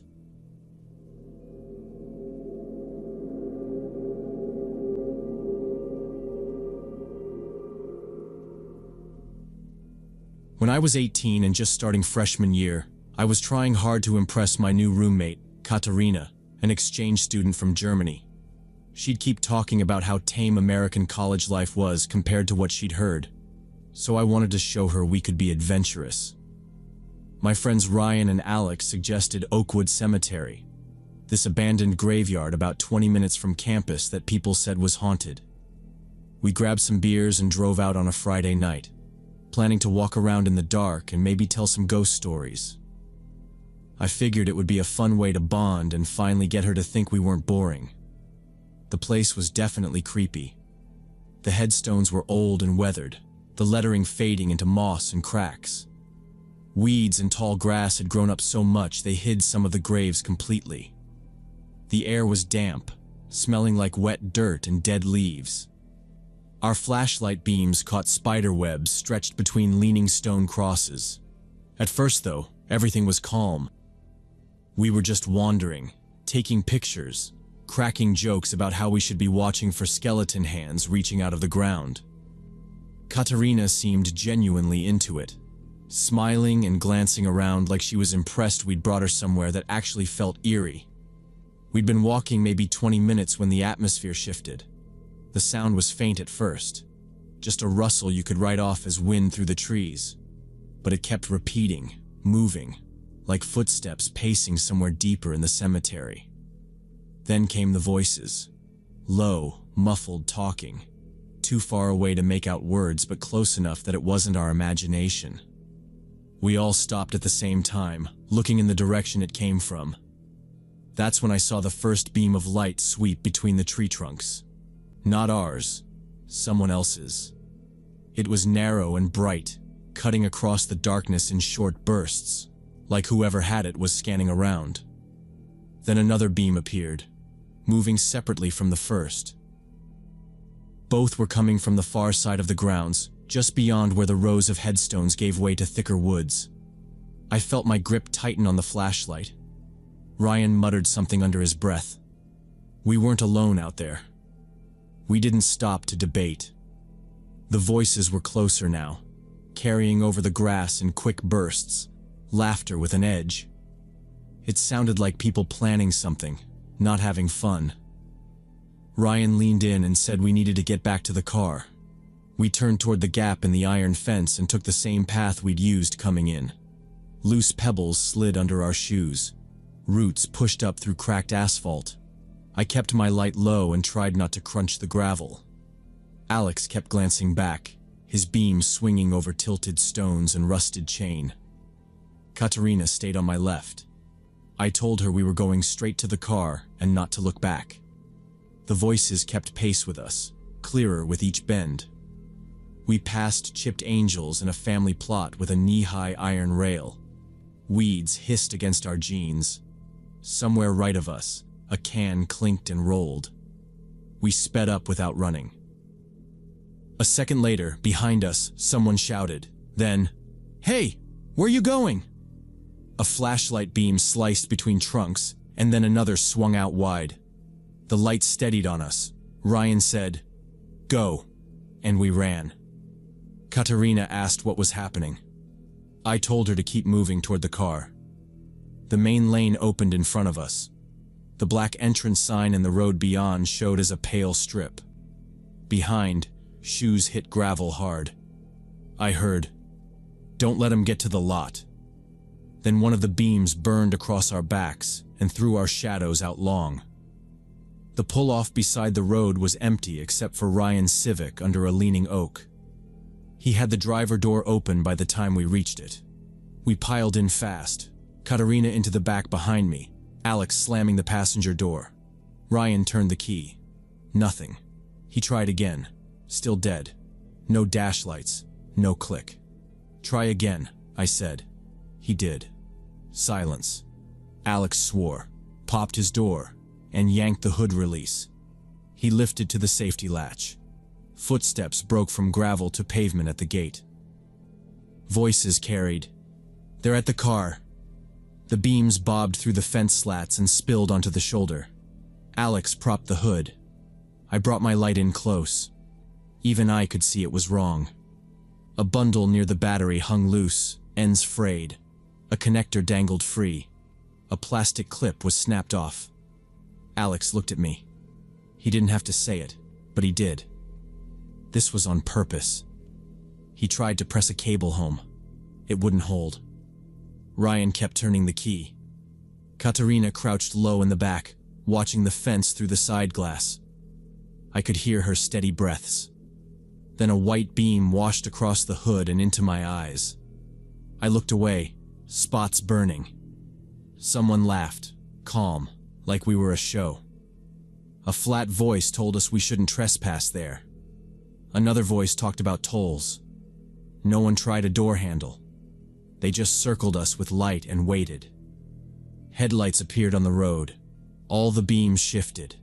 An older pickup rounded the bend, yellow halogens cutting through the trees, and eased to the shoulder behind us. The driver's door creaked.